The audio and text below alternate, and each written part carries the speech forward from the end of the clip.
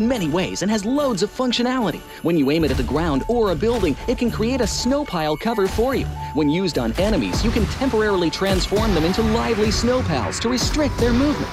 When facing bodies of water, you can use the snowball blaster to freeze the surface so that you can walk on it. It's definitely a practical yet entertaining weapon. After transforming into a lively snow actions such as walking, running, jumping, and swimming to evade enemy pursuit. It takes some time before you can revert to your human form. Let's build a snowman together. The snowboard will also bring you a whole new experience. Apart from helping you glide and move on various surfaces, it can also be used with the snowball blaster. Explore the many possibilities and use these two items to have all kinds of fun. We've also designed various interactive mechanics, such as searching for snow toddlers, lucky ice, and the snow blast zone. When you encounter a lucky snowman on the map, don't be in a rush to leave. There are 4 lost little snowmen hidden near the lucky snowman. Search for the 4 hidden snow toddlers and bring them back to the large snowman. You'll then receive a token of gratitude. There are lots of lucky ice scattered across the map. Shatter the ice to get the supplies inside. Try using a melee weapon to break the ice more easily.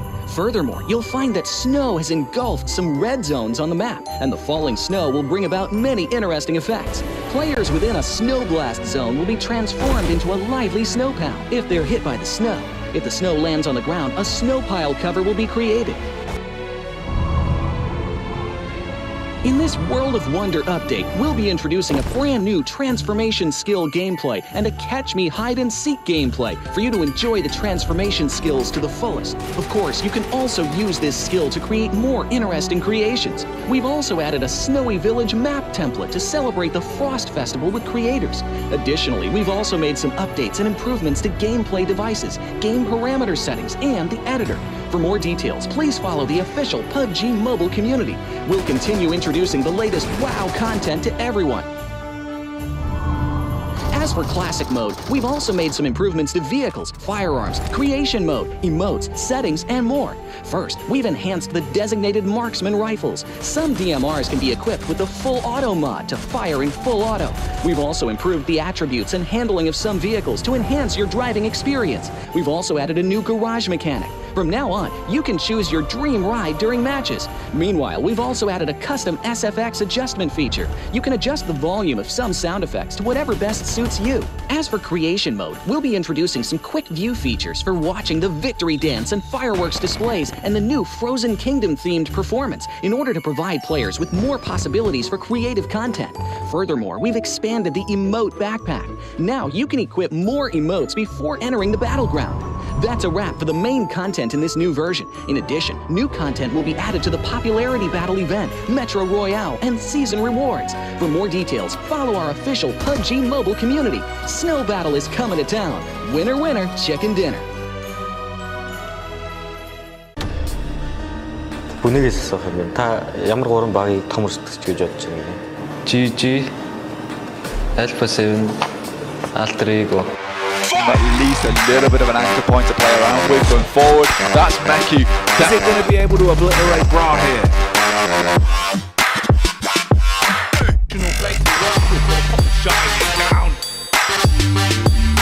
Plays his teammate Bacon. Eating nades as well. It's always grenades.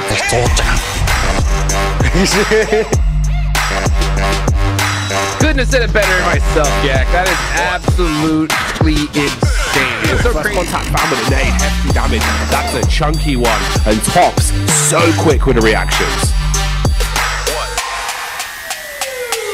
Hold this up. We've been saying this. Mate, just the fact that like Nurse said, go deal with the guys over the 1v3 over towards Loot.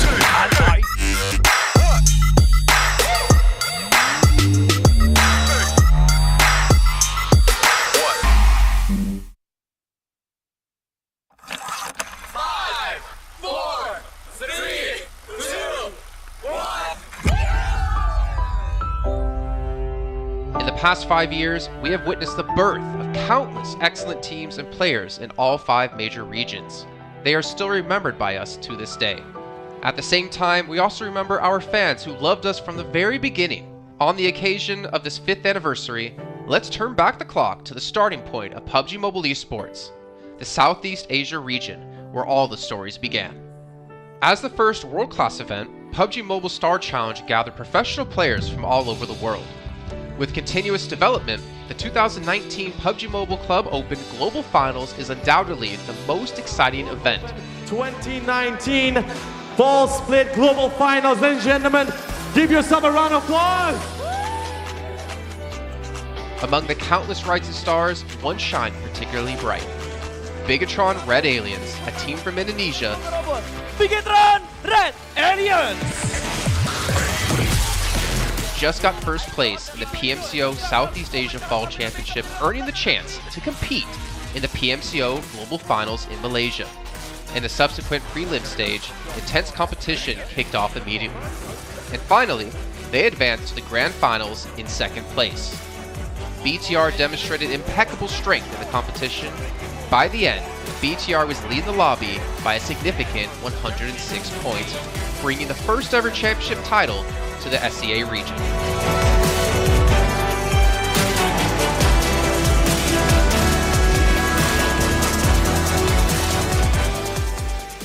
Di saat itu siapa yang gak kenal dengan nama Bigatron gitu? Tim yang punya segudang prestasi. Mereka juara dunia di PMCO Global Finals tahun 2019. Mereka banyak banget melahirkan pemain-pemain berbakat. Zuxi, Luxi, Ryzen, Microboy.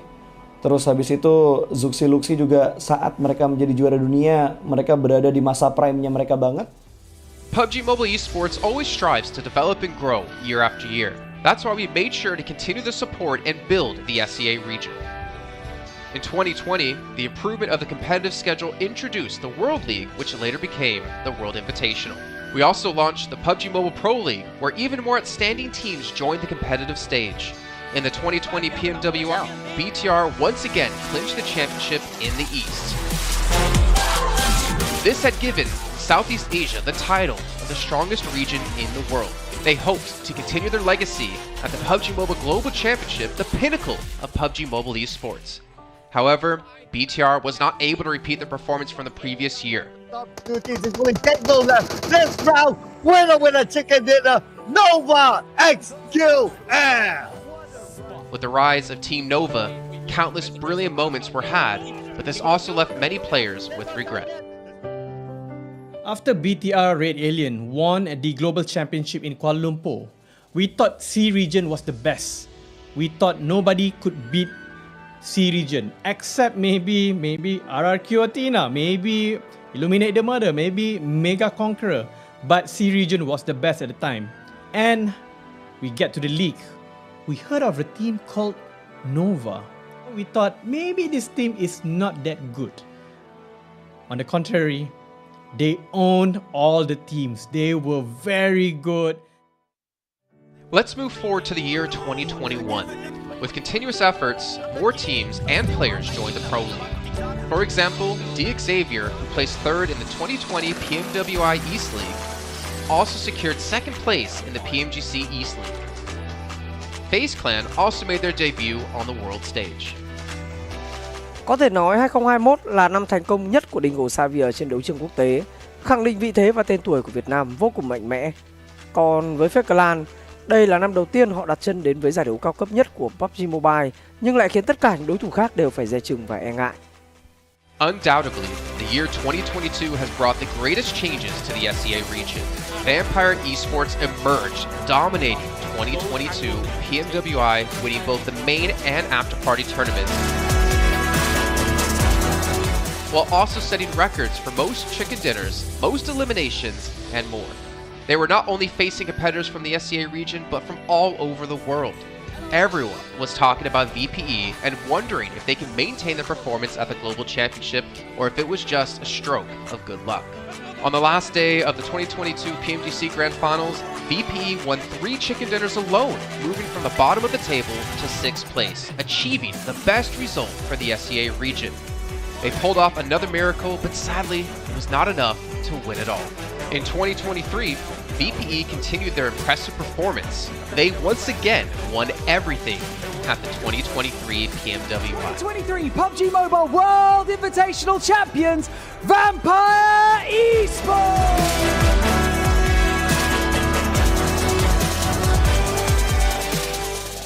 ก็ย้อนกลับไปในปีที่แล้วนะครับเอาจริงก็ผมมองว่าน่าจะโอ้โหไม่มีใครที่จะมองว่าทางฝั่งตัวแวมไพร์จะซักเซสได้ถึงขนาดนั้นนะครับเพราะยุคนั้นเหมือนทุกคนจะโฟกัสไปทางฝั่งตัวอินฟินแล้วก็เฟคแคทที่มีแบบว่าผู้เล่นดังๆนะครับแล้วก็ถ้าจำมันได้เหมือน PMGC ปีล่าสุดมากินไก่แบบเบิ้ลติดๆกันในวันสุดท้ายเหมือนเอาจริงน้องๆก็เคยบอกเลยว่าเฮ้ยเราเครียดกันไปหรือเปล่ามาเป็นตัวเองดีกว่าเล่นแบบปล่อยจอยได้แบบจอยเลยสุดท้าย3 ติดจบอันดับ 6 ของโลกซะอย่างนั้นนี่นะครับแวมไพร์สปอร์ตเดี๋ยวเชื่อจัด But don't forget, Alter Ego, an Indonesian team, showed a very strong performance by winning the Super League twice.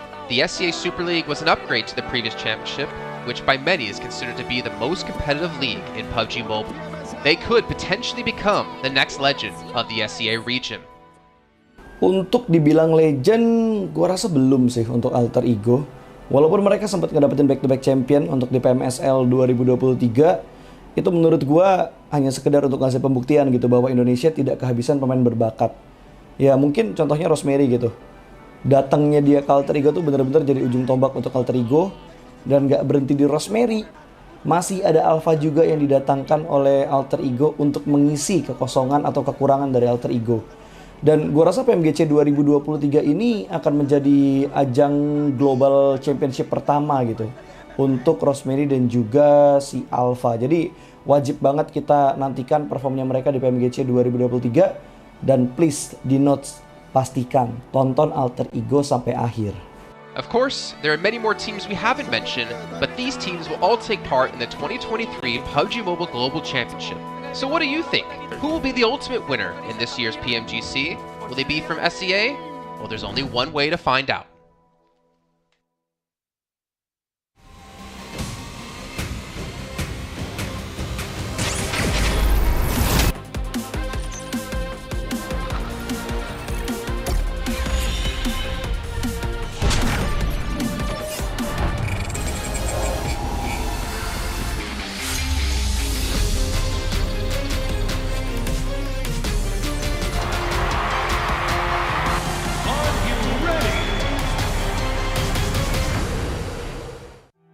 At the beginning of 2020 PMGC, PUBG Mobile fans from all over the world were looking forward to the clash between Nova and BTR. However, multiple teams from the South Asia region showed incredible strength and had shot up the leaderboards in the season. On the 5th anniversary of PUBG Mobile Esports, let us turn back the clock to 2020 and revisit the story of the South Asia region.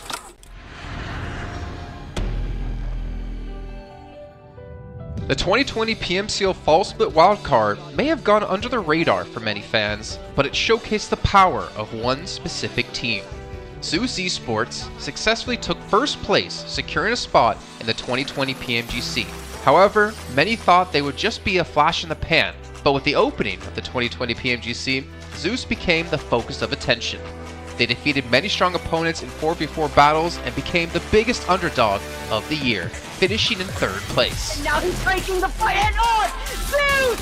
Their strength remains to this day, and they have grown into one of the strongest teams in the South Asia region. 2020 put South Asia on the map. That year, besides the unexpected success of Zeus, 3 new teams also made their world debut. They were DRS Gaming and ASL from Nepal, and A1 Esports from Bangladesh. While Zeus climbed all the way to the PMGC bronze medal, A1 Esports and ASL secured their spot in the top 16. Zeus Esports, I would say, were the first powerhouse from Mongolia, and they came out of nowhere and shocked everyone. They did so well with their gunpowder and their tactics. No one was ready to compete with them. As we moved into 2021, more South Asian teams continued to have their presence felt on the world stage. Stalwart Esports had a memorable 2021 PMGC, ranking 3rd in the East League and 7th in the Grand Finals, while 2 Nepali teams, DRS Gaming and Deadeye's Guys, didn't make it out of the league stage. The world at least started to take notice of the region's power. The expectations from the South Asia region were growing. The question was, could they continue to improve? South Asia सर्किटको सबैभन्दा successful Tim स्टलवर्ट ई-स्पोर्ट्सको पनि global कहानी एकदमै राम्रो रहेको छ। 2021 को PMGC को लिगमा 3rd पोजिसन अनि त्यसपछि ग्रान्ड फाइनल पनि खेलेको थियो अनि उत्तिकै शानदार उनीहरुको 2022 को PMGC पनि गएको थियो। In esports, it's the determined, the relentless, and the driven that succeed. This was the mindset of many teams in South Asia, and that is why they continue to grow in 2022. In the 2022 PMWI, Stalwart Esports took 3rd place and Action was awarded the MVP. Later in the year, 5 South Asian teams, Stalwart Esports, DRS, Skylights Gaming, Train to Kill, and IHC earned their slot at the 2022 PMGC. DRS and IHC had a rough start and were placed in the brutal survival bracket after failing to progress in the opening matches. However, they both incredibly broke through in the last chance round and progressed into the top 16 Grand Finalists. DRS found their stride in the finals and ultimately took 2nd place. Torn apart there, DRS now have that control on the northern side flank. This was the highest rank ever achieved by a South Asian team in the PMGC, and alongside their success, STE took 4th place and IHC took 5th place. Furthermore, STE Player Top won both the Finals MVP and the Gunslinger Award. Jakarta for top! The South Asia region showed they can compete and beat the very best. 4 Grand Finalists in PMGC 2022 from South Asia region clearly means this region is one of the most dominating out there. And by providing the PUBG Mobile world with the likes of DRS Gaming, T2K, STE and Team ISC, this region has got it all. And with the upcoming teams like Team Aegon XI8, 7th Element, NB Esports and 4MV, this region might just become the most competitive region out there. In 2023, we saw more growth and the emergence of new challengers across the region. Among them is Aegon XI8, who has won 1st place in PMPL Pakistan twice in a row and secured 3rd place in the PMPL South Asia Championship. They are about to appear again on the PMGC stage. It's 4 Miracle Vibes, a team formed in 2021 but finally making a name for themselves in 2023 by securing 1st place in the PMPL South Asia Fall Season and 2nd place in the subsequent South Asian Championships, successfully qualifying them for the 2023 PMGC. They will be joined by STE, the champions of South Asia Fall Championships, along with NB Esports and IHC, 2 more South Asian teams looking for glory.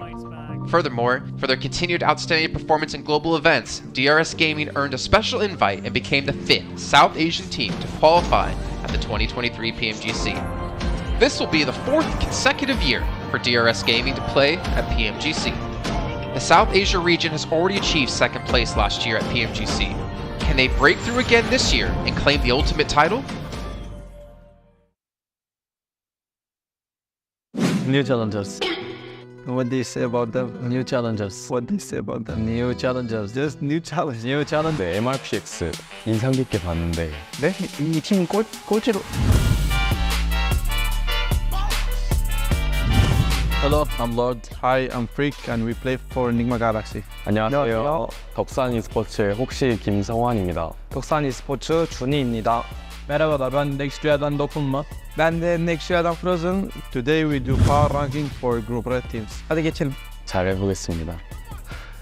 일단 첫 번째로 소개할 팀은 농심 레드포스입니다. 이 팀 같은 경우는 이제 한국에서 잘하는 팀이기 때문에 네, 여기다 놓겠습니다. And then we have NB Esports. Yeah, they're from Mongolia. They have really talented young players. I would say dark horses. Mongolian teams are really good anyway, so. We have Red Force. I think they're a new team. Yeah, they're kind of newcomers. We haven't really met them before. New challengers? Yeah, new challengers. Aynen, ben de ilk defa görüyorum. O yüzden bunları... New challengers. Yep. 7E. I've never seen them. I also didn't see them as new challengers. Yeah, challengers. Ben de ilk defa görüyorum. Bunu da en alta yapıştır. Nova Hyper. Nova Hyper is the first time I think new challengers. Yep. Next we have Morph. New challengers. What do you say about them? New challengers. What do you say about them? New challengers. Just new challenge. New challenge. We haven't met them a lot, so I have nothing to say. I'm not gonna pass it to you again, because it's all next to me. I should just put it. Yeah. 세 번째 팀은 이제 NB e스포츠인데 이 팀은 제가 잘 몰라가지고. 네, 이 팀 저도 잘 몰라요. 그러니까 여기다 놓을게요. 그다음에 NH 팀인데 전 잘 몰라가지고. 아, 잘 모르는구나. 저도 이 팀은 잘 모르기 때문에 코세 야무지게 하도록 하겠습니다. There is STE. We played against them 6 to 8, yes. A lot or only one? Not a lot, no. I think one or twice. 2021. Yep, one. Yeah. They're pretty good. They're top guns. I would put them at top. Yeah, top guns. Yeah. 2 ST. Bence bunlar direkt top tier yani. 패명이 받은 neredeyse. 중국 ST 이제 무조건 첫 번째. 1등 팀. Okay, we have next Trianek. Our all the competitors that are rivals. We've been top for sure. Yeah, they deserve top dollars. 이제 이 팀은 제가 제일 좋아하는 팀. 오. 맞나? 맞는 것 같습니다. 제일 좋아하는 팀이라서 맞으면. Galaxy. Her sezonda varlar ya. Galaxy okey bir takım. 이 팀은 이제 그래도 해온 경력이 있기 때문에 이제 탑 건스에 Ningma Galaxy. Ningma Galaxy? Yeah. 바로 저희 팀이네요. 와, 당연히. 팀원들 당연히 이제 붙여야죠. 에이? 오케이. Duxon Esports. Duxon is a pretty good team. They are really good. I like the way they play also. They have Juni from DWG. They all have PMGC, so I would say Top Guns. Oh yeah, let's go with Top Guns. They deserve it. 네, MRPX 인상 깊게 봤는데. 네? 이 팀 꼴찌로. 아니 이번엔 리그에서 두 번째 붙여야죠. 에이? Okay. That's it. We have the Brazilians in co-gaming, which I like a lot. Yeah. They have a big play style, but yeah. I would say Top Guns. Top Guns, yeah. They had a really good result last year. So this is our power ranking for group, right? Güzel oldu bence. Okey yaptık. Bence bazıları belki değişebilir. Siz de katılıyorsanız yorumlarda belirtin. Katılmıyorsanız da söyleyin yani bu takım bence buraya gitmeliydi falan diye yorumlarda belirtin yani. Yani bizi 우리 이렇게 정리해놨고 이제 PMGC에서 이제 좋은 경기 하자. İzlediğiniz için teşekkürler. I hope you guys enjoy it and see you in PMGC. Bye. Bye bye. Bye bye. Bye bye. Güle güle.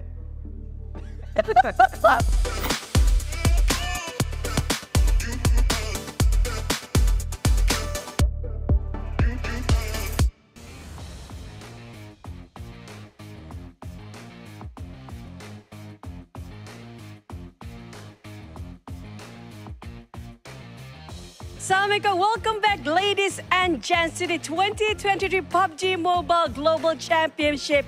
And this week, we'll be marking the second week for the red group to commence their battle. Today with me, before we starting our day one of week number 2 for red group, we have Yudu Alliance representative, or the I think he's the Russia, and Frega Adik Look with us to join in for the interview. How are you feeling right now, Adik Look? Apa Adik Look tengah rasa sekarang? Rasa saya teruja sebab kita orang dapat main kat global kan. Yeah, it's kind of nerve-wracking because it's going to be a global stage, and for Yudu Alliance, it's going to be a lot of pressure. Speaking of pressure, there have been so many Malaysian fans waiting for you guys to play since last week, but we only have Malaysian teams starting this week. Do you feel the pressure, and can you tell us how you cope with the pressure with so much expectation since you're playing in your home country? Okay, to translate ya. So kita dah tahu orang-orang Malaysia ni, netizen kan, ramai lama dah cik tanya pada minggu lepas bila Malaysia nak main ni. Akhirnya Malaysia akan main. Yudu Alliance start dulu di minggu kedua di raid group kita hari ni. Jadi macam mana korang cope ataupun korang adapt dengan diri korang dengan pressure, sebab ramai ni mengharap pada tim Malaysia. Macam mana korang nak agih-agihkan pressure antara korang semua? Pasal pressure tu kita orang taruh tepi. Kita orang tak fikir pasal pressure tu. Kita orang tak nak letak pressure tu dekat kita orang untuk PMGC ni. And kita orang akan cuba buat yang terbaik untuk Malaysia. Sebab kita orang pun first team Malaysia yang main untuk PMGC season ni. And doakan kita orang, Yudu Alliance. So basically what Adik Luke just mentioned, they don't really think about the pressure that much. Just put it aside and just keep that focus on what's in front of them, which is going to be the PMGC in week number 2 now. And speaking of which, there must be some pep talk from your coach and analysts about what's your expectations for today, right? Do you have any preparations for PMGC that's extraordinary, since it is one of the biggest event for PUBG Mobile this year? Jadi memandangkan ini PUBG Mobile Global Championship, tournament yang paling besar untuk PUBG Mobile sendiri, korang mesti ada something yang luar daripada biasa, daripada persiapan korang. Jadi ada tak apa-apa yang daripada coach atau analis yang sedikit luar biasa daripada pandangan adik lu sendiri? Untuk PMGC kali ni, kita orang dah membuat preparation awal. Kita orang menggunakan device PMGC ni lebih awal, 1 minggu. Training dekat sebelum masuk daripada venue ni, kita orang dah training dulu. And kita orang dah main banyak scrim lah, PMGC scrim semua. Dekat result PMGC scrim hari tu agak baik result kita orang. And untuk coach dengan analisis kita orang pula ada bagi gameplay and strategi yang baru untuk season ni. And kita orang pun dah ada pengalaman daripada season lepas. So basically what Luke just mentioned, that they've been preparing quite a long time and been took themselves a bit more longer for their trainings and their scrims for PMGC. Not just that, they've been involved with a lot of behind the scene with the analysts and the coaches. And if I'm not mistaken, you mentioned about you prepared yourself a bit more longer for the devices. So speaking of devices, adaptation for the devices will be one of the biggest challenge for pro players as well. Now that's going to be one of the remarkable challenges the players have to face themselves. Now, I think we can have more questions. Yeah. Now, if we give you the options, right? I don't ask this to a lot of players, but if you have the option that you can choose yourself to be in certain group, which group do you prefer to be yourself in? Is it going to be the red group this week? Is it last week's screen, or will it be like yellow group for next week? Kalau adik Luke sendirilah, korang punya team, you do alliance, diberi pilihan untuk memilih group korang masing-masing kalau nak ikutkan. Adakah korang nak stay dengan grup merah ni atau korang nak kepada grup yellow ke atau minggu lepas mi hijau? Bagi saya, kita orang akan stay dalam grup red kita orang ni. Sebab di antara 3 grup red ni bagi saya antara yang paling tak adalah senang tapi paling mudah lah daripada 3 grup ni. Senang dan mudah sama tu. Sebab mudah. Lebih mudah lah kot daripada 3 grup tu. Dan kalau yang 3-3 tu mana yang paling susah? Paling susah bagi saya dekat grup green. Sebab dekat grup green tu banyak yang berpengalaman. Oh, interesting. So what he just mentioned, that he do prefer to stay in the red group because he's not saying it's easy, but it is slightly easier than the others. That's what he literally just mentioned, quote unquote. And speaking of which, of all the grouping that he mentioned before, it feels like for Adik Luke and Yudu Lions, it's going to be the green group's going to be the toughest so far. That's going to be interesting because from what I know, some teams do kind of fear the yellow group than the others. Depends on who's in the group as well. Now, one last question for you. Last week, Green Group Stalwart Esports managed to set the most individual eliminations and the most team eliminations in one singular map. And that was in day 1, match number 5, the first Miramar in week 1. So that was 18 eliminations by team, Stalwart Esports, and for the individual player, Stalwart's top managed to get 8 eliminations by himself. Now, speaking of week 2, do you think that you can outbest or outperform Stalwart Esport, or do you think that's pretty much like that's going to be a bit too high of a bar for the standard? Jadi untuk adik Luke sendirilah kan, untuk Udut Lions, memandangkan grup STE atau Stalwart Esport minggu lepas dapat mata singkiran paling tertinggi untuk pasukan dan juga untuk sebagai satu individu 18 mata singkiran dalam satu map, iaitu hari pertama Miramar yang pertama juga, dan untuk individu 8 mata singkiran oleh top. Jadi untuk Yudo Lions, korang rasa korang boleh match tak performance tu, ataupun korang rasa itu dah agak susah, tinggi juga bar tu? Untuk saing dengan STE bagi kita orang agak susah and berbeza sebab gameplay STE lebih kepada agresif sebab mereka punya firepower memang power lah. And berbanding dengan kita orang dekat PMGC ni kita orang tak agresif macam main PMPL kita orang. And kita orang akan buat gameplay lain lah. InsyaAllah menjadi. So, Adik Luke just mentioned it's kind of hard to actually match up with what Stalwart Esport actually has to offer last week. They set the bar pretty high up there, but when it comes to the Lions, they'll try their best to meet up with the expectation of the fans, even their own expectation when it comes to this week's PMGC in Red Group. Thank you so much, Adik Luke. I wish you all the best later on, and we all Malaysians will looking, and there'll be a lot of pressure on you, but good luck, all the best, and thank you so much.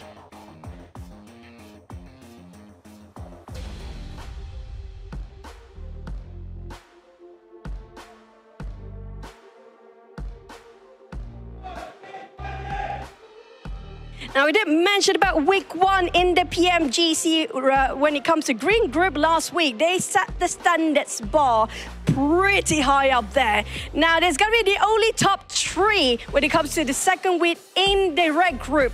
We'll have the privilege to sit and stay in the throne and just wait it out for the rest to battle it out to get themselves the slot for survival stage or straight towards the grand finals. Are you guys ready for week 2 red group performance of the 2023 PMGC? Let's head straight into it. Back to the casters.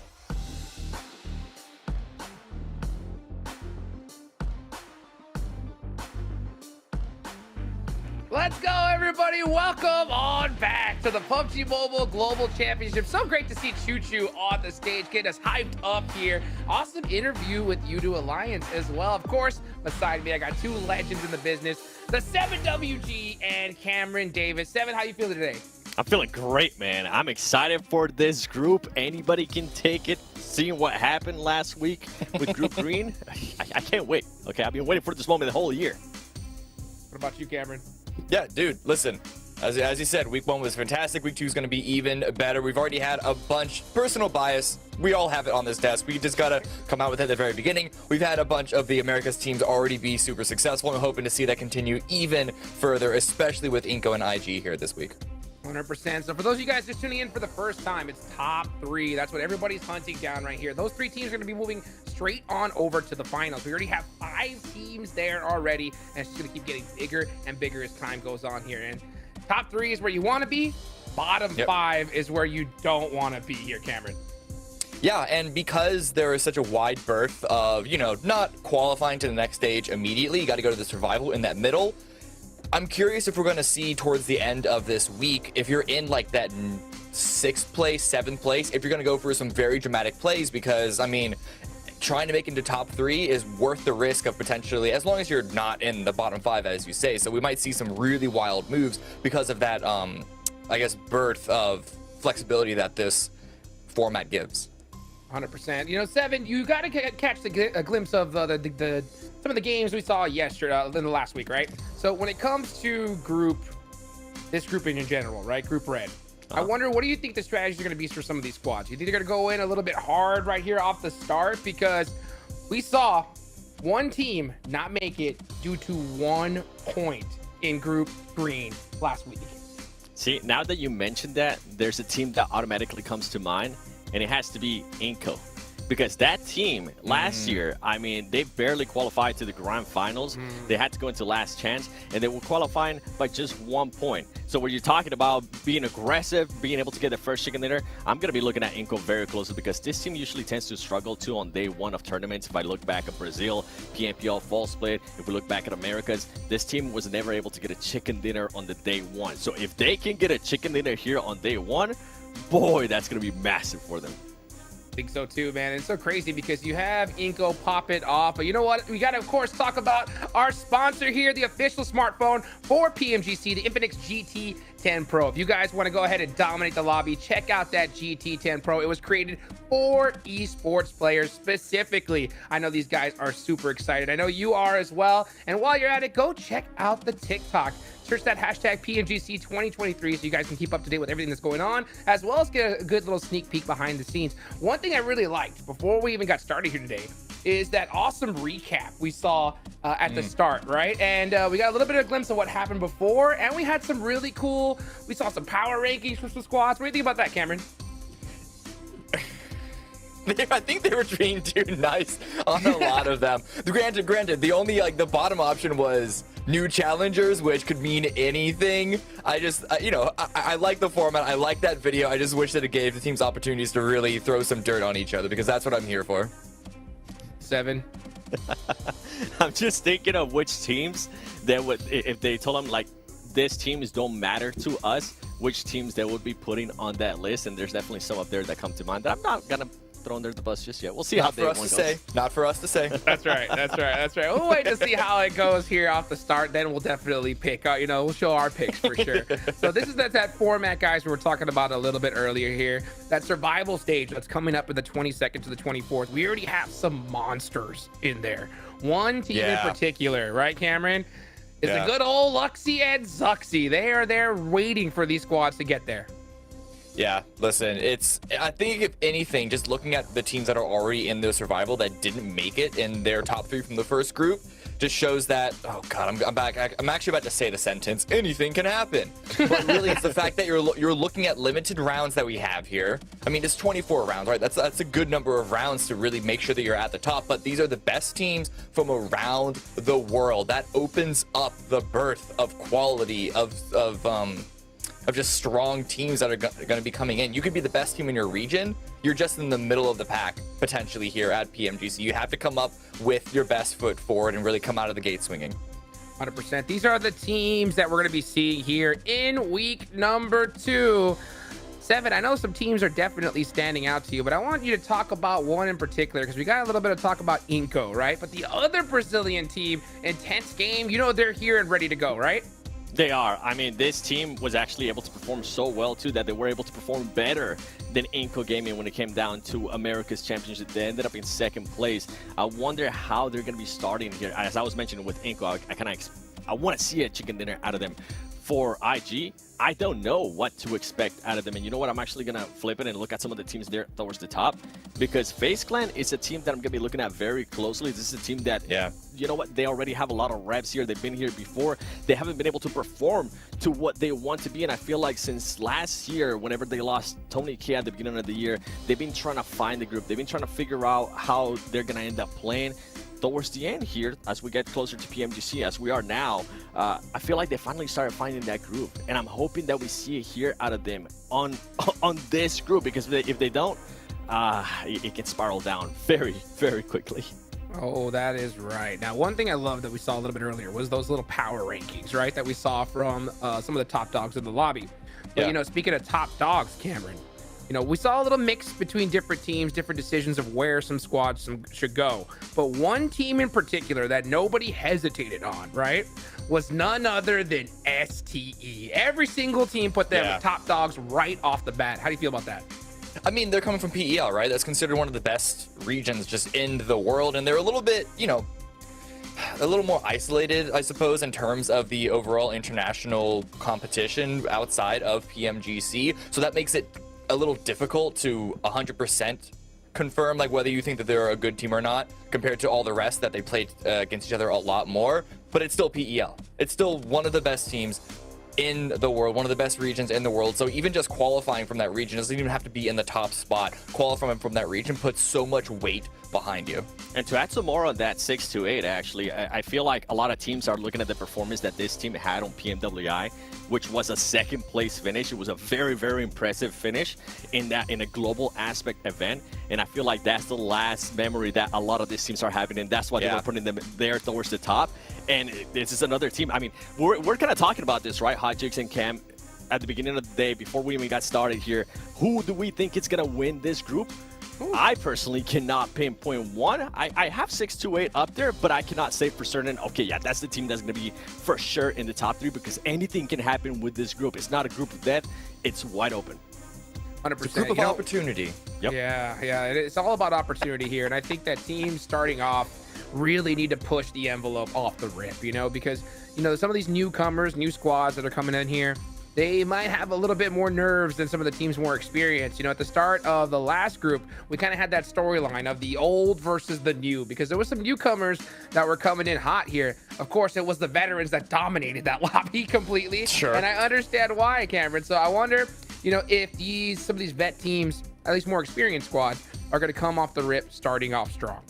I mean, yeah, experience is always going to net you positive, especially with a stage like this. It is only group stage right now. It's not the same thing as being on like the main stage Grand Finals, but there is still a level of pressure, and especially if you struggle on the first couple of rounds, it's experience that generally is what's able to get you to get your team back together, get your nerves back together, to stop slipping, to stop sort of struggling and tilting. However, don't discount the new guns. I mean, they're at PMGC to begin with. They're here. They're qualified here already. They could be an unexpected threat So you really want to be prepared for everyone, but I do generally, all other things being equal, give it to the veteran players to be able to pull it out in the end, to be able to make sure that they confirm the qualification, whether it's the top 3 or even just making sure that they stay above bottom 5. Well, you know what? I gotta mention something before we get started here today, right? You know, at all the teams I'm looking at, there's one name, Seven, that stands out to us Americans the most, right? It's good old Ed Hyper, baby, the only North American representative that is here. Now, I will say there are some other teams in this group that have some North American players, right? But they're the team coming in. But I did notice something huge, Seven, and you want to talk about it? 100%. I mean, this is a team that at one point, right, I'm gonna have to bring it back, Hot Juice. You had a hot take whenever we were doing our PMPLs, and you were like, I feel like this team, with the way they're playing, they can definitely make it to Grand Finals. And boy, you were cooking, and I was eating what you were cooking. But sadly, after the news that have unfolded recently, I'm not liking the flavor of what you were cooking anymore, because this team is gonna be losing 2 big players that were part of the squad during their build-up to PMGC, and that's going to be Kindness and Rin. They weren't able to make it. They are going to have a big backup, which I'm really glad to see that he's going to be playing, which is FS. But the big question mark for me comes down to that 4th player, and it's going to be Shifan. Shifan is going to be back into the squad. We haven't really seen Shifan at all, whether it was in North America PMPL or America's PMPL. We haven't been able to see how he's been able to perform with the way Hyper has been playing recently, and I feel like that is a big question mark, and I'm not as confident anymore saying, okay, you know what, this team could be a dark horse. This team could definitely surprise a lot of people, because losing 2 big players, especially Kindness, one of the main fraggers for your roster, that's going to hurt them big time. Yeah, I don't think this puts them default into last place by any means. Like, Shifan and FS are great players. I mean, Seven especially really likes FS and wanted him to play more as the sub player. We saw him a couple of times throughout the year, even though he wasn't on the main 4 roster, right? Like, these are okay substitutions, but it is still Rin, and it is still the powerhouse damage dealer Kindness that is not going to be here. And how much that's going to hurt them, we're going to have to see. But it's going to hurt them at least a little bit. I'm still excited to see GK First deliver. It's his turn right now to just cement himself as the #1 player on this team and carry NHB towards victory. But it's an even stronger uphill battle now. Man, that's wild. You know, you talked about you liked what I was cooking a little bit earlier, right? With this roster change, it's like the ingredients are completely changed. And not just ingredients. The ingredients are gone. You know what I'm saying? GK First is the sauce, so we still got that, you know? Yeah. But man, it's completely different here. You see some of these historic performances here. So what we have for the record holders, winner chickens in a day. Look at these top 3 finishes. I wonder if we'll see any of these change over today, Seven, or even in this group in general. It's going to be hard because the bar is set pretty high. We're going to be looking at that eliminations in 1 match, sitting at 20. I think that's doable.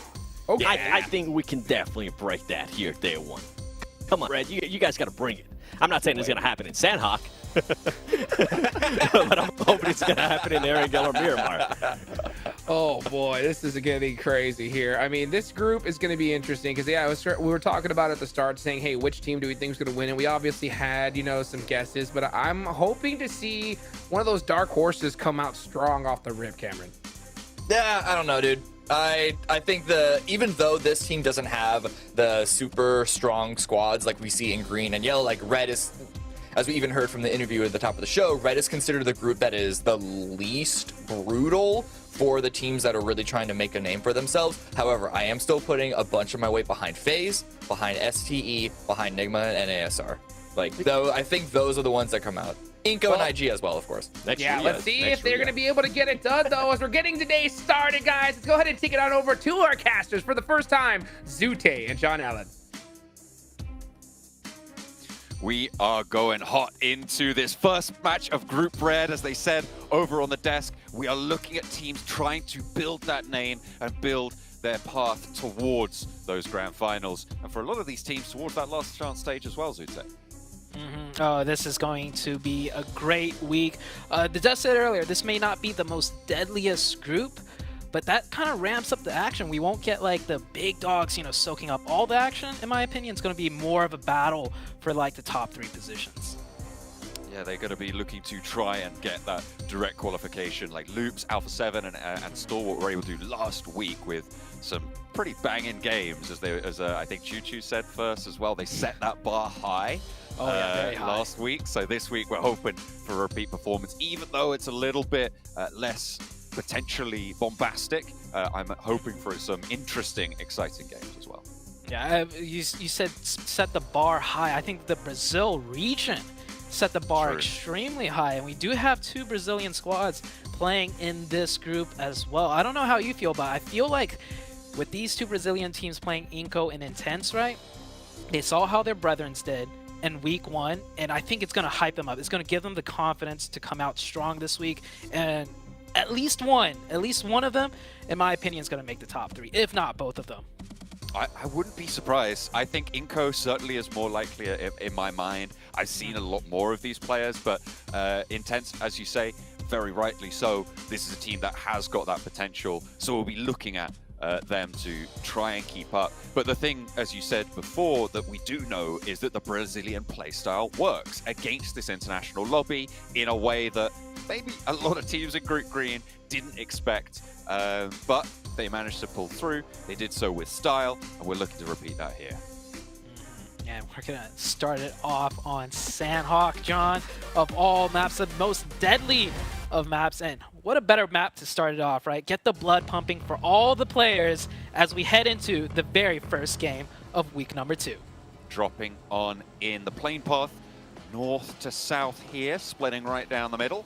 So not too much to worry about there for most of the teams, but in general, Sandhawk, a small enough map that you can pretty much get anywhere on almost all plane paths. So have to wait and see where these drop spots coalesce. Are we going to see any of these hot drops around places like Painan, like Boot Camp as well? Most likely, I think so. We saw last week teams are not scared to hot drop to fight for their claim of the territory, because it's not just this group, right? They've got, even if they continue on, they're still going to have to fight for their territory in future groups, so you may as well just start the fighting now. And looking at the map, no immediate hot drops, but definitely some scattered players here and there that is overlapping with one another. You can see right there on the bottom left of your screen, 2 teams going towards that northwestern island. Potential sightlines, maybe a knockout the sky. It's going to be difficult, though, but they're going for it, and he's got the 4X in hand. Can he hit a shot? I think he's safe. Not quite able to tag it. Did he have to go down in the water? I think he just found land there, but not ideal. A little bit of a scrap as well going on through. This is down on the southeast side, just west of Kampong. It's a duke back and forth between these 2 teams. They're trying to hold down a position which falls now on the east side of the circle. A pretty definitive zone shift towards that southwest island. So a lot of teams going to be looking to move through there, but at the moment, Morph trying to hold off against Nacer. Yeah. Morph and Nacer deadlocked right here. It's a full-out 4v4. I think I see all the players involved in on that mini-map on the top right. Morph does have a player on the off angle. It is spotted out. A headshot with the Uzi does a little bit of damage, just enough to deter him from doing a flanking off angle on the backside. Does almost get knocked, and I think he did get knocked. Star will get the first knock as other Morph members come in. A quick trade, a 1-for-1 right now. Morph trying to hold it down. Boboho a little bit isolated, but as you say, there is a trade coming through there. This slows the fight down. This puts a little bit of a stopper on things, and Spec doesn't try and cut the cross, so allows the team to move across this road, allows them to get closer here, but Star has moved up, and they still haven't got control of this res. Now Rocky pushing in, has got backup as well. Morph still trying to hold down this wall line, allow themselves to strafe through it, but in hops Star. He's looking for this flush, he's looking to control. That's the cross control that they were looking for from Spec. He finds Cleon, and now Nacer down to 2. The flushes have come in, and it looks like Morph are really starting to flag, but Nacer have eaten a bullet or 2 in their time in this fight as well. It's not looking good for either of these 2 rosters. Oh, man. It's definitely looking better for Nacer, though, as they brought it back. It was a 2v3 with a 4th potential revive, but Morph just dropped the ball completely, all down to Rocky, and he's only got that shotgun. He ran out of ammo and his other weapon, and Rocky goes down. That's a win for Nacer, but losing 2 immediately off the bat may not be the best feeling. However, they contested the drop, and they came out on top, so that's a good starting point for them. Nasa coming through from the MEA Championship. A good start to their tournament, but they are down to 2. No big scraps over in Painan. I think there was some potential for a hot drop around that area, but it all sort of sorted itself out. No casualties to be found. I'm pretty interested around this Ruins area. We've got about Very 3 congested. teams on the north coast of the Southwest Island. So either they've all moved in there in just a moment after, obviously, that hard Southwest shift, or there's been a lot of elbow-to-elbow play from these teams on the drop. Oh, yeah, you can see these players are not expecting this many people close by. The DBS misses. Whoa. Quick trade from the distance. That's a good supporting sightline from the 7th Element player. Able to get across. I don't know how he was able to escape the DBS there. The chunk not quite doing the entire job, but manages to cross the opening, get the trade, but that knock should be rezzed. And yeah, so Hale looking to just lose that player. Yeah, we're going to see a lot of these players with not a lot of loot. That region of the Ruins that you mentioned, because there's so many players there, and they definitely looted whatever they can, but that's not much. The first circle is on that southwestern side, like you mentioned. Teams from the north, northeast all have to start closing in, and the north side, that Ruins area, is going to get very congested as the match goes on. Yeah, 7th Element did, in fact, drop on that northwestern island on the mountaintop near Camp Alpha. And they have moved down to provide that crunch. In the meantime, looks like we've got a little bit of a holdout on Hale, who have been suffering. They tried to move back down south after they were pushed away by 7th Element with that knock, with that flush. And Hale fleeing for their lives. And a lovely nade comes through from QX to find a knock, and almost the second as well. Tiger cowering behind the rock now as Junie with the oversight coming through. Not able to find a Tiger, makes the break, and gets across to cover. Yeah, safe for now, but down to 1, 15 teams left alive. Only placement points is what they can really look for, and that's going to be difficult. Enigma Galaxy, this is on the far southern side as they're coming in now. A little bit of third party from distance. They got a knock earlier, no thirst. So Duskin will be able to get that reset. And Enigma Galaxy is pretty much looking towards dead center of circle. That is where Duskin Esports, right there on your screen, are positioned. Just trying to get away from the hail of fire from Enigma Galaxy right now on that south edge. Fairly central position. We're waiting on this next shift. When it comes through, it's going to dictate if it is actually going to fully commit to that southwestern island, or if it's going to lurch back over to the mainland and cause a whole heap of problems. I think I'm most worried about the teams on this northwestern island right now. Yeah. You've got a lot of pressure sat on them, and there's not a lot of space. You could hold around them out of that west bridge or on the compounds, but trying to get across with the congestion around Ruins is going to be tough. Yeah, it's going to be really tough. And I think teams are already realizing with a zone like this, there's a lot of choke points that's do or die. And I know we're only in circle 1, but this is Sandhawk. Do or die could come very early in a map as brutal as this one.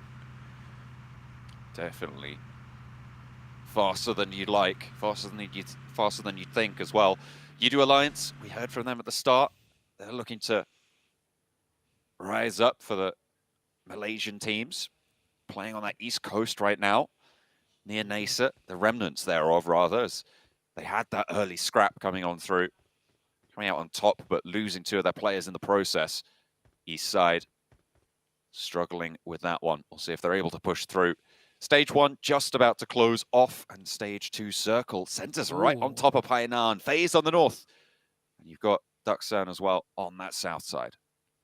That's a huge shift, in my opinion. It kind of, it centered up, but it keeps things in a limbo. It's a 50-50 between the west and east side of that river. Duskin in a great spot. FaZe with that circle also in a very phenomenal spot. And I think with a circle like this, I think the teams on the northwest side are happy. It kind of relieves that pressure of having them to just go straight south. They could loop back into the blue now if they wish so. Next, Ruya have rolled down the hill as well, taken the southeast corner of Painan. Duxan not able to hold them out from that southwestern side. FaZe on the northwest, kind of missing a beat here, not able to get into Painan to control that area. But then again, maybe they don't want to commit here. Have the opportunity to get across the bridge if it shifts back down southwest side. But FaZe Clan's position in that walled compound, probably a little bit too strong to give up at this stage, given the centrality of it. Other teams trying to break in now towards the edge of the zone. We have intense game against STE 628 here. Intense game hailing from the Brazilian region. We saw what a show they put out for the first week. Can the other Brazilian teams this week do the same? A lot of shots ringing through, none connecting actually. That would have been a huge knock for the side of Intense Game, but not able to find it. And with those shots, yeah, you could see he's looking all around, that he is very exposed to many sightlines from not just 628, but other teams potentially looking their way now. This is the congestion I was talking about around this ruins area on the northwestern island. These crosses are now mandated. You have to get across this river at this point. You have to figure out your path. Looks like Intense Game going to roll straight on up into the Lion's Den here, but maybe they've bitten off a little bit more than they could chew. Diego tried to send out wide, but the DPS is just not connecting here. Not for Intense either way, because Sunan is able to swivel on the spot and fool them in the face there. That is unideal, and Intense Game will be the casualty on that northwestern shore. But can 628 make this crossing? Yeah, 628 picking up those points, picking up the loot. You can tell they're just biding their time. They're taking whatever points they could get already, not in a big rush because they know this push is going to be difficult regardless. Sunan pushing through with the buggy, and I think they realized that compound was free. With all those shots and no return fire from that area, surely it means no one is positioned there, and they make a nice rotation in. Seventh Element looking their way, looking like they will have to give up that fight, realizing 628 will get a nice rotation in, and they're also on the edge of zone, 7th Element, so they need to prep for the next circle shift as well, and they are starting to realize that. Those boot camp, the trifecta compounds there on that river confluence, so powerful right now to be able to choose very effectively which side of the river you want to be on. Very important for a split circle like this. So 628 having that position, really, really great news. And it feels like 7th Element maybe wasted a bit too much time, or they were just a little bit too worried about Inco on their west. 7th Element tries to see if they could get any points from distance, but the position from 6 to 8, too strong. Very aware of what they're exposed to as we head into stage 3, and the limbo continues, John. It is still a 50-50 between the west or east side of that river, but the central spot of the zone, man, that is looking very congested right now. I'm liking FaZe's position, and you can see at this point 628's control of the boot camp compounds on that confluence, on the trifecta, really important. They can get across. 7th Element, they've been pressured down into a little bit of a a sticky spot. Yeah, Nongshim Red Force made a great rotation from the northeast, cutting right in between multiple teams and finding a spot in Painan. 4 up as well. That is great for them. And I don't know, maybe one more team could be housed in this area, but there's definitely going to be more casualties if another team tries to crash in on this location. I mean, next Ruya crashed into this position a lot earlier on against Duxan, holding a split on Painan. Next Ruya now moved up to that north edge, and you're right, I just looked back at the rotation that that they made to get here to the south side. Crazy to be able to just get straight on through. I don't know how they didn't get taken down, but there you go. That's how you do it. Yeah, they drove past FaZe, NB Esports, Yala on top of the hill. I mean, sometimes on Sandhawk, you just got to make those quick decisions, and if it pays off huge, but we've seen a lot of rotations on Sandhawk go the complete opposite way. So well-timed, well done for that team. But we still have 14 teams up, so even if they hunker down and survive, they're nowhere close to any placement points just yet. One of the players does get knocked. Should be an easy... a finish, actually, onto Nasser. Nasser now down to just one player, and they are all the way in the southeast in the blue. Yeah, they are looking at, I think, just Spec left over towards completely on the south side. Kanina Power just passing Cave now. They've been playing out in the blue up to this point, but they're going to have to find their way in. And playing on that edge on the southeast side, there's a lot of teams there looking to be in the way of that traffic jam. In the meantime, on the opposite side of that circle, you've got Inco looking to put pressure through as we hop back over to Kanina Power. You can see they are just looking to get those heals on board. They have been tickled by the blue all the way through up to stage 3, but they're looking to stay ahead of the game. Where do they go from here, though? Kanina Power, tell you, they're looking to take that hillside. They know that's a strong position, but more than likely occupied. So UDO Alliance is there. And a very wide split, controlling it. Olio prone behind the rock. Does spot movement. Not going to take shots. Doesn't want to give away his position just yet. His teammates, though, definitely reining in shots. And now they are going to fire. They're going to find one. But that is another team. That's Hyper from the low ground shooting up at Canadian Power. And you said it. This is going to be really difficult for them to find a way in. And they are not going to have a clean way in at all. Losing 1, 2, maybe even more players already.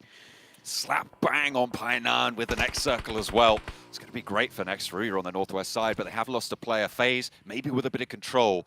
As UDO Alliance wanting to hold out Canina Power further, but they have got their work cut out for them now because they are up close and personal. A nice push out cover is a 1-2 punch for UDO Alliance. And they're able to hold on this east side as Becca falls now. Palucci looking to hold the fort, but with players and one of them on the knee, it's going to be real tough going. Unfortunately, UDO Alliance, though, they've lost a player. And who's this? They're rocking up into the fight. Ooh, NB Esports with a great third-party timing. They hear all the commotion. They know they're not in the zone, and they do drive right up. Tiger, last player up for Hale. He's been in the shed for quite a while, and he's going to get taken down by Inko. Surely 1v4. He gets a knock, but that's about it. Inko slowly working their way in, keeping 4 up. They're going to have to drive straight in as that blue zone is right on top of them. And here's that third-party attempt by NB Esports working out really well for them. UDO Alliance now down to 2. More importantly, for the side of NB Esports, so they get control of the top hill. There's another knock coming through. Hyper being a really difficult backstop for these teams trying to rotate on this southeast side, trying to move up this coastline. But Hyper just shutting the door time and time again. Not a crack left open. Excellent stuff from the lone representatives from the NA region. Trying to have a little bit of regional pride on board. It looks like they got a bit of chip on their shoulder for it. It's working out for the time being. No eliminations found, though. They haven't been able to add those to the tally, despite their efficacy on that coast. Yeah, and Hyper just really struggles to pick up those elimination points early on. We saw it through the Americas and the League stage, but hopefully they'll turn things around. They have 4 up, which is good for them. Nanabete snaking up. Oh, wait, that was the last player from Inko? Yeah. Wow, we saw them as 4 just seconds ago, but this is Sandhawk after all, taken down to just 1, and they're out. Brazil where, man? What's going on? Both of our Brazilian teams getting taken out early with very little points gained. Inko 2 points. Intense game 0. They went down pretty early on as well. And yeah, Inko just tried to rotate past Nigma Galaxy and 7th Element, got caught in the crossfire and just didn't have the strength to pull through. This Painan circle is brutal. Oh, yeah, this is probably one of the more brutal Sandhawk circles, especially with the way it constantly shifted. Painan is the focal point, and Hyper does have a great position on the edge. They doing that split across both riverways. I'm pretty sure they're hoping it swings to one side so they could stack, but man, it's still that 50-50, and no one's going to break into Painan for free at this point. It is very heavily fortified. Those hills that sit just to the north side may be able to house a little bit more for NV Esports, but FaZe have got their own problems. You see that in the picture-in-picture on the left-hand side of your screen. 628 trying to get through. They've been playing pretty well. I liked their rotation from that northwest island, playing up to that trifecta compound, but here it looks like they might really start to struggle. FaZe have got ahead of them, and getting around this headland is very, very tricky. Yeah. I'm thinking 6-8. It looks like they're going to try and just not engage that fight. It doesn't give them much cover, you know, playing down at those rocks. There are sightlines that will spot them out.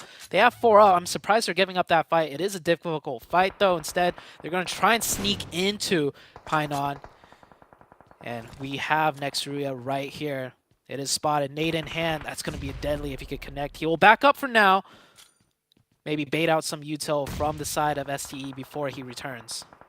Dokuma backing off the door frame. Looks like they feared the ordnance, but you've got that crossfire from Seb Wolf. You've got 7th Element as well across the way. This is exactly what you were talking about, right, CJ? Yeah. You push up, you just don't have cover. Yeah, I'm surprised they didn't try and engage a 4v4 against FaZe. FaZe is in a great spot, or not great spot on top of that hill, but a better spot than staying down on the riverside. And NB Esports playing this so well. Starting from the hill, third party, and now sweeping down, catching the side of FaZe. Ben Torres, last one up, trying to get at least 1 point for the team. The DB can fourth. He does find a knock, and he gets the confirmation too. But I think, yep, that's as far as he will go. NB Esports will lose one player. Very unfortunate for them. Next circle comes in, and it is still right on to Painan. Oh, we're kicking it off nice and spicy today in Sanhok. Everybody rags and tags, except for Ducksan in the middle of Painan. You've got PMGC who've been able to hold it down on the south side as well, playing as 4, but everybody else a little bit less lucky than that. And we'll be seeing if PMGC can push in here, because Ducksan at the moment are quite split on that south side. There is a potential opening here if they crash right. Definitely so, and they're split, but they're doing a great job with their split. They're up to 6 eliminations. Playing split from in there. It's not all the time you see teams at the compound able to pick up eliminations, as that tree is going to be the death of those 2 players. Oh man, keep your eyes, well, not on the road, but what's right in front of you, and that tree does cost them very dearly. Last player up, NB Esports. Can he snake it out? Maybe get some placement points. Top 8 is not much placement points whatsoever, as Nextruya now firing shots. Nades come in, NB Esports taken out. It is so tough to approach Painan at this point. 3 teams have been locking it down for ages. Nextruya on that northwest point, looking to try and hold out 6-8. Sunan is still going for 6-8, despite their open ground push that got them torn to pieces there. NI, but going down with no eliminations as well. And a lot of teams trying to make that push. Here comes PMGC, and they have actually found a way into Painan on the southwest point. Yep. Yeah, that split from Duskun, not able to stop any of the players from PMGC coming in. PMGC in a really great position, but will this 50-50 limbo continue? A 6-8 actually managed to get Sunan into the zone. I don't know how he managed to do that, and the circle goes right on to Nongshim Red Force, but both sides of the river still in the next circle. It actually kind of favors PMGC on the rotation here, because Ducksan are going to have to regroup further south, right? Nextruya should be able to watch those crosses, watch those shifts, but if you're going to open up onto groups, if you're going to find these knocks, that is an excellent signal for Ducksan to try and regroup south. And that is a split knock as well, meaning they can't go for that instant res. Yeah, they're going to have to cross over, and that player watching that cross very keenly. They do make the crossover. The revive will come through. Ducksan does make more leeway into this zone, though, and you can see they're getting ahead of PMGC off just that knock alone. So even though no confirmation, that knock was huge. It might have given them positional power to win this match if they can make it across the spray of Nextruya. One of their players will go down. That's what I was talking about, those crossfires through the streets. It's so hard to move south, and now we have no teams with all 4 players alive, except for PMGC, who have been just slowly marching forwards. This is great stuff from this roster, from this team. Starting out well. Dimkan with the angle down the alleyway, but he's got a wall right next to him. Can't really do much than just try and fade away from this one as they try and cross the river. They need to get across, but the time is running out. Nextruya still on this crossfire as they continue their pressure from that north side as Ducksan clash in the streets of Painan, and nobody is looking good. Nobody's looking hot for it. The nades pour through, so many knocks on this southwest side, and it is curtains for Ducksan, who have held out for so long, and Ralph not long for it either.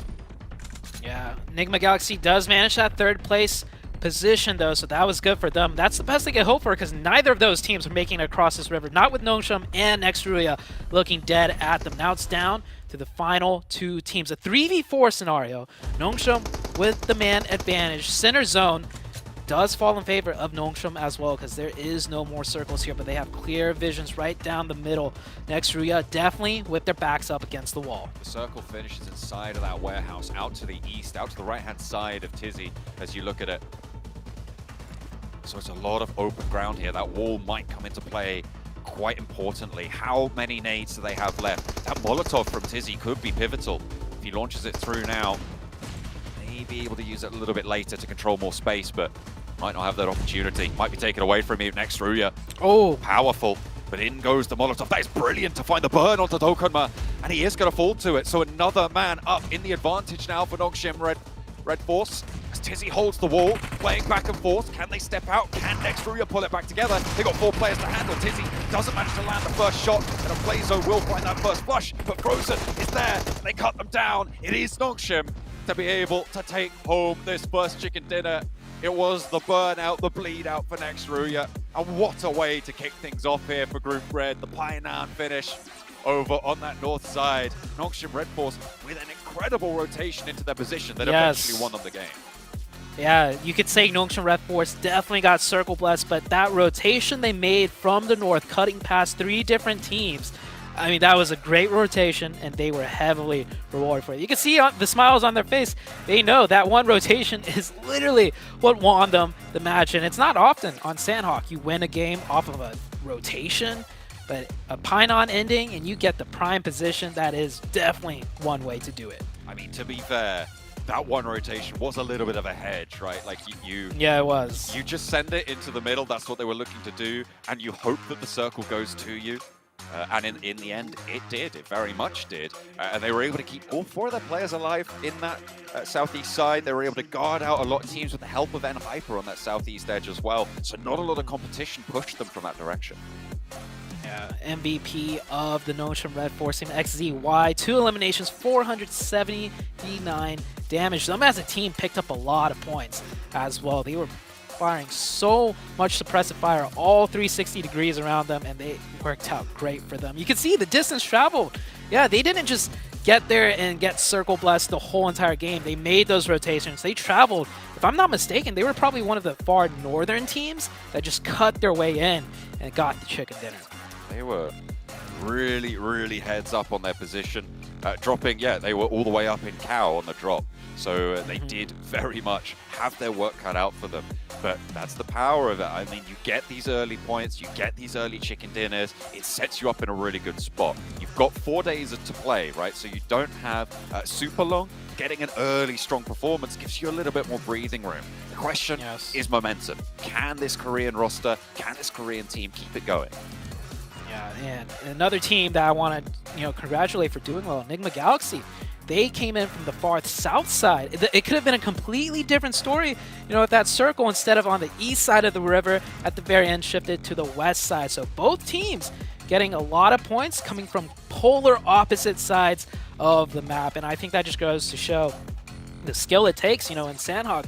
People complain it's a very RNG-related map, but if you're coming in from the opposite sides of the map and both teams pick up a lot of points, those rotations, the teamwork, the prowess does come into play. I think that the RNG favored Duxan and Nextruya here. If we're being honest, they went into Painan very early. Very early. And they were able to get into the top 4 just by virtue of having that position and being able to hold it down, which is not easy. It's definitely not easy, but it is certainly easier than trying to push in from the outside. So I think you're right to highlight Enigma Galaxy as well as Nongshim Red Force in this scenario. I think it's very, very interesting to see that dichotomy of playstyle, both of which were rewarded here. What a game. And that was our very first match of the day, starting out and ending in Painan. Can't wait to see what the desk has to say about this one. Good old Painan finish. Don't we love to see it right there? Nongshim Red Force being the first team to get a chicken dinner for Group Red. Guys, what a way to start things off.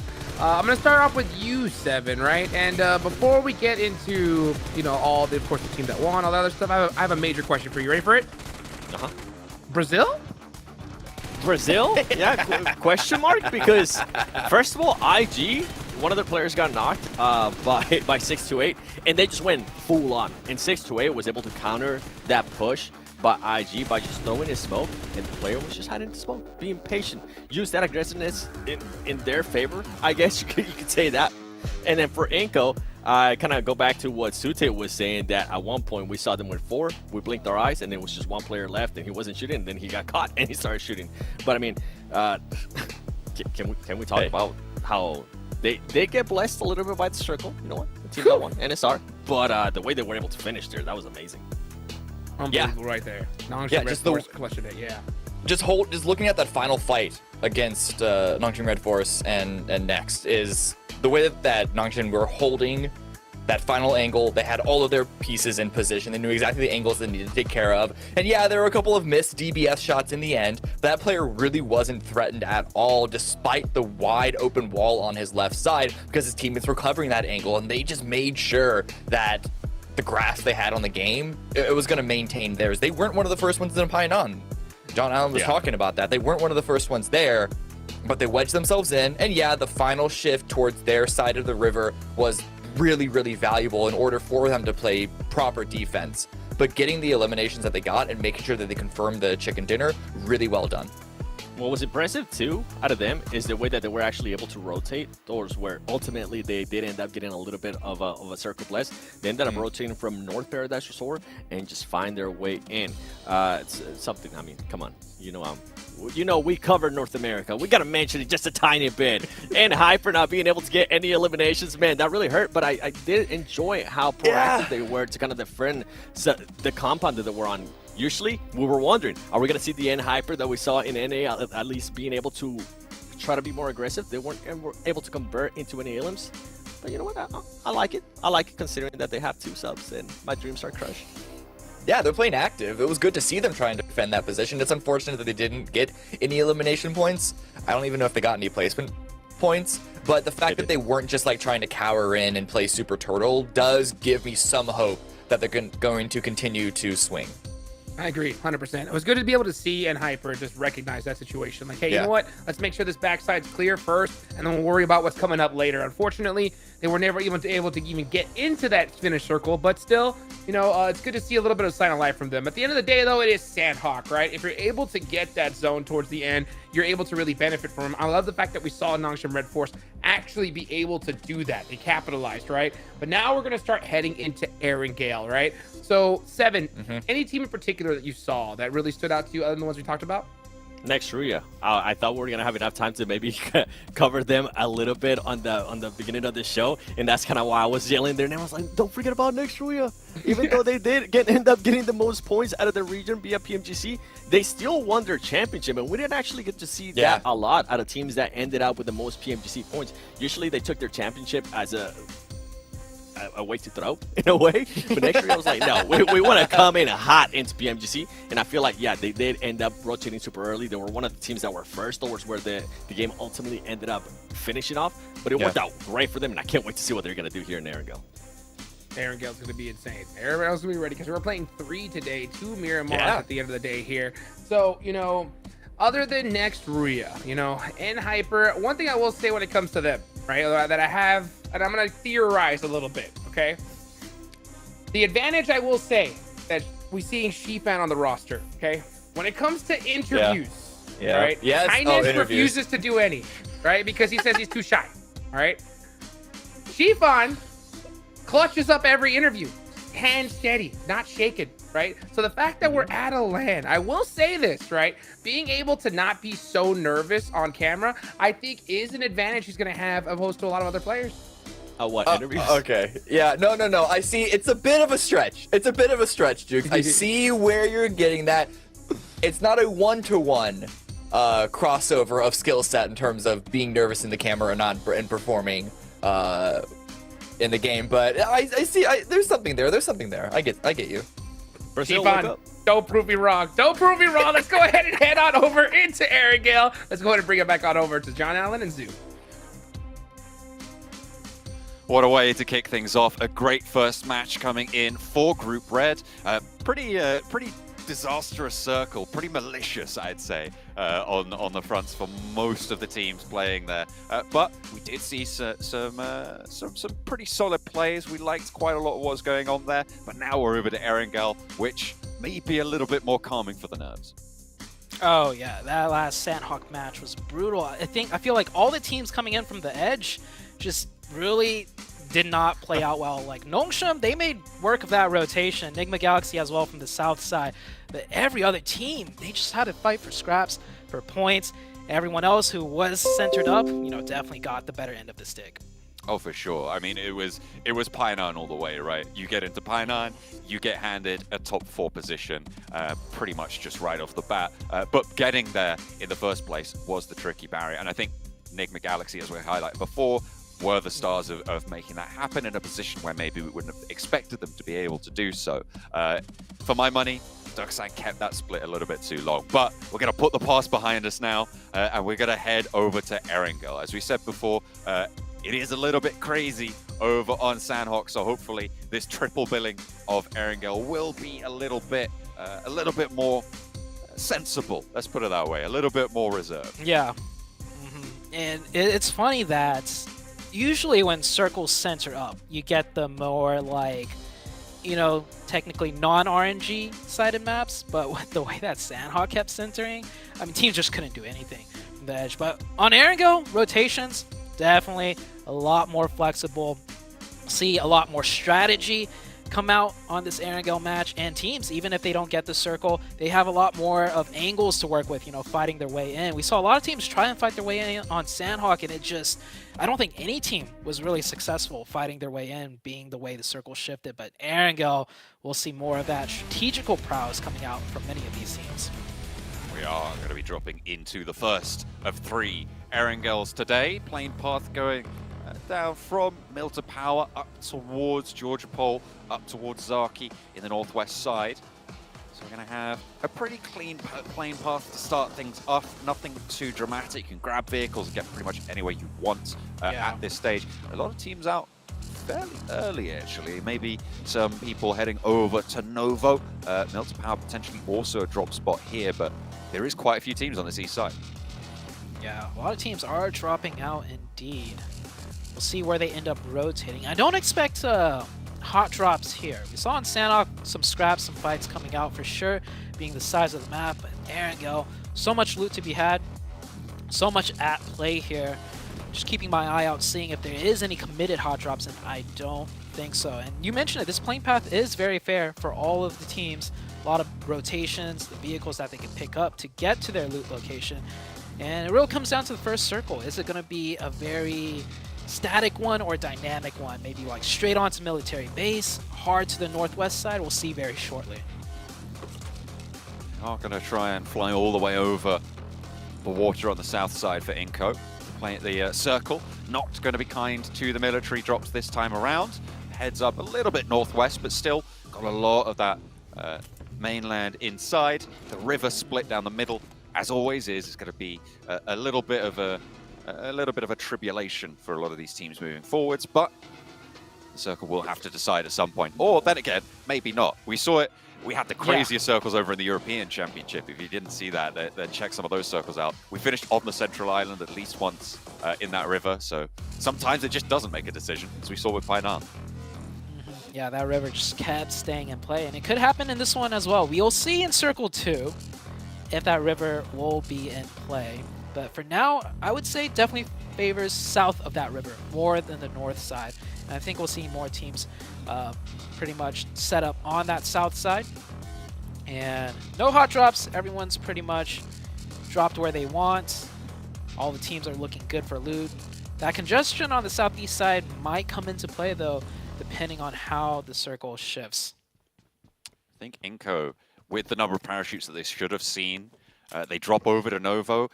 More than likely, they're just going to want to head over to that west bridge instead of trying to take the crossing from that east bridge. With the number of teams that will be on that side, as you say, that congestion will not be super inviting for them.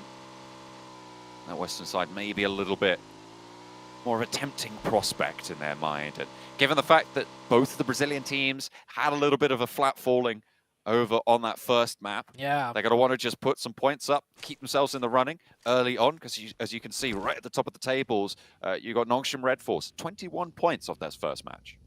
Yeah, huge game for Nongshim Red Force, and I like that you brought it up. I was actually just about to ask you, how do you feel about the Brazilians? You know, we had a lot of high expectations coming in for them coming into this weekend. With that first Sandhawk map, what do you think went wrong, or was it just the zones and they couldn't do much about it?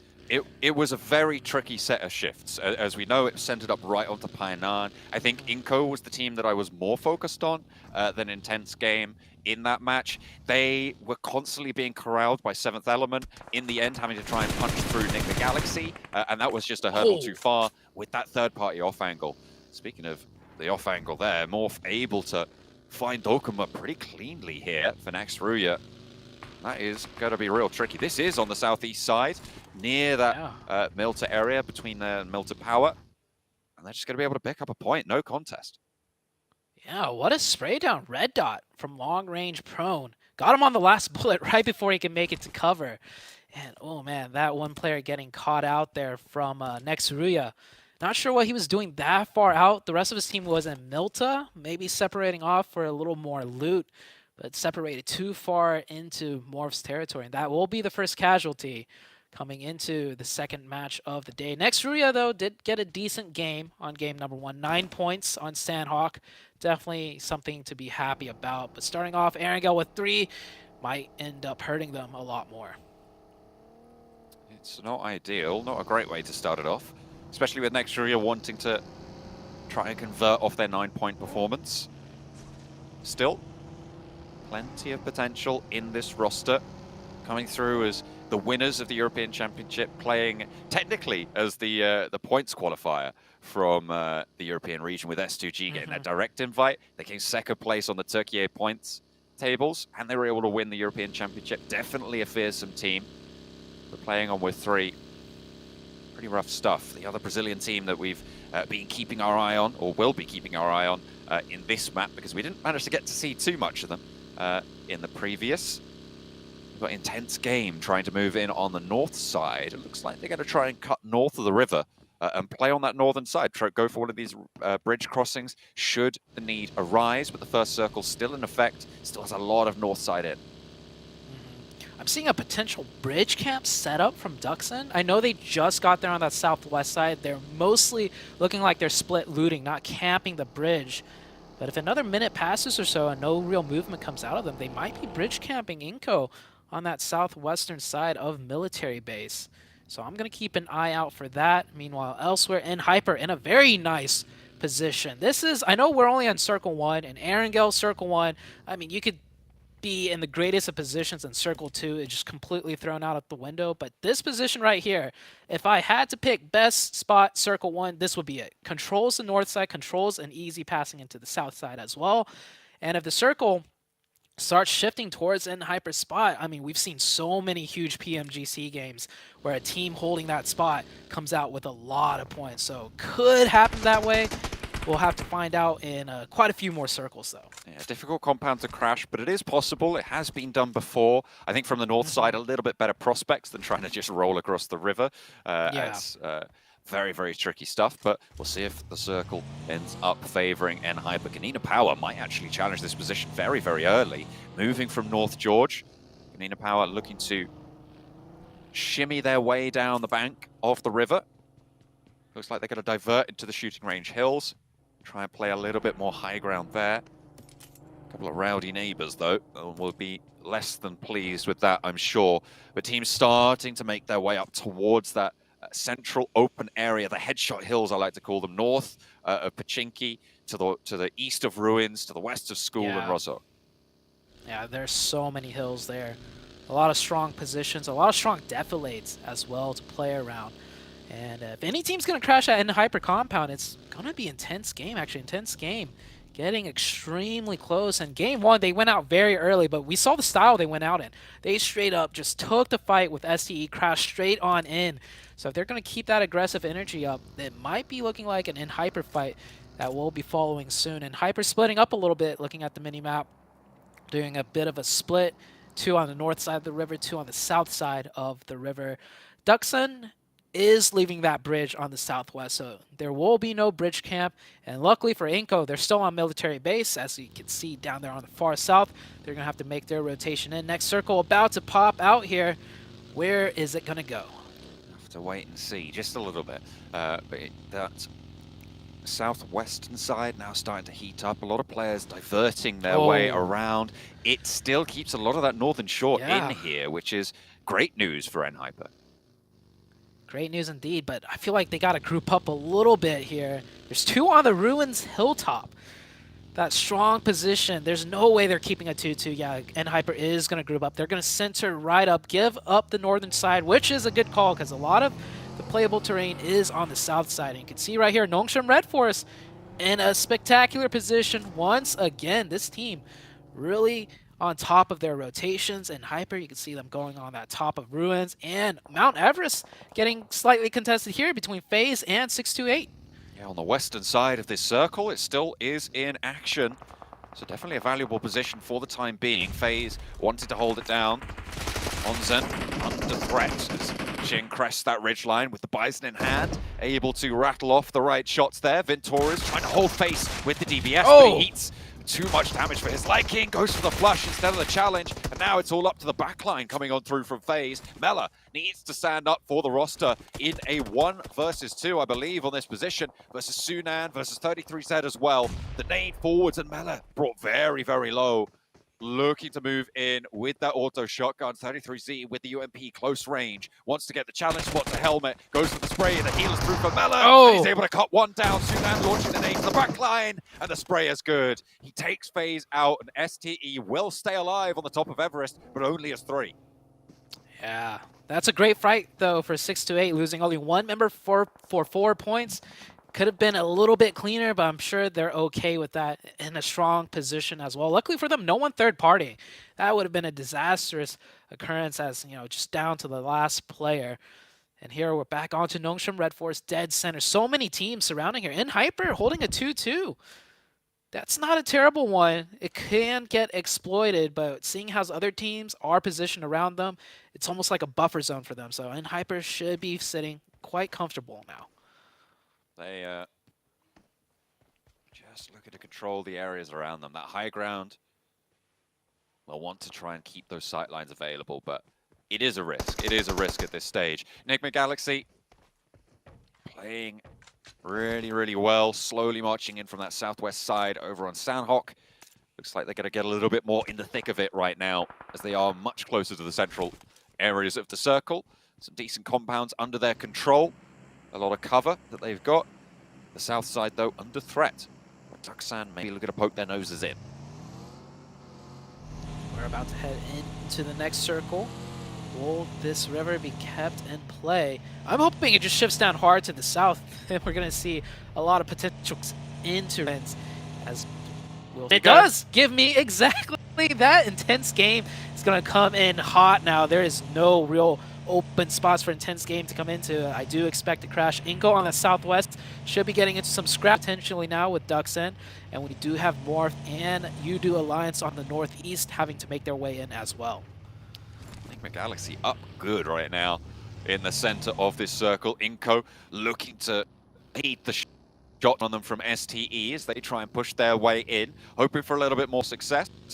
Getting to the compound that they've got a good start, but they're right on the... They're going to need a little bit further. There is that compound down to the east side of Everest, a really solid spot if you can get there, but it's getting there that's the tricky part. Yeah, it was occupied by Enigma Galaxy, but very smartly of them, they're going to give that up as Mount Everest, a huge weak point for them. So they're grouping as 4 at the 2 square compounds. That position is open now for STE or anyone else to take if they can find their way in. Inko goading themselves for what is to come. Wanting to put some numbers up on the board here. Morph looking to cross this river behind Udo Alliance now. They send their first 2 through. Yoro and Rocky leading the charge. Initiating that maneuver. Looks like they're going to try and divert quite far out. We're still in stage 3, so you can survive quite well in the blue, but what's this? Clear power, rocking up on Inko. Squash with the challenge. Agori goes down first. Now Becca with the shots, with the spray. The DPS is there as well. To try and put the final nail in the coffin, and Inko are getting their dome rattle once again. They are giving us what they get with 2 knocks sent back to give you power, but they are losing players they won't be happy with. In through the window, but Vitar too quick for that. Nenobete needs to get rest here if Inko want a chance to move forward. I can see how it needs to be dealt with swiftly. To find the shot with Becca, but that is disastrous to lose so much. And there's a third party, STE descent from on high. Yeah, all the commotion. STE is third party. Inko, I'm surprised they managed to keep 3 up. Konina Power got the opening knock and went straight in. Inko really holding their own right there as else rotations coming in. Team losing players left and right on these rotations. Here's one of those defilades that I was mentioning earlier on Headshot Hills. They will get into zone just barely as Morph takes Hale. Hale's getting cut down. Teams are still in the blue on the eastern side.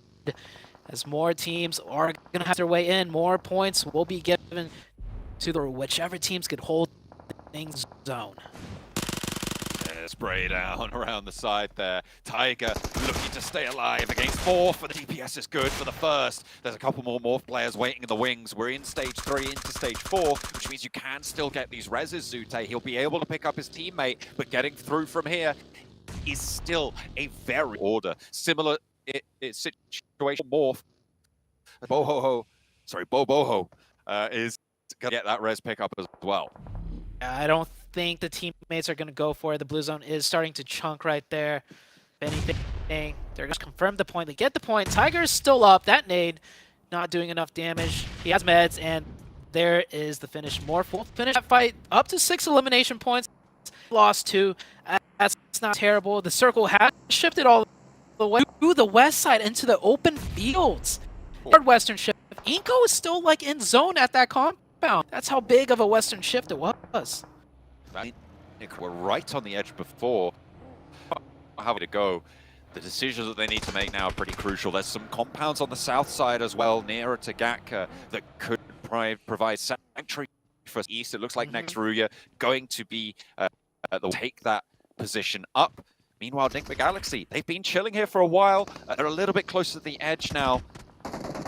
This north side going to start to come to a head. This intense game right up and in Hyper's face.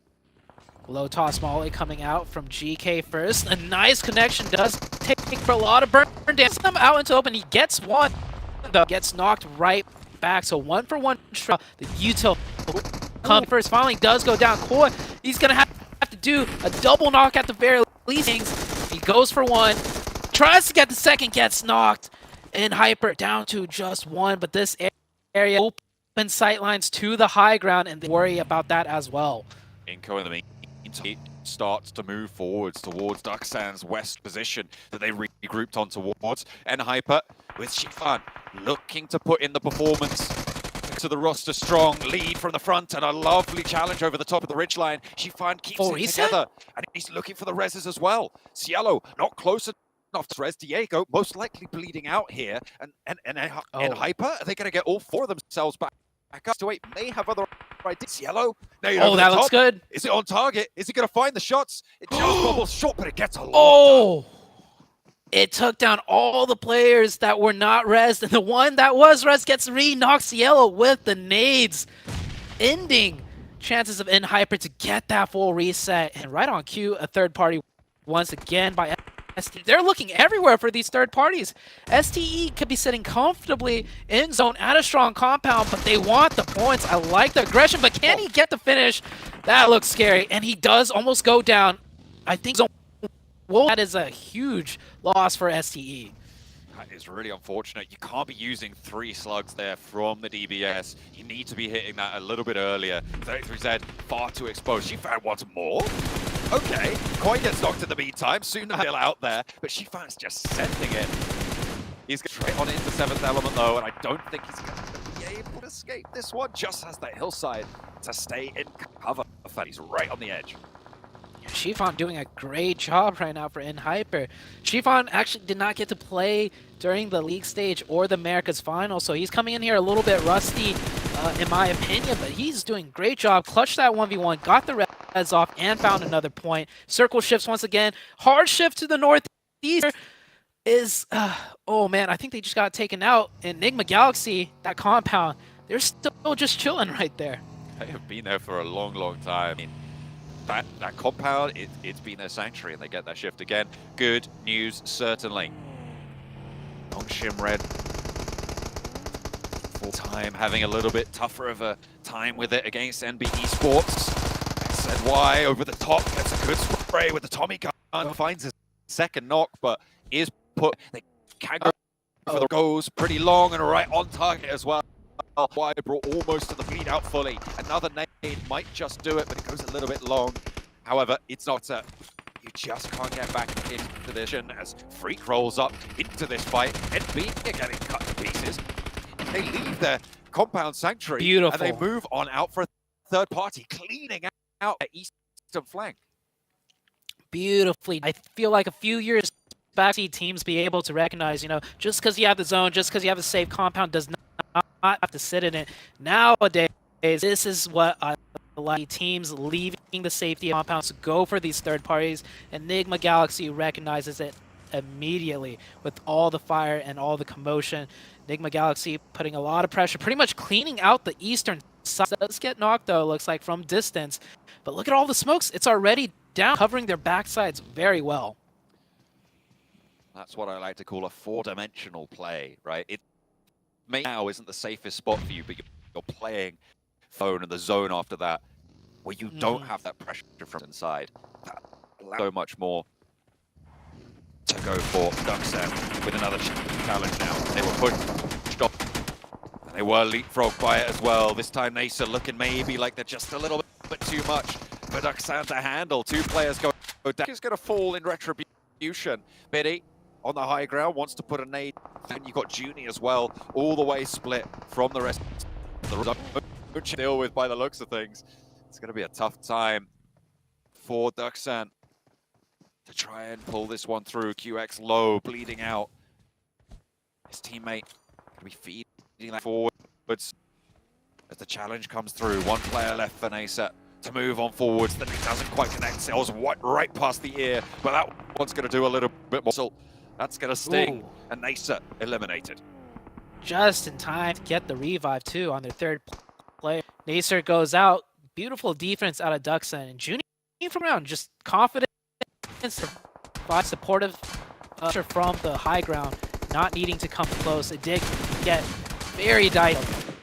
Look at this from Enigma Galaxy. They're able to look at every which direction that they can because that eastern pressure completely relieved. There is Sporta still alive, but there used to be 7 to 8 players on their east side, and Enigma Galaxy cleaned out a lot of them. They didn't get the confirmation points themselves, but the point is they relieve that pressure. Now they have free reign on the south side onto Nexteria. I'll tell you who has been getting the confirmation. 2-8. They've been elimination so far, Zute. They've been really dominant from that high ground. They have been cut down to 2 players now, though, so they'll want to get a little bit more value extracted for placement points, stay alive a little bit longer, and this will be a really solid result coming through for the Chinese team. 6-8 on that northwestern side with the hard shift that we see. If they can regroup on that compound, very likely they can survive a lot longer. Yeah, it is so scary.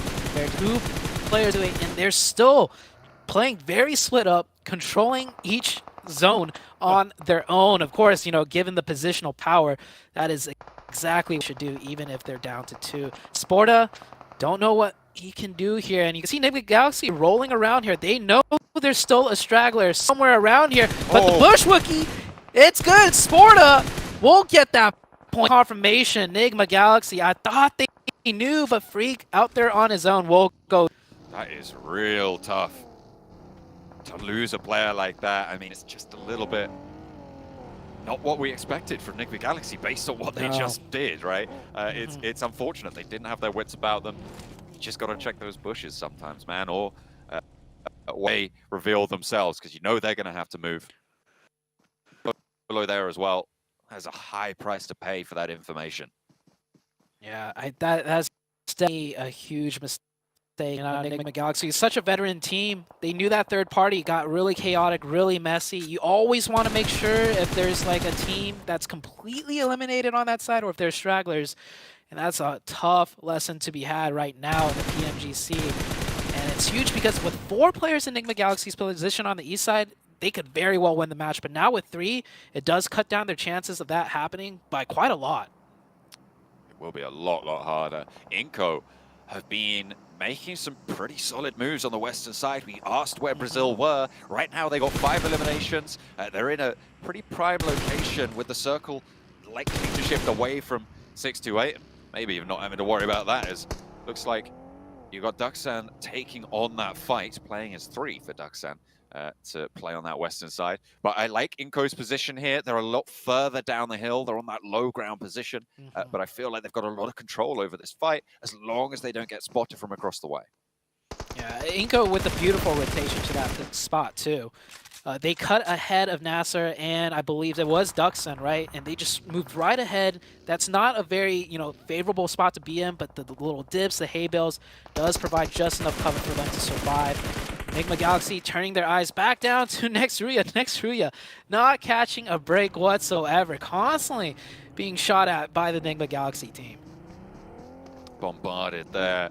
We saw Enigma Galaxy get their own back out to the eastern side. They did find the Lone Ranger, but it's too little too late. They could have just waited for that originally. They would have had the same elimination and still one more player, but that's just not how the cookie crumbled in this circumstance. The next circle just about to pop, and it does land southwest right on top of Inco. Wow. I feel like Duxan has just enough of the zone where they don't have to take shots at Inco, but for now they will. And they do get one knock. That res is not going to come out. That player behind the tree does need to survive because there is very low chances of anyone getting rezzed on the Inco side if you get knocked now. Heavy smoke cover needed. QX, I mean, being suppressed a little bit by Becca's position. He's probably more wary of it now. Nenebete hesitant to go for Vitali to get that res for the time being. Enigma Galaxy rocking right on up to Nextruya. Not a pause to be seen. A nade in response, but that's not going to do much when you're already dead from beyond the grave. Not much of an impact to be had. Becca spotted. And this is Duxan opening up the bidding over to Becca. That's what was keeping their position together. And now it's just the res needed to come through from Nenebete. Can he keep his team together? Can hit that duo now down the hill for Inco see Brazil to a higher placing here than 4th? Duxan getting aggressive here and trying to go for that confirmation on to Becker. Duxan, they're impressing me quite a bit. Hopefully they don't overstep too much as that player does almost get knocked, but they're really trying to take things into control here and get full coverage of this zone. This is where Enigma Galaxy needed all 4 of their players. They could establish that line of fire way more effectively. Take down Inco, roll up to Duxan from the southeast side, but as it stands now, they want to try and extract a third-party situation from this circle, from this scenario. They're in a great position to do so as well. They have led the charge, in fact. Ralph moving forwards. Duxan eats a bullet or 2 from Nenebete. There's a nade in response over to Vitali. QX on the floor will be able to get that spray down, with the rest of the team not looking so healthy right now. Enigma Galaxy just biding their time right now. Teams are going down left and right. Enigma Galaxy still stay alive with 3. It comes down to 7th element, and Enigma Galaxy and the likes of Duxan down to 2. Junie will get confirmed here. And I was just going to say, the manpower advantage Enigma Galaxy, but they lose a big one. Ralph in the front lines does get knocked. Gets the information, though, of where these players are. And Coops maybe can land a nade. That is quite a far distance throw. Almost. The second to follow it up goes a little bit down the hill. A third nade. Everything's bouncing. It's tagging damage. It's forcing him out of cover. There's another one to go for. And Coops, he just sat through that. That was a really ballsy play coming through. Be able to hold behind that tree. Somehow doesn't get tagged up by that nade. 3 more still, and Ralph gets flushed away. Enigma Galaxy not in the circle, but then again, nobody else is either. That's what you need. Coops finally hits the mark. Coops threw at least 5 nades that way. He's still got 2 more to play with. Coops with 4 eliminations, however, so definitely want to hand him that util because he's making work of it. Now it's down to a 2v2v1 circle, favoring more the side of Duxan, and they've got trees to play with. Enigma Galaxy not in the zone, and I think they will have to cross over a little bit into the open. Coops goes for a nade, will not find the last player of 7th element.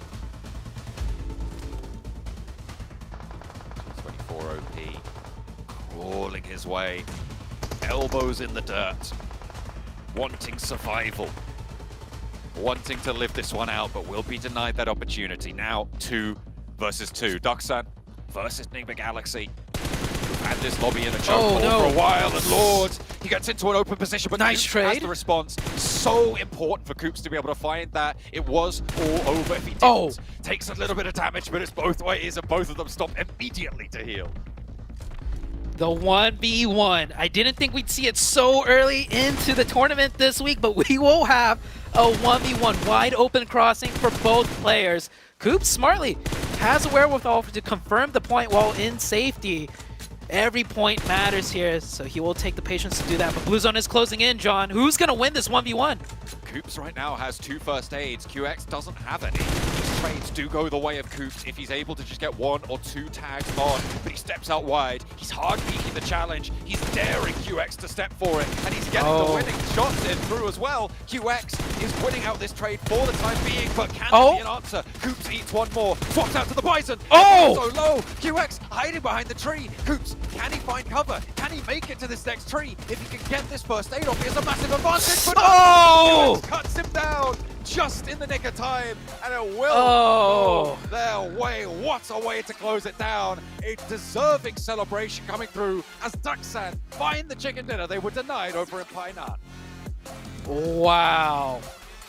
That last stretch, that was like a mirage in the desert where you see that pool of water, right? It's right there within reach for Coops. Just a couple of steps, and that baited him enough to just go for it. He knew he had the first aids. He was playing to it, just like you mentioned. He could get that full HP reset. But man, what a way. This is only match number 2 of the week, John, and we are already seeing some great, phenomenal play out of these players. What a way for the second game to end. It has been a great start so far. I mean, the first week set the bar high, but we're pushing up there as well now in Group Red.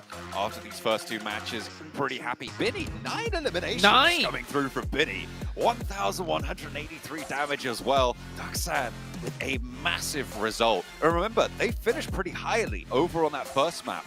This is almost certainly going to put them in that top spot. Wow, look at that match. 9 eliminations, incredible stuff. Pretty much, actually, to be fair, the Lone Ranger for Ducksan right now is big. Yes. Yeah, 376, 1,200 pretty much, and then 134. Those are the damages coming out of Ducksan. Ducksan might have that star player that they're looking for in the form of Benny already. But I will say overall, the way the team played, the way the team positioned with whatever numbers they had up was also well done. The team synergy is there. It's not reflected in the numbers per se right now, but it is working for Ducksan. I do want to give a shout out to Coops. So he played that 1v1 at a huge disadvantage running out in the open, but his pre-fires were timed so well that he almost won that 1v1 in the end, but it ultimately went to the way of Ducksan. I mean, that final peak, that final break that he had, right? He was just trying to get to that tree cover. He could have launched, I think he still had a nade, if I'm not mistaken. He had bullets. He had a first aid, he had a nade. If he gets to that tree, I think it's Coops all the way, but Nigma Galaxy denied. However, I do want to say that Nigma Galaxy made some really, really good plays. The one glaring mistake, of course, is losing that player out on the eastern side. Yes. And with an extra player, this game goes so differently. What a way to close it down, though. An exciting 1v1. The Korean team stepping up. It's going to be good news coming through for them. We'll see if they can do more. Over to the desk. That's how you get started in Air Gale. Goodness gracious, that got my heart pumping. It was so crazy to see that finish. Ducksan with the pop-off at the end. I kid you not, they popped off harder than Loops did last week, and Loops won the whole thing. You know what I'm saying? So that is how close that one was right there. Coops, got to give it up to the man, though. That was a close 1-7. Yeah, totally non-biased here, but I was really hoping he would clutch it. Dude, that was so well played. Going with what Sute was saying, he was at a huge disadvantage, and for him to keep the other player, the last player from Ducksan, just behind that tree, not even letting him shoot, and almost getting behind cover himself for Coops, that was just wow. But yeah, I mean, overall, Ducksan, wow. the amount of 50-50s that Coops had to take with trying to pre-fire the peak from the final player, like he did like 7 times, and at some point you gotta wonder, like, why don't you just make it to the tree? But this, you know, it's trying to fake out, like, surely he's gonna peek this time, surely he's gonna peek this time. He got his enemy down to like 10 HP, so close. just right before he could hit the tree. And I agree with John. If he made it to the tree, I think Coops would have been able to really secure that one. But man, what a great finish for Duxan. For Benny, the one-man army, the numbers coming out from just that one solo individual player, absolutely insane. I was about to say, should we say Duxan or Benny 7? Yeah. That's ridiculous. I mean, he was carrying them pretty much all the way until the end. He had 6 elims out of 6 elims for the team, and then at the end, I mean, as Cameron just said, he ended up with 9 out of the 11 eliminations that they ended up getting, and that's currently putting them there in first place. And good to see that these two teams that have been consistent, at least in the first 2 matches, are the ones that are going to be towards the top. Duxan, with the amount of elims, that's really impressive. But the way 6-8, I kind of feel like we have to talk about it. I did enjoy how they were able to just push onto FaZe Clan in Everest. They didn't think about it twice. They sent it, and they actually ended up winning that big fight. Yeah. And only lost 1 player, which was really impressive to me. I think it's only been 2 rounds, so we don't want to read too much into it, but I think on Sanhok as well, STE is the team that took care of FaZe. They were at least in a similar area on the map in the mid game. So I think FaZe being at the bottom at the moment is purely because they keep running into the PEL representative in this lobby, which, you know, if there's one team that like isn't going to hurt your ego as much if you lose to them, it's going to be that. I do still expect FaZe to pick it up.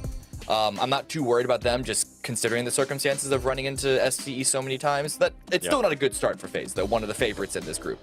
Confirm. FaZe Kryptonite is 6-8.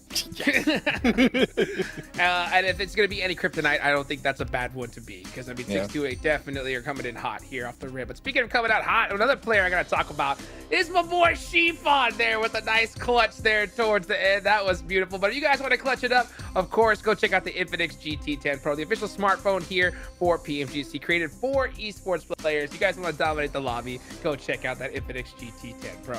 And while you're at it, of course, go check out the TikTok as well. You know, hashtag PMGC 2023. Get a glimpse of what's going on behind the screens and all of those goodies. But man, that was so crazy. Intense game and hyper. Just going back at it right there. And Shifan had that clutch 1v1. But I'm so shocked, Cameron, to see Koi go for that buggy rather than just getting on it, right? Didn't that hurt? Yeah, like I'm a bit of a Koi apologist. I know he does some crazy wild maneuvers sometimes, and I think you want to have a player like that on your team, but running back for that buggy is an example of sometimes you got to just know how to tell another player no. I don't know if they would have been able to make it much further because there wasn't a lot of space for anyone to take. Like, Shifan just got blown up when he tried to make it into the zone. I don't know if it would have made that much of a difference, but yeah, I don't see the value of trying to run out into the blue. Even though it wasn't like super deep into the game, it was still only phase 4 blue damage. That's still a lot and not really worth it. Well, you know what? We're gonna go ahead and talk about this a little bit more right after we get after this break. Don't go nowhere.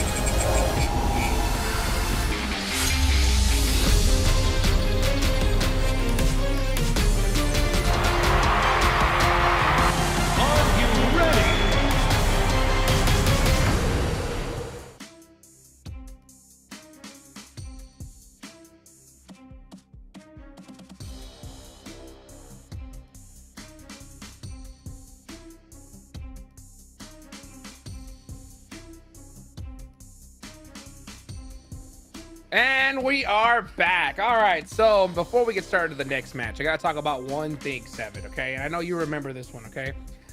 Good old Nongshim Red Force, Sporta, in the bush, taking out one of the players from Nigma Galaxy. How could this happen, Seven? Especially after what happened to Coops and Pittsburgh Knights so long ago with that player in the bush. How did Coops not teach his team this lesson?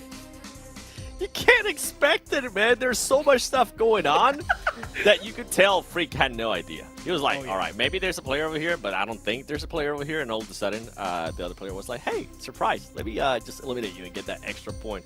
But we were looking at Inco Gaming, and I actually wanted a chance to talk about them a little bit more because they did have a bit of a bounce back there from the first match that we saw out of them. Them being able to get 6 points, being able to secure, I think it was 4 placement points as well.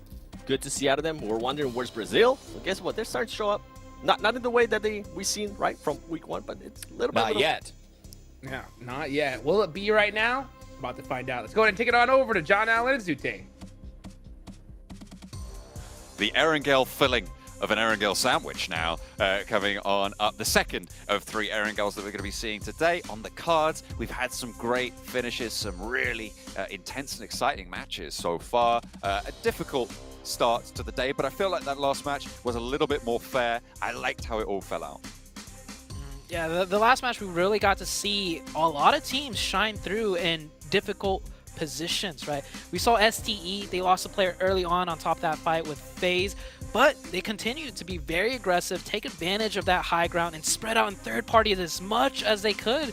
And sure, they didn't get the chicken or close to, high placement points, but they picked up a lot of elim points.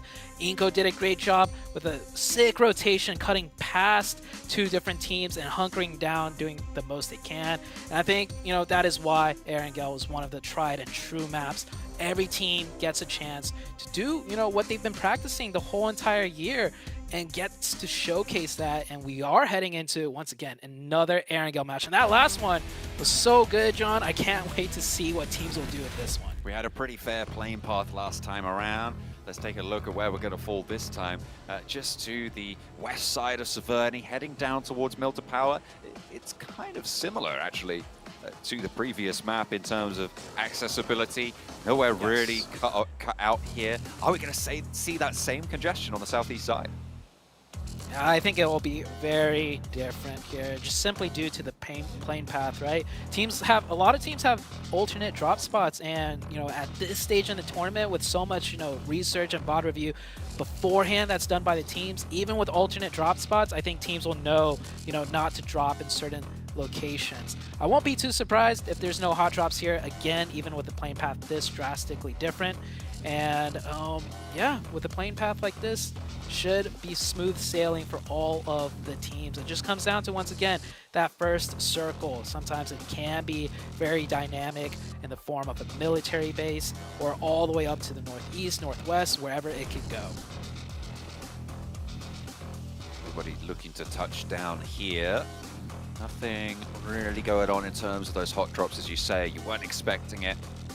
Thought it's very unlikely that it goes through, but this is a hard northwestern shift. Yes. We saw a mild northwestern shift on the previous match, but this very much harder up to that Zaki corner of the map. Canina Power going to be happy about that. I think it was N-Hyper that we saw take the strong compound on the bridge to the east of Georgia Pole before, so maybe they'll make that move again. Definitely so. You can see that right in Watertown, next to the west side of Rozhok. One player, FS, already rotating to that square cube compound. Might be looking to just hold it down early for the team and wait for the rest of the team to get there. We'll see how this one plays out. Of course, you could still get a hard shift north, hard shift south, where it completely changes things on the second circle.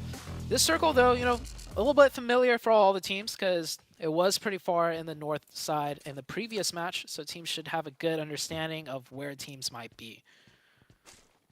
And Hyper just getting some of that loot on board.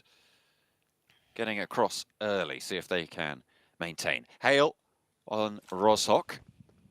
Have got Nasa to worry about on the south side of them. Potential for a little argy-bargy on the South Rozhok Hill, if they want to go for it, but it looks like Nasa just going to regroup over towards those apartments instead. Just pick through this loot.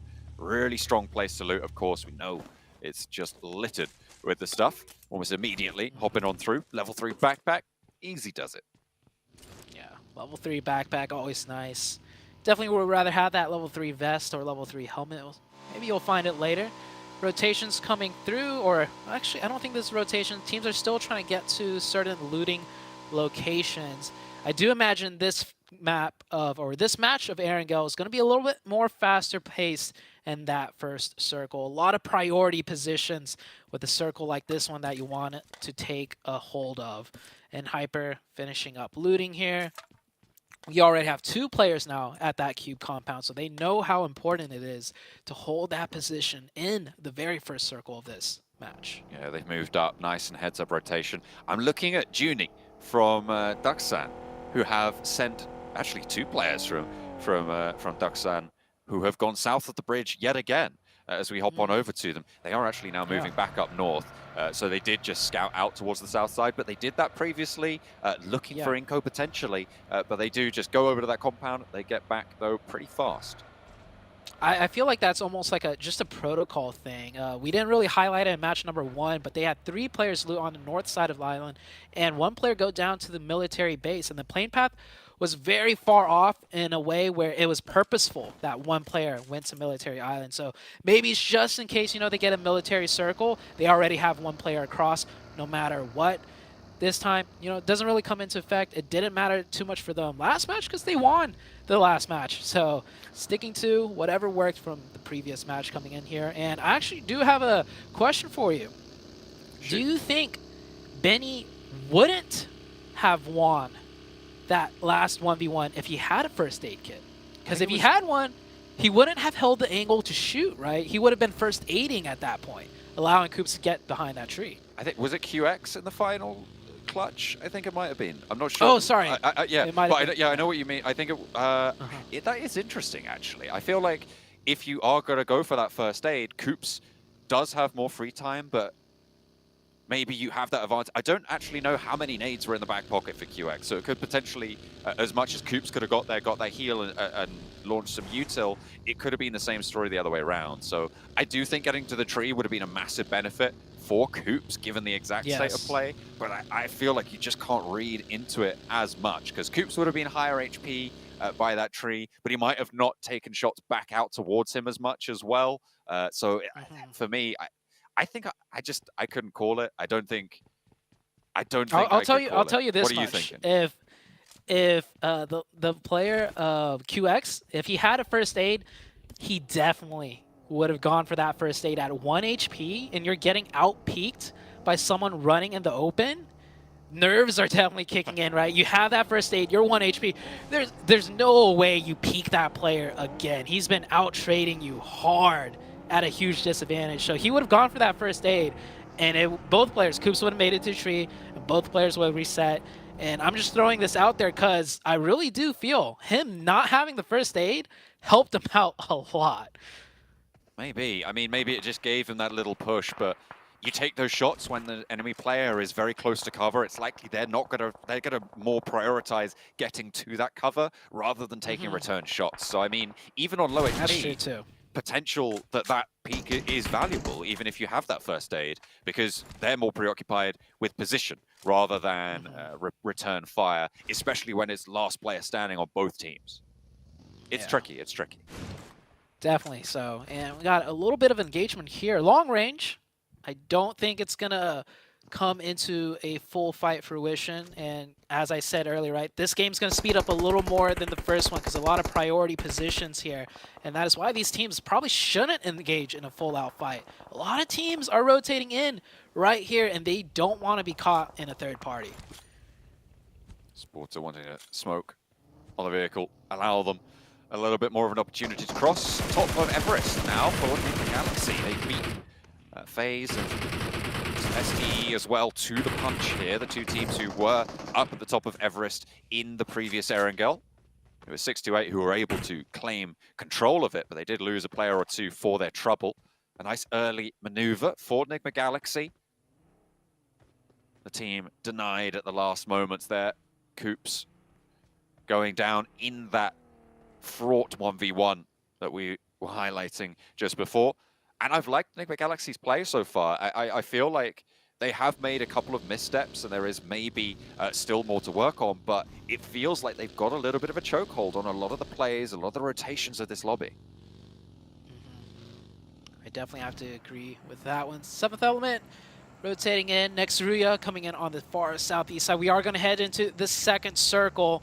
This is going to be a huge one for a lot of the teams to figure out exactly what is in plan for them on the second aerial match of the day. North or south, we'll see where it goes. It centers right on up. Beautiful. I mean, why not? We had it with Pioneer. Let's go for another one around George Cole. Still a little bit more north-leaning, so a lot of the teams on the north side unlikely to look for that fast cross, that crash, but still, everybody needed to clump up around those shooting range hills. A very treacherous bit of terrain, that. And so everybody's going to try and place their feet carefully, move through it as safely as possible, but that's so much easier said than done. Another team losing a player right there. I do believe that was Seventh Element getting a little bit too close to NB Esports. NB Esports in a nice spot, controlling the plane, just a little bit south of shooting range. This is a great position if the circle does head north on the next shift, or could just keep centering right up. And Hyper doing a 2-2 split on the map feed. They might be looking to group up here, but Hyper team known for their splits. Surprised they're keeping that up here in the PMGC. A lot of teams that do splits do end up condensing a lot more often in PMGC just because of the caliber of the teams involved. But Hyper sticking true to it. Nongsham, north of the river. FaZe, south of the river. Same with Nigma Galaxy. Everything around the riverside is getting taken up right now. It is getting very, very shoulder to shoulder. Close by positions, and it's going to be Akaze to find the first and knock and the flush. Looks for more. NB hop out, but they're already shredded to pieces. Two players already down, one low HP. He looks for the flush. What a thirst coming on through, and he controls this. One versus four, but no, he's finally shut out. But in comes the cavalry. The roll down is there, and NB dispatch of the enemy rolling on up to them. Intense game 4, and what a hold from NB. Let me just say this real quick. The critical side of me wants to say he definitely did not have to go down and get thirsted, but I can't blame him at all. That 1v4 was right there within his grasp. He was really feeling it. And oh my, this is the second time though we've seen Intense Game do this maneuver. One of their players gets knocked, and they just brunt force try to overwhelm the opposition, and now that's twice in a row where it's failed miserably. First against STE on Sanhok, now once again against NB Esports. An intense game. Their strategy may have worked at the earlier stages, but not in PMGC. It's just unfortunate there for Intense Game to fall down, but what a hold from Akaze. I mean, the biggest factor there, I don't think is the opening knock, it's the amount of damage he got on the follow-up players. Both those players were torn so low, immediately one of them gets knocked, and he just doesn't have the confidence to go for that next peak with the low HP on that third player. The fourth player is a little bit too late to the party. Sure, he gets that return knock, and they do actually end up getting the flush onto NB, but even so, like, you give them time to regroup, and what a regroup it was, by the way, for NB Esports. Immediate, effective as well, and that's exactly what you want to see in these PMGC stages. It is not easy to get that much damage in a vehicle coming straight at you at a small, like, incline. The hood of the car is, like, providing extra cover. So those are some really nasty shots he laid out right before he got crashed upon. So very well done. The circle, once again, you know, it shifted, but it's centered right up onto that riverside. We're going to see a lot of river shenanigans, some bridge trolls, people sending their vehicles into the water and then just try and stay alive as long as possible. We're going to see all the tricks come out of the playbook for this one. Next Ruya on the eastern side, wanting to move down this coastline, but a couple of teams in their way. And Hyper still playing around the area that they rotated to very early. And a nice position it'll be. I like Hale's spot on the north side of this river. I feel like it's going to be very difficult to contest that position. With the fact that there are 3 teams in the shooting range hills, I don't think any of them are going to be able to have a clear shot at Hale. And from the south side, I think you'll be lucky to even get up towards them. So a really decent spot for Hale in my eyes. Another team that I'm looking at, I do believe that's Nongshim Red Force already set up just on, or should I say underneath the bridge side. So they recognize where this is potentially going, and everything occupied around the river. The only spot open in the river itself. So that team's already set up there. More on the northeast.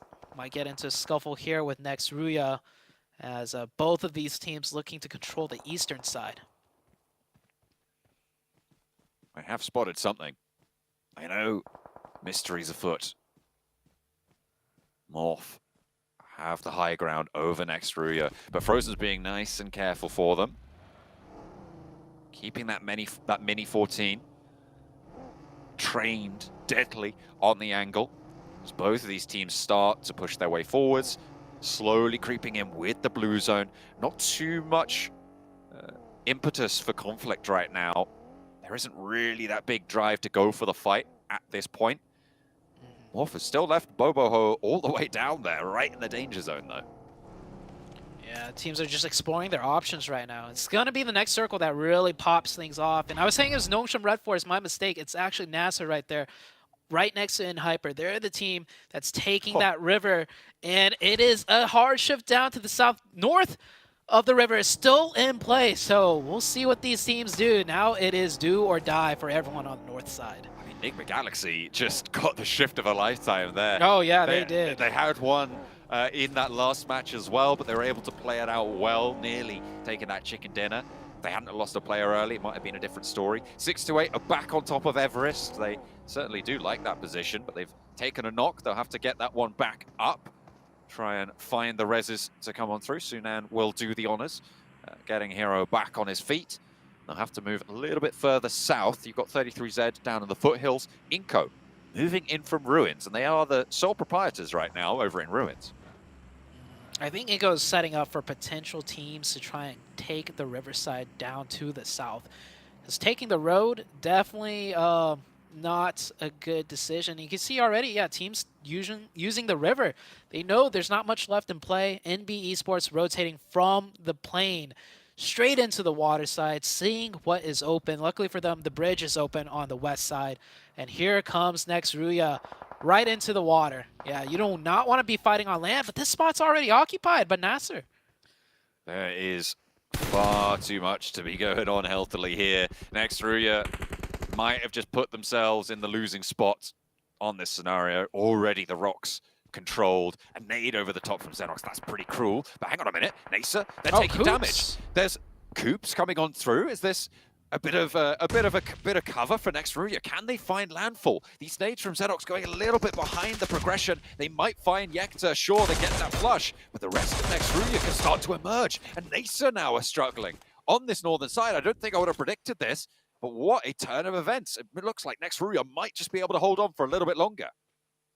Yeah, Next Ruya definitely getting a lucky break there. The knock from Enigma Galaxy helping them out a lot. Now on the western side, Kanina Power trying to do the same thing. The water, the river play. And here comes Morph coming in the distance. While this fight between Nasser and Next Ruya is still continuing. So Next Ruya have 3 up. I do believe Nasser is down to just 1. And it's Xenox. Xenox gets a nice knock though on the other side of things. Gets the confirmation, almost goes down to the nade. Just about sidestepped there. Ralph has moved forwards. But in the meantime, there's another bridge to fight over. Kanina Power and NB.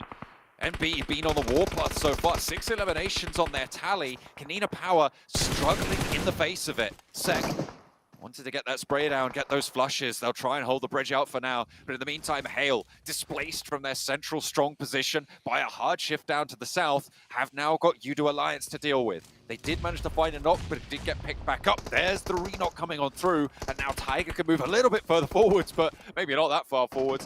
Does get pushed back there. Has to realign his stripes. Yeah, standing on top of that hill, definitely open sightlines from multiple angles. Yudu Alliance might just have to send it in with the vehicle. And oh, he actually gets taken out right there, stopping the car short. Yudu Alliance down to 1. And we're about to get that next circle shift. Blue zone covering the last player up for Yudu Alliance. Can he do anything here? Get a knock? No. And this should be it. Oh, he gets that knock and gets the point confirmation.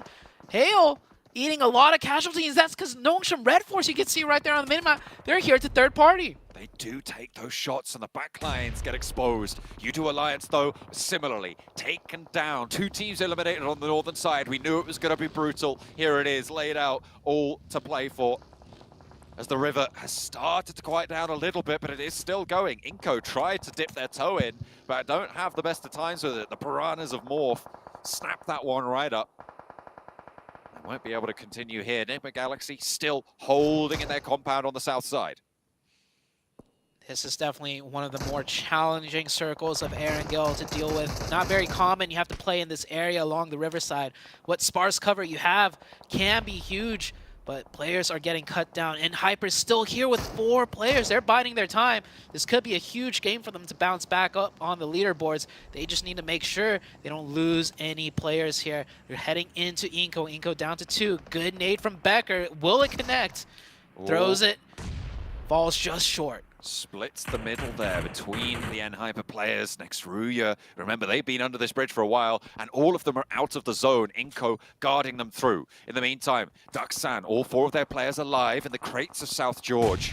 Wanting to get the reses over onto Binny, keep all 4 of them alive. No eliminations so far, but FaZe are right next to them. 628 make a mad dash in front of them, trying to strafe through this open ground, but 33Z is left in the dust. He's knocked on the back lines, and Vittorius nearly finds another. Not quite going to be able to do so, and it still seems like Duxan going to continue to be pressed against this blue zone.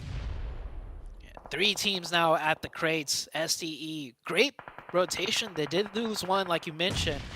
33Z left in the backlines, knocked. He was in the zone too. If he just stayed alive, that would have been a crucial position for them. But the battle rages on.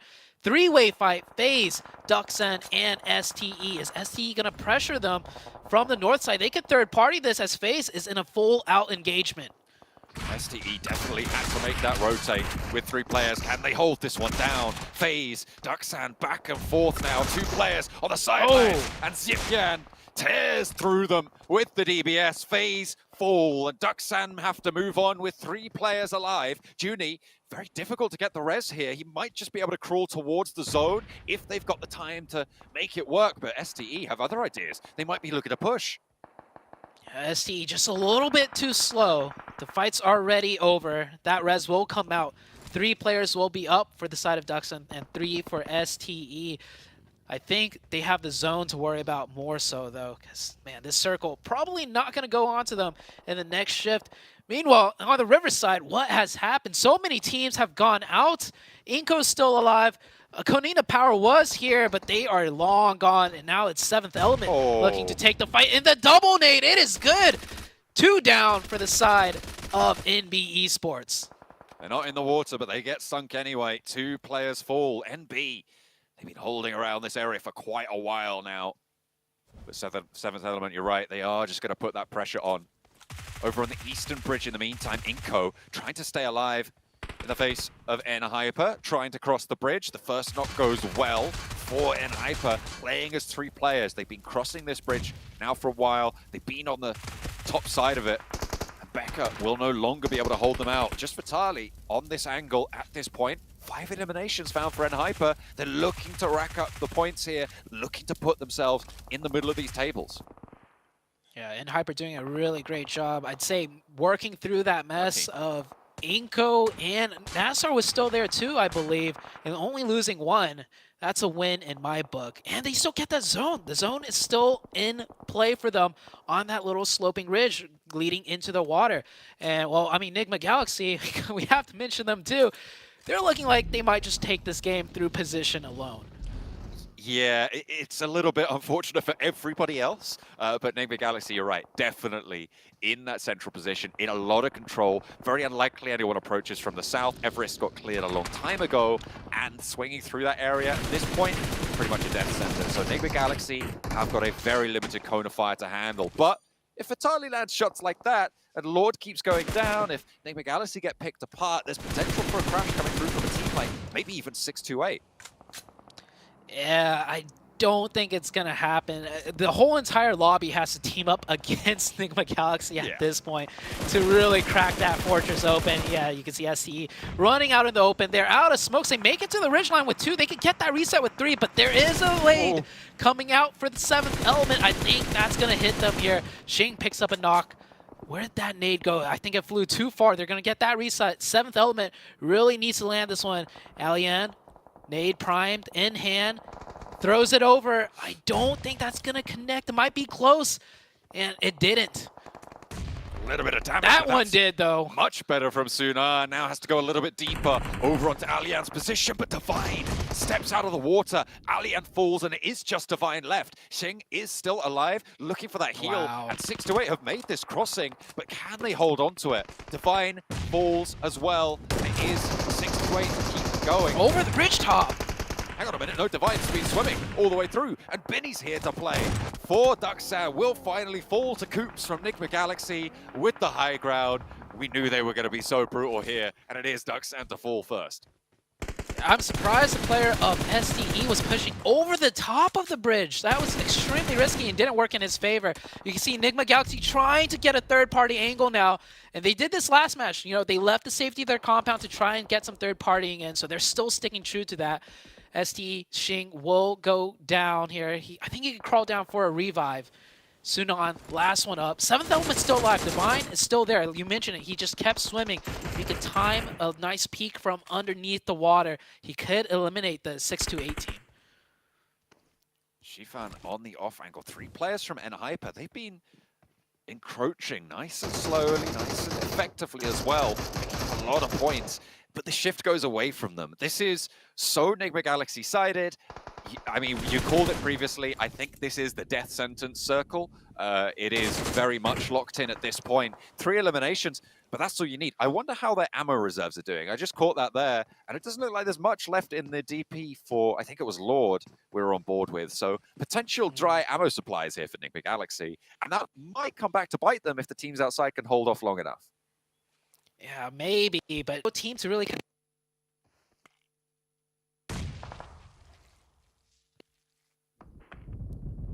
is up. So Enhyper will provide the biggest challenge, but can Enhyper make it through the zone with all 3? It looks like it. They have firm control of the land. Everyone else pretty much just trying to survive in the water. You do have E on the other side with 2, but even them, you see right there, trying to pick up whatever loot they can, whatever util they can. Inko finally goes down, losing that zone in the tower. Enigma Galaxy, they're getting antsy. They want to get more elimination points right now. Ralph just able to light that one up, get that shot down.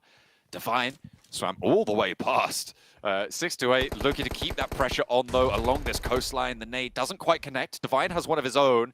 Thinks that the rock are more dangerous, but another nade from Sunan looks pretty good, and that will close the bidding. Xing able to find that final nade. Now, can Enhyper keep this roll going along this coastline, add it up a little bit further, because there's only a couple of players left from 6-8, as now Nigma Galaxy look to extend their influence. But with 10 eliminations, Enhyper have done a lot of work so far. Oh, one of Enhyper goes down here. The 2v3, another player goes down. SDE looking to win this 2v3. GK first taking a lot of damage through the smoke, and, well, Nigma Galaxy is here to clean things up. They identified the weak side. Enhyper goes out. Now it's a 2v4 situation. Surely, not Enhyper, Nigma Galaxy takes this one. One of them goes down, though, John. So I'm going to hold that for now. They might have been looking to get a little bit of a resupply on some of these bodies here, but Coops looking for that res. Xing actually takes away a lot of that utility. The bird is there, still a vehicle. They give Coops up as well, and they are just going to let that one lie. Ralph crashing back to the compound. I mean, they know they have the walls as cover. I feel like they probably could have committed for the res there and brought Coops back into the fold, but it's just not quite going to work for them this time around. They don't pick it back up at a 3 versus 2. Yeah, that res would have been very risky. We saw Xing just pick up 4 nades, a couple of mollies. If the res continued there, it would have been another player down. Coops is going to crawl all the way back. Is he going to make it? I don't even think it really matters, though, because this next zone is going to go to nothing, and the center is right on top of the compound. So SDE will have to push in the wide open, and Coops is even going to get revived potentially. Coops I think he is. Looking to get through on the smoke train. Ralph dashes out. I said they needed to pick him up before, and they are just going to try and keep that one going. And Coops will be picked up indeed. The smokes give them the cover that they needed. Now 6-8 with it all to go for, with 2 players alive. 8 eliminations so far. I said this was potentially a team that could make it all the way. I didn't really expect to be close to right here, but either way, they make it this far. But with only 2 players standing, in the face of 4, in the face of the utility that it looks like Enigma Galaxy are likely to still have in the back pocket. They have been expending a lot of nades. They haven't been using a lot of smokes. They've just been holding these sightlines. And they can look to just shut this one down. Coops swings out, looks to go wide. Ralph crossing the road as well. They're putting the pressure on. They're not letting this come to them. They are taking this into their own hands. A break wider. Coops still forwards, rolls down for 1, swings out, hops out the buggy, doesn't find the second, but there's the backup from Ralph. And a clean finish from Enigma Galaxy on their compound position. They're able to capitalize, and a great finish coming through from this roster. A really, really solid finish coming on through. They were gifted with the circle time and time again, but I like that flex out coming through. I like that position that they were able to take towards the end. I think they could have got Coops back up earlier, but they've regrouped, they got it back. 4 players is just too much to handle. Yeah, even though they got the circle pretty much the entire game, we saw earlier on, they sent players out, they tried to do third parties, they were still proactive, they didn't just sit still the entire time. Definitely a gifted winner chicken dinner by all means, but hey, this Enigma Galaxy team, even when they don't get the circles, we've seen what they can do, so deserved in my book, and it is a battle royale after all, John. RNG does come into play, and sometimes you're just on the better end of it. Absolutely. I mean, Enigma Galaxy for sure going to be looking to get into first place after that one. They did have to go a little bit far as well for it. Not quite as far as STE and Morph, but still. Plenty of nades used as well. Towards the end, a lot of smokes thrown on out. I liked Enhyper's play as well. I was talking about it quite a lot. It feels like they are very solid in the positions that they're able to take. They have a lot of control. I feel they're quite methodical as well. A good representative for the NA region. Yeah, Enhyper have been playing correct. I will give them that much. They haven't made any like huge throws or mishaps, which we've seen happen with Enhyper. I think that is their pitfall. They sometimes get in their own heads. But another team I want to mention though, as before we go to the desk, is just STE. They played a phenomenal game there, John, and I think they're showing us a lot. And I want to see what the desk has to say about that one. 6-8, pop it off, man. That last game was like a movie. Watching Coops with the miracle crawl all the way back to his team. Gets picked up and then decides to run them over for knocking him. That's how you get it done there, Seven. Yeah, I think at one point all of us were wondering, okay, what are they doing here? Are they, I think Cameron said it best too, are they trying to prevent maybe 6-8, not giving them the points, maybe backing off into the blue and just dying to the blue? Interesting play by them, okay? I'm surprised they were able to do that. Good for them, they end up getting the chicken dinner. They did end up getting that miracle crop from Coops. But 6-8, I'm really impressed at the way that they were able to play this. They were able to go from the rotation. I mean, at one point we saw them being able to be in Everest, then go down to George Crate, and then work their way up, fighting everybody, and for them to even make it second place, just an amazing performance out of them. 100%. Look at that. Enigma Galaxy in first with second, but you mentioned it. Second place, Enhyper with 10 eliminations. Yep. Is it NA's time to shine here, Cameron? I mean, it's one round, but it was a really well-played round. Zute said it himself that Enhyper, they're playing correct. Previous round, especially the last Erangel, you know, a little bit of mishaps here and there, but they had to push through this game. A lot of rough positions, starting off with that bridge, water, river situation, not clean for any of the teams involved. And for Enhyper to come out on top as healthy as they were with 10 eliminations means that their communication, their team shooting, everything, their chemistry must have been on point. We'll see if it can continue further on, but this is definitely a good sign for a team that we still maintain a lot of questions about them considering the roster situation. And to add on that too, I mean, I gotta give FS the flowers, okay? I think at one point when they had 8 ilms and I was able to see who had the ilms there for the team, FS had 4 out of those 8 ilms. So good to see that he's currently having a good performance here as we're looking at the overall. Look at the overall right now. Enigma Galaxy up on top with 44 points. You know, 6-8 in third with 31. And we do see Enhyper on the board in 6th with 19. Just a reminder for anybody just tuning in, possibly, you know, it's top 3 that move on to the Grand Finals. Bottom 5 are the teams that are going to get the boot. And 2 teams in particular, I'm still kind of surprised. I know we've only had 3 games so far, but man, FaZe and Intense Game all the way at the bottom, Cameron.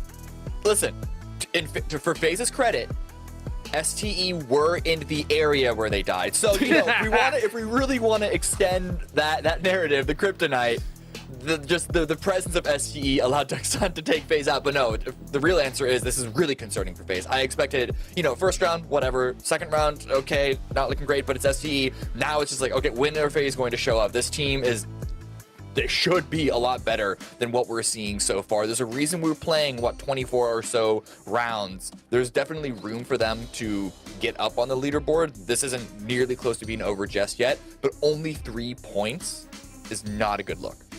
We're talking about FaZe, and I actually want to get a chance to talk about Euro Alliance, because that team, remember, we had the interview earlier at the beginning of the day, too. We heard Chuchu asking, is the pressure, how are you guys feeling, right? Being finally the team that's currently going to be playing at home, because they are playing in Malaysia.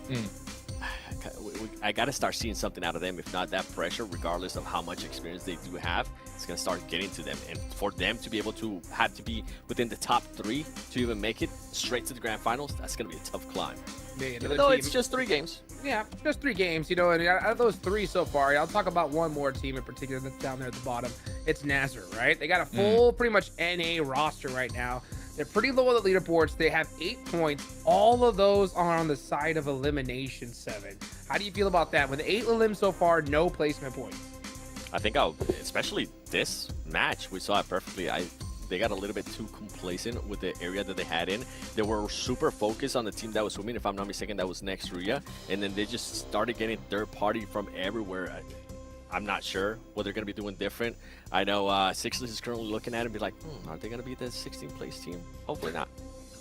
Hopefully not, indeed. Oh, goodness. That's not a place you want to be in here. We got one more Aaron Gale left for the day, you know? We saw Enigma Galaxy really take advantage of that zone blessing in a great way. That's what this game's about, I think. Right, Cameron? Is when you get those good zones, you put up those big points, and when you don't, you still put up some points on the board. But I don't think we're seeing too many teams consistently do that here.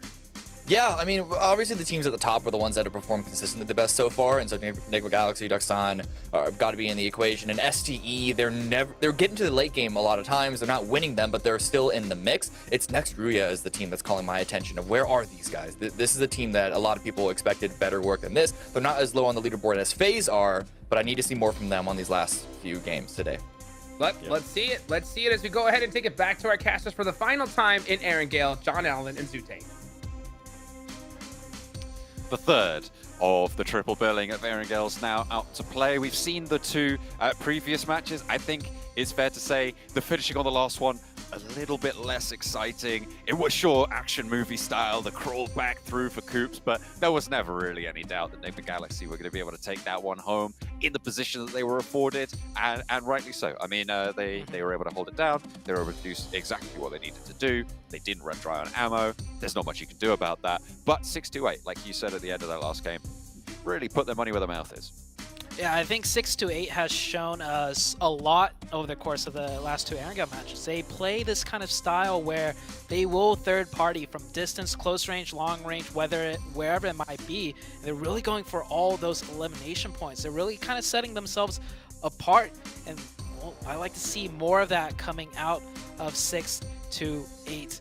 And, oh man, it's such a shame that we're already on the last Aaron Gale match of the day. I feel like these Aaron Gale matches, I mean, sure, we've only had 2, but they've been so exciting in different ways. That last one was an easy win for Enigma Galaxy, but all the action, all the tribulations were happening just north of them. And we saw so many teams scrap for that Riverside, and Hyper came in from the east.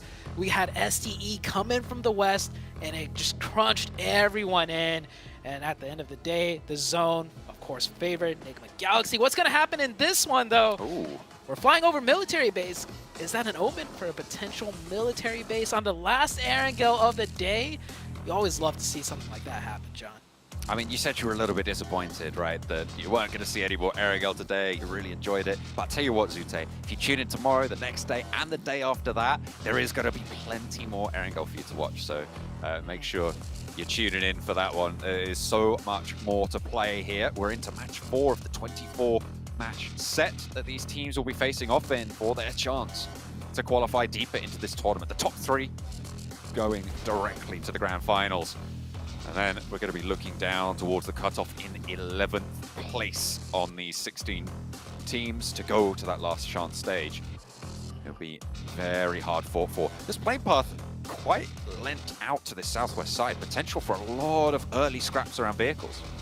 Yeah, that is definitely a potential that I am keeping an eye out on. The northwest or the northeast side, not a lot of vehicle spawns. You can see there's only like a couple of roads, which is where the vehicles are, and we're gonna get the polar opposite circle of the plane path. Not just that, this type of circle does lead to some very interesting things, John. We know Stallber, a potential Stallber ending, and even if not, the foothills around Stallber with the scattered compounds always makes for a lot of exciting gameplay. You've also still got Yasnaya Fields involved. And here's those hot drops towards the vehicles. Yep. Can Nasa survive? Oh, did he do that? Goodness me. The legs on him. Ralph sends underneath, and that is unfortunate, but you don't want to stick around too long. You know the rest of the team are going to grab a weapon, run straight on through. But a hot drop over in South Georgia. Actually, there's a little bit of heat over in North Georgia as well, but I think next Rui are going to head further up towards Zaki, away from Kanina Power. But in the meantime, FaZe, an intense game, both close by. FaZe are trapped in the middle of a 2-2 split right now, but that might work to their favor. Yeah, both FaZe an intense game. Only 3 points. Definitely not the way they're expecting to start off today. And there's only going to be one winner coming out of this fight. And I think it's going to come down to just who gets the first opening. Intense game, hyper aggressive. We've seen them, just do head-on fights, driving straight into the opposition. Are they going to elect to still do a similar strategy, just, overwhelm FaZe? FaZe very grouped up, though. It's going to be hard to break them open. And these fights are always so complicated, too, in these large apartments. So many angles you have to worry about as you're running up the stairs. Which floor are they on? It's going to be a slow grind, in my opinion. But FaZe looks like they're going to be the aggressive ones here, making some grounds through the stairways. I like this. In a fight on two fronts, it's often more profitable to just take one of the fights, take control of the engagement, and just push out one direction. You're going to have the numbers advantage. But I like this response also from Intense Gaming. They are crunching back in and actually starting to maneuver themselves to the south side of this fight, forcing a regroup and actually putting FaZe with their back to the water. So not a lot of route out, but a lovely nade out through the window. Finds a lot of damage there. Gonna force Adrian to heal up just a little bit. Another nade to follow it up, doesn't quite get the tag. That was such a timely first aid as well. Maximum value found for it. Excellent first aid coming through from Adrian, and damage back to Mela. Yeah, they really want to get this first opening, and this might be it. Venturez with a nade, and it bounces right onto Adrian. And that's the opening. That might be the downfall of Intense Game. FaZe will get that point. There's no way Adrian could get revived here unless FaZe gets like 2 members knocked right now, but I don't think that's going to happen. FaZe should just, slow it down a little bit, let Adrian bleed out, and then figure out their next step. Magdalene looking to try and stop this run out from Mormon, who himself wants to get the flush onto Adrian. FaZe have slowed right down. They know there's threats very close by, but there's that flush coming on through. Adrian gives up the ghost there. And again, it's going to be a player down for Intense Game. And it looks like they might just want to retreat fully here. They are backing off quite far, and they're not in this next zone, so they don't have super long to stick around here. Yeah, they know FaZe is not going to make the mistake of just going out in the open. So instead, Intense Game are going to back off. And they're at the huge disadvantage, right? If they try and keep this fight going, if they try and, catch one of the FaZe members and then one of Intense Game gets knocked again, that is just pretty much done for the side of Intense Game. So they're very smartly, in my opinion, going to take their chances elsewhere. At least loot up a little bit more, right? They just dropped. They're probably missing meds, ammo, a lot of things. And this northeastern circle is going to be a hard one for many teams to rotate into as well, because this is a very hard northeastern circle. It's going to be quite a trial, you're right, to get these rotations through. Duxan over past Potato Hill now. They roll straight on over it. Morph picking up a point right on the northern shore. This is north of Stalber, and looks like they'll find that first. Cleon able to pick up the point. NB losing that player very inopportune right now. Playing on the north side, especially with Morph in such a wide split. Severny and this north position in Stalber. Yeah, I don't think anybody's expecting anybody to be up here. Keep in mind, the plane path was hard south to the southwest. Stalber, north of Stalber, John, like you mentioned, is the complete opposite of that plane path. And there's already 2 teams up there.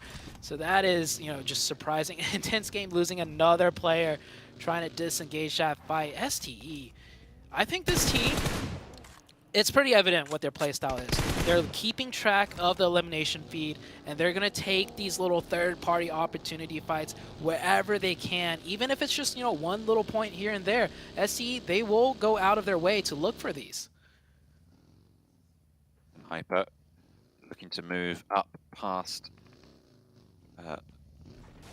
Hale on this northern side, just breaking to the east of Severny into the warehouses. They're fairly nice and central here, though, so there's no massive pressure on them to move just yet, but could be pretty tricky with Hale surrounding them. The run out from those warehouses always dangerous. Maybe needing a smoke train to get out of the front door if you've got some players looking your way, but Hale maintain a split. The question for me, especially in newer lobbies, is how long do teams look to hold these splits for? Yeah, the splits are, it's such a risk versus reward, right? Sometimes these splits can really come in handy, gives you a lot of options. And we've seen nHyper do these splits, and then they group up at some point. It seems like the common trend is by circle 3 or 4 is when you kind of want to just really group up together. You don't want to risk a full team smashing into a split team. Koi takes a little bit of damage here. You got to be careful, though, peeking that, because he does have that bolt action. One headshot, and that's a knock. nHyper, though, I'd say not an aggressive team. Even if they get that knock, I don't think we'll see nHyper push. Not just yet. They'll bide their time for the time being. It looks like we'll have Nextruya trying to move their way forwards. And I agree with Cameron, right? This is a team that should be doing more right now. They have been denied so far, but that is such a hard north shift. We're going north coast. We're getting a little bit wacky with it, Zute. I'm loving the start of this group red. I have not seen a Stalber circle. So I actually think the last Stalber circle was like years ago at PMGC. So the fact we might see it, we are seeing one already by circle 2. Once again, during PMGC, this is great. I'm going to be honest with you, John. I don't have much experience with a circle like this. All I can tell you is that it's going to get very hectic very fast. It is certainly chaos waiting in the wings, and both of those wings are descending. You can see those teams coalescing to the north side of this mountain, trying to find their footing now as nHyper make that break, swinging around past the forwards position of that Hale split, but the regroup comes through and they close that gap nice and timely as well. A couple of seconds longer and maybe there was an opening for nHyper to find some sort of crack in the armor, some opening that they could exploit, but denied that opportunity. However, nHyper in the circle, and that cannot be said for too many of these other teams as well. Inco bringing up the rear on that east side flank on the north side, and it is just really, really tough stuff. The top of the mountain, not safe either.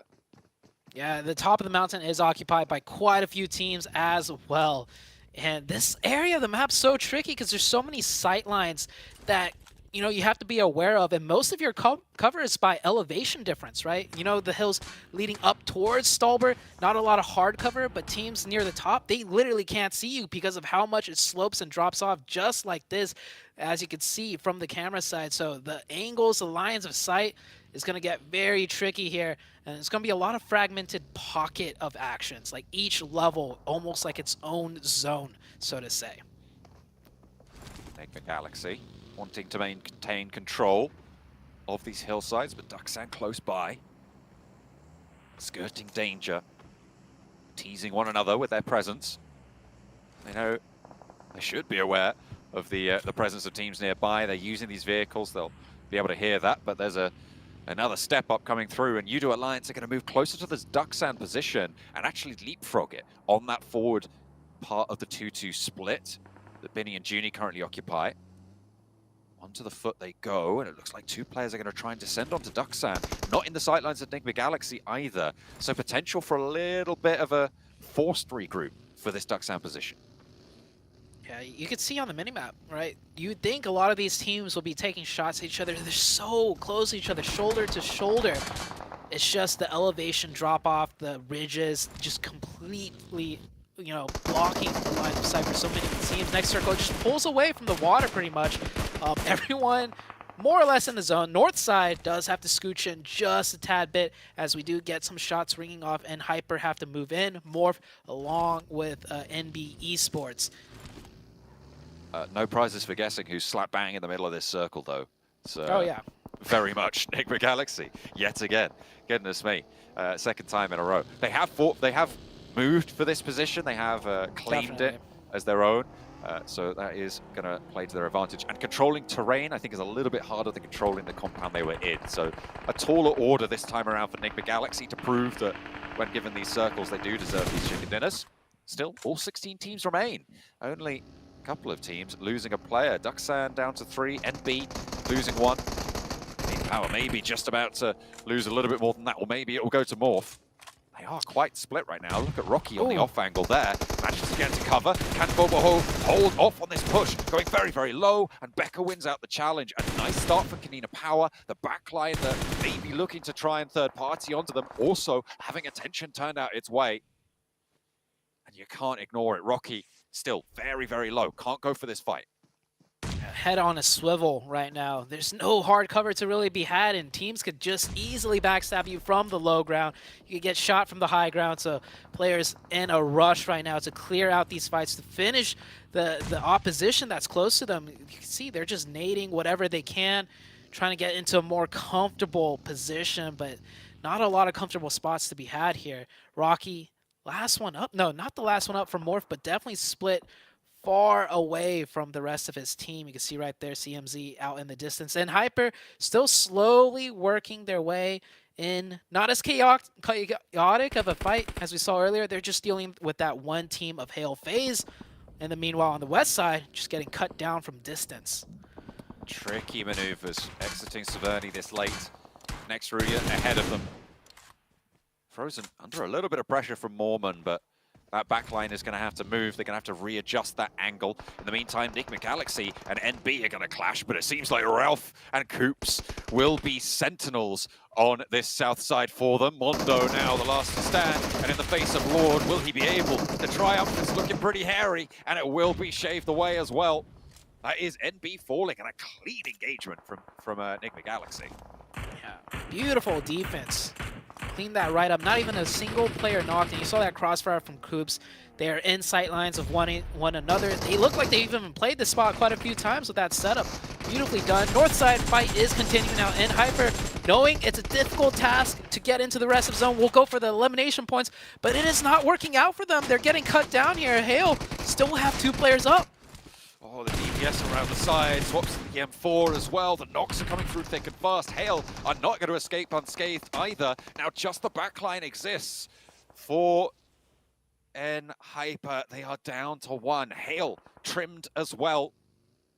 They're going to have a tough time moving south still, as it is a hard shift. Yudo Alliance may be pretty happy about this, as you see in the picture, there's still scraps going over. This is Nasa and Inko in the meantime. Flash getting torn apart. Is that Hyper cleaning out Hale? I think it might be. And this is the scrap I was talking about before. Inko needing to keep themselves alive. Nenebeti and Vitali down on the outside. Nasa looking for that challenge. 2 players alive. They move onto the inn and will look for the reses now to try and keep themselves nice and healthy, but a lovely spray now from Xenox to get the high ground position, wrestle it away from Inko, spots the drop, but a lovely nade through the window, finds 1 and the flush as well, and Becca on the warpath, back in response, Spec hopping, jumping, trying to survive. We saw him hop a bucky earlier in the match, but now it's bullets flying his way, and they're a little bit tougher to control, as Spec keeps it together for Nasa for the time being. What a nade by the side of Becker. Becker dropped down with the nade and flew it right in. Goes aggressive, goes for the push, gets confirmation points. Xenox forced to back off, but the blue zone is closing in on both. Becker, is he going to try and disengage this? Spec will have clear lines of sight on him if he just drives away here. This surely has to be a fight to the death for both of these teams, and they do realize it. Spec will confirm a point. Becker on the push, DBS in hand. Who's going to win out this one? He's waiting. He doesn't have any first aids left, though, and in stage 4, closing in on stage 5, you are going to have to force this fight. Becker looking for first aids as well, I think. He's going to have to enact that heal. Bandages only for Spec. Is it a heal off coming on through? I'm not entirely sure this is worth it for either of these two players, but Spec gives it up. Oh! Down right on top of Becker. Can he get out of there? Can he get into the buggy and get through? He's looking for first aids, and 3 of them are found. Does he have time? Will it tick? There's no stims. It's close. It's down to the wire, but I think he just about has it. Just about managing to tag it back up, but it's stage 4. You've got to get on your buggy as soon as possible. Man, and I hate to break the news, but there's still 12 teams up, John. He's not going to get any placement points, even if he first aids for like another minute, potentially. What a fight. But, I mean, valiant effort, and that is the correct play. Getting into the buggy later on, I mean, that blue zone is going to be chunking. So, first aid as much as you can. Maybe you can ink out some points, because now from 12, we're down to 10. This hard zone shift down south has taken a lot of casualty from teams. And looking at the minimap, we still have many teams up with 4 players, however, so it will be a very strong ending coming into the late game for one of these teams. A lot of stragglers being picked up now. A lot of solo dolos getting rolled over as Coops finds one of them. And Hyper eliminated. They did get 5 elims. Their north side aggression, their fight there just pulled them too far apart and they weren't able to move on through. Enigma Galaxy on this northern side are going to have to move as well, get a little bit further down south. Did they lose a player? I think Enigma Galaxy might be playing with 3 now on this northern side. Morph are going to be ahead of them. U2 Alliance on the south side looking pretty happy, but the next zone shifts down south. U2 Alliance 6-8 in the money. 6-8 finally not having to chase the circles coming in on the south side. And we're going to see a 4-man team of 6-8 into the late game. So this might be their chance to potentially win the match. U2 Alliance, of course, with a strong compound, could be sieged by 6-8.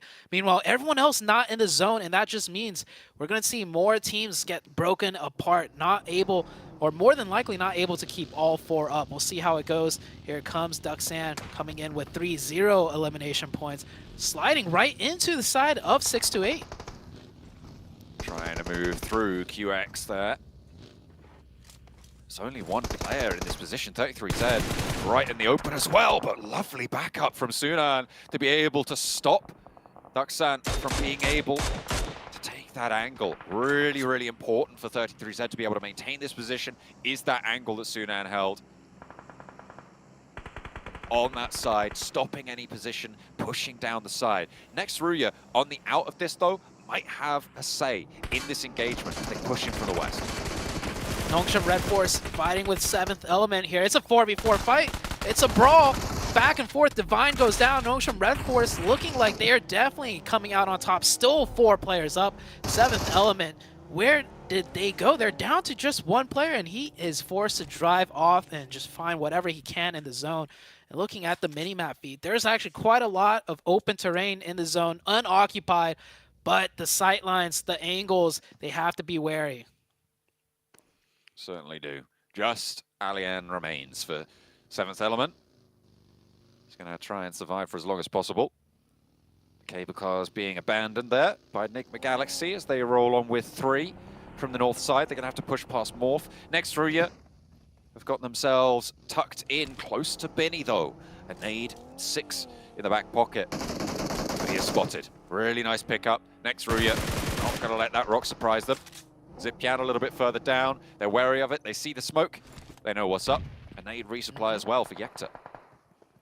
Next Ruya coming in very strong here with a squad of 4. They should clean that one out, right out. Nade's coming in. Enigma Galaxy on their end, getting cut down to 2. Good nade. Doesn't get the knock, though. Does force that player down. And Enigma Galaxy not even in the zone yet. They still have to fight their way in. And Nongshim Red Force coming out over the top with 4 players. They're probably going to look to clean out the entire northern side from their position.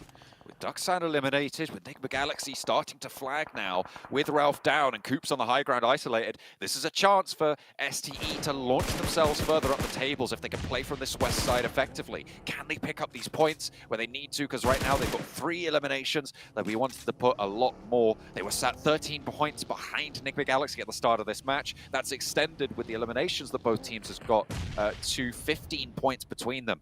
So STE looking to extract value here, but it is still a tricky spot. The next zone just about to close. Well, let's shift to the west where most of the teams are, or maybe even to the east. Alien might catch a lucky break here, and it does. I think he's in the zone, and he's so barely in the zone that I don't think Nongshim is going to bother him. Nongshim's probably going to stay on the high ground and control the west of the map from that position. Coops did go down, I believe. Yeah, Nigma Galaxy is out. Next, Ruya have to make their next big play. And Nongshim Red Force, they're backing off a little bit. They lose a player. That is very detrimental coming into the late game. I want to see what Udo Alliance can do. In this position, they haven't really had too many opportunities to shine so far. 6 points total. They've had 2 eliminations this match, bringing them up to 8. But they have got the shift of a lifetime here. If they can control Nongshim Red Force on this eastern side, they might have a better time. Nongshim losing a player. Alien steps out into the buggy. He's just going to vacate. He's going to run. He's just going to get out of there. Try and survive for as long as possible. I mean, you know that you're not going to win a scrap against that many players. Get spun out by the tire, and there's the down shot. You're not going to win against that either. So I think, realistically, maybe you could have just gone for a little bit of a scrap, tried to get a flush, maybe an extra placement point, but either way, he's down. Yeah, I actually thought Nongshim, I guess if Nongshim had 4, they would be a little bit more aggressive in their positioning and leave that side alone. But then again, they have the understanding to clear out the sides of the circle, right? You can never be too safe. So good job by Nongshim for checking everything, taking out that last straggler. Here comes next Ruya with 4, and over the top, Morph with 2 is going to cause a lot of damage onto that team. And you said, what is Udo Alliance going to be able to do? They're getting knocked right now from the side of STE. Trying to hold themselves together from the top rope. It's Rocky looking for the best. Yoru has his back as well. Morph playing as 2. They've been as 2 for quite a while, but they're up to 9 eliminations. And they are putting on a workshop on the north side. Unfortunately, they have been spotted. Nongshim be doing a lot of work themselves, be able to spot it. Dokkanma still bleeding out. Frozen nearly goes down. Sliver of HP keeps him in this one. There's Udo Alliance chiming in and moving Morph down to 1. Next, Ruya just doing whatever they can to stay alive as 4. Zone is slowly pressuring in onto Rocky. Rocky, last one up for Morph. If they could deal with Rocky, they got a good chance of winning this game. You have to make sure they keep 4 up, though. But Udo Alliance looking like they're going to be the aggressors now, getting a little bit closer, pushing towards that northern side. STE has completely given up the west side, and they've just moved down to the south. So this is an isolated fight for Udo Alliance. Right over the top, right into the middle of it, but it's not finding any knocks here. This can have the healing walk moving on forwards for next Ruya. Rocky is still up there, the thorn in their side as the nades start to pour back over. Health bars looking way, way better for Udo than they are for next Ruya at this point. The blue zone pushing in as well. I'll be surprised if they're able to get through this one. But Zedwolf moves up into a position to potentially handle Rocky as Dokkanma gets lit up, gets sideswiped, but finally Yekta handles it. Can Dokkanma get picked up? Can he get through to this plateau before Udo are able to crest this ridgeline and get control of this sightline? A lovely long nade from Olio, but it's deep into the blue, and it's not going to find what they're looking for. Udo Alliance, this is their chance. They have Nexuria back up against the wall, but Nongshim Red Force from distance still causing damage to every single team on the map right now. Udo Alliance will have to go back for that res, giving Nexuria a little bit of time to regroup. They're not in that next circle. They're very close to it, but they will have to crest that little hillside that's giving them cover and fight into Udo Alliance. And the nades are raining in. Udo Alliance, it's still slowly slipping away. Like the control they had is just getting dismantled right now. Nongshim Red Force with 2. STE being very quiet now with 4, but they're looking for the right opportune time to do what they do best, which I guess is to third party a team once the fighting breaks out. U2 Alliance, they put all of their eggs into controlling this northern side, stopping Nextruya from getting in, and they just haven't done that. They haven't been able to get value for their position. They gave up south side control, and STE have taken advantage, as you know they're going to do. A little bit of a lack of effectiveness here from U2 Alliance, but I'm glad to see Nextruya starting to stand up. They knew that they had to move forwards, take that fight with the solo player. Oh, here it comes. They needed cover from the ridge line. A light up from the side. Olio needs to find value here, and U2 might just be able to get the value that they've been seeking all along. 3 knocks for them, and they will be able to bring them down to 1. That is exactly what they needed to happen, and it could not have come at a closer time to the death bell. Yeah, Nextruya did the best they can. That was a very disadvantaged fight, and they're still in the match. I think he could maybe snake into the zone on the north side and still be in cover. Nongshim Red Force down to 2, almost down to just 1. 1 HP for XZY. Can he get that first aid off? It looks like he can. STE starting to spring into action, getting the angles, and it looks like they're going to take that high ground away potentially from the side of Nongshim Red Force. This should be an STE game. Look at the utility they've still got on board. 15 smokes available, 14 nades. It's going to be very difficult for anyone to stand up. I mean, Nongshim, sure, they've got some utility, but everybody else is just getting picked apart. Even U2 Alliance, very, very low on that util, despite staying alive as 4. Those sightlines can be denied to them. Next zone does, I would say, favor U2 Alliance here. So STE, they're going to go aggressive. They're pressing this ridge side, taking some shots, not any strong connections. U2 Alliance with 4. They have to make sure they don't get knocked by Nongshim Red Force. So Nongshim Red Force, I think, is really going to determine which team gets the advantage here. And yep, just as I say that, Nongshim Red Force will find a pivotal knock onto the side of U2 Alliance. They're going to slow that one down. Going to be forced to lose that as well with the blue zone crushing in. U2 Alliance can't afford the time nor the damage from the blue zone to go for that res. But there's an answer coming through from U2 Alliance. Flax able to spin 1, and XZY full second. STE now in a full 4 versus 4, although the knock did go through and it's most likely going to be confirmed. They actually commit for the res here for U2 Alliance. They really need all the players they can get, to be fair. Both teams in the circle. 2 of the players, though, not in the circle for U2 Alliance. The one getting that res. Will they have cover moving in just so slightly? I don't think so. They might lose both of those players. Yeah, you called it out. You're surprised they went for the res, and this is exactly why. They get the res off, but it is still death for them trying to move into the zone, and STE knows this. It's going to come down to a 4v2, it seems like. Committing for things, not getting the maximum value out of them seems to be the story from U2 Alliance this match, but still, they are into the final 2, despite getting knocked down quite a bunch. They have had quite the run here. Getting a second place, still really quite a strong result if they're able to stay alive, maybe get a point or 2 more. STE be relatively quiet, just being such a menacing presence as they swung around through the south side, but now they're going to start to gnash their teeth just that little bit louder. 5 eliminations, 6 eliminations. They are chewing it up here as U2 Alliance are down to 2. Down to 2. Center zone in the middle of both teams, and just like that, STE will get cover. Pushing right up. They have control of the center of the zone now. U2 Alliance really backed up into the corner. They get a knock onto Hero. That's good. Will the nade come in for Shing?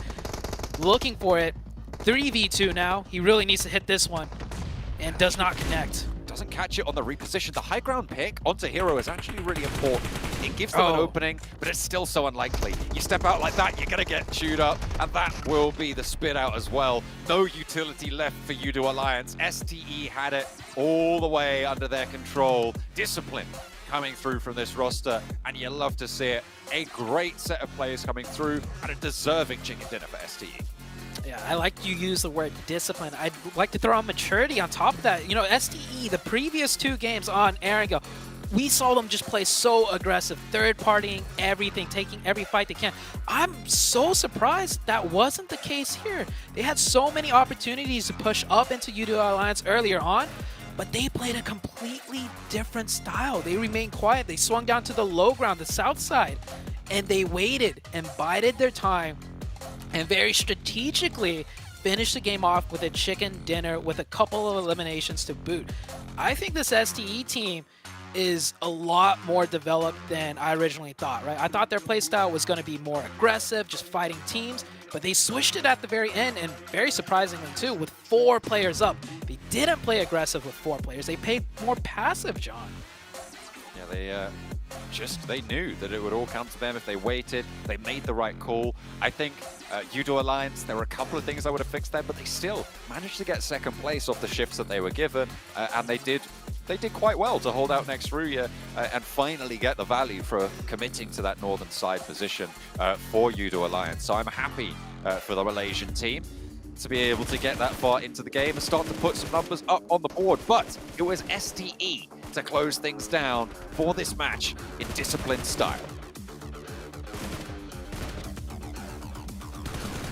They sure did. It's about that time. 628 getting their first chicken dinner on the tournament. It was only a matter of time, Seven, and they did it right here now. And it was the way they did it too, especially towards the end. I mean, they were on towards the west of the circle, and they figure out that they were going to have to fight Judo Alliance. They didn't want to take that fight, so they decided to rotate on the south and go towards the east. I know we're talking about the compounds that were there towards the east. The way that 628 was able to play this, it was actually really, really well. And I'll have to go back, because I was kind of pointing this out to you guys too. That player that was all the way to the right, that I cannot tell what was his name, they seemed like they had a picture, a print out picture of the zoomed in map of that area. Yeah, right there. Dude, that is so awesome. GG's 628. That was pretty well played by you guys. True indeed. I mean, look at this. 18 points. Judo Alliance in 14th. Cameron, how do you feel about these guys performing this way? Especially, you know, since 628, they dropped all the way in Primorsk. We finally had that Stalber-ish circle, but they had a long way to go. And then, you know, Judo Alliance dropping, I believe it was near Apartments. Yeah, they still were able to get it done.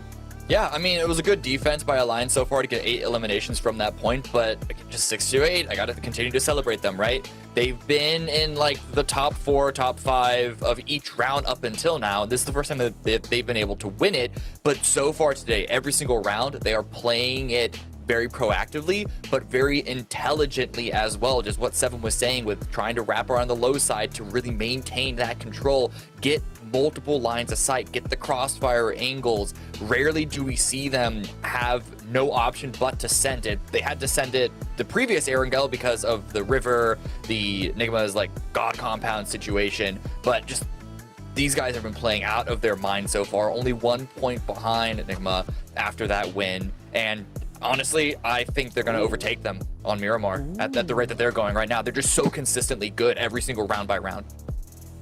Beautifully done, beautifully done. Another team, of course, I gotta give a big shout out to is Morph GPX, right? Yes. They moved up all the way to 5th place after that one. Real fortunate circle for them, Seven, especially since this team that goes and lands all the way up north. Yeah, and the way they've been playing, I'm glad you mentioned it, because I've been looking at the way they've been able to play. They've been getting a lot of eliminations. You can see it right there. It's reflecting. Most of their points are from those elims, 23 and only 7 placement points. And this is kind of a pattern that I was seeing out of this team. Yeah, they do get those elims early on, and then they just completely disappear. The last 2 Erangels, though, they've been able to at least get within the top 5 or within the top and still being able to frag out, which is massive for them. And if they continue to do that, they're going to put themselves in contention there within at least maintaining a top 5. Oh, yes, indeed. Now, Cameron, one fight in particular I really liked watching. I think it was the highlight fight of the match, right?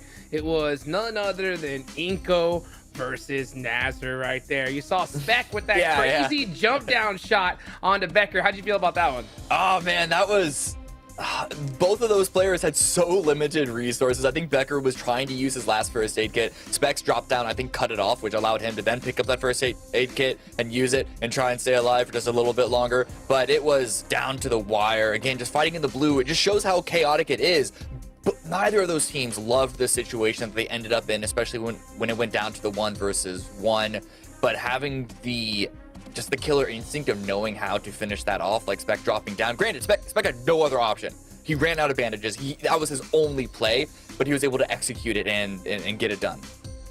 Yeah, big nade from Becker to be able to go ahead and clutch that there onto Zenix. But of course, we got to give a big thank you to the official smartphone here for PMGC, the Infinix GT10 Pro, a phone created directly for esports players. Guys, you want to dominate the lobby, check out that GT10 Pro. And while you're at it, of course, go ahead and take a look at the TikTok as well. Hashtag PMGC 2023, so you can get a look at everything that's going on behind the scenes. Now, unfortunate for Inco, unfortunate for Nazar. Another unfortunate, team as well was Hyper 7, right? They were all the way up in the north there, but man, they got taken out just there at the end. But we'll talk more a bit about it as we get back right after this break.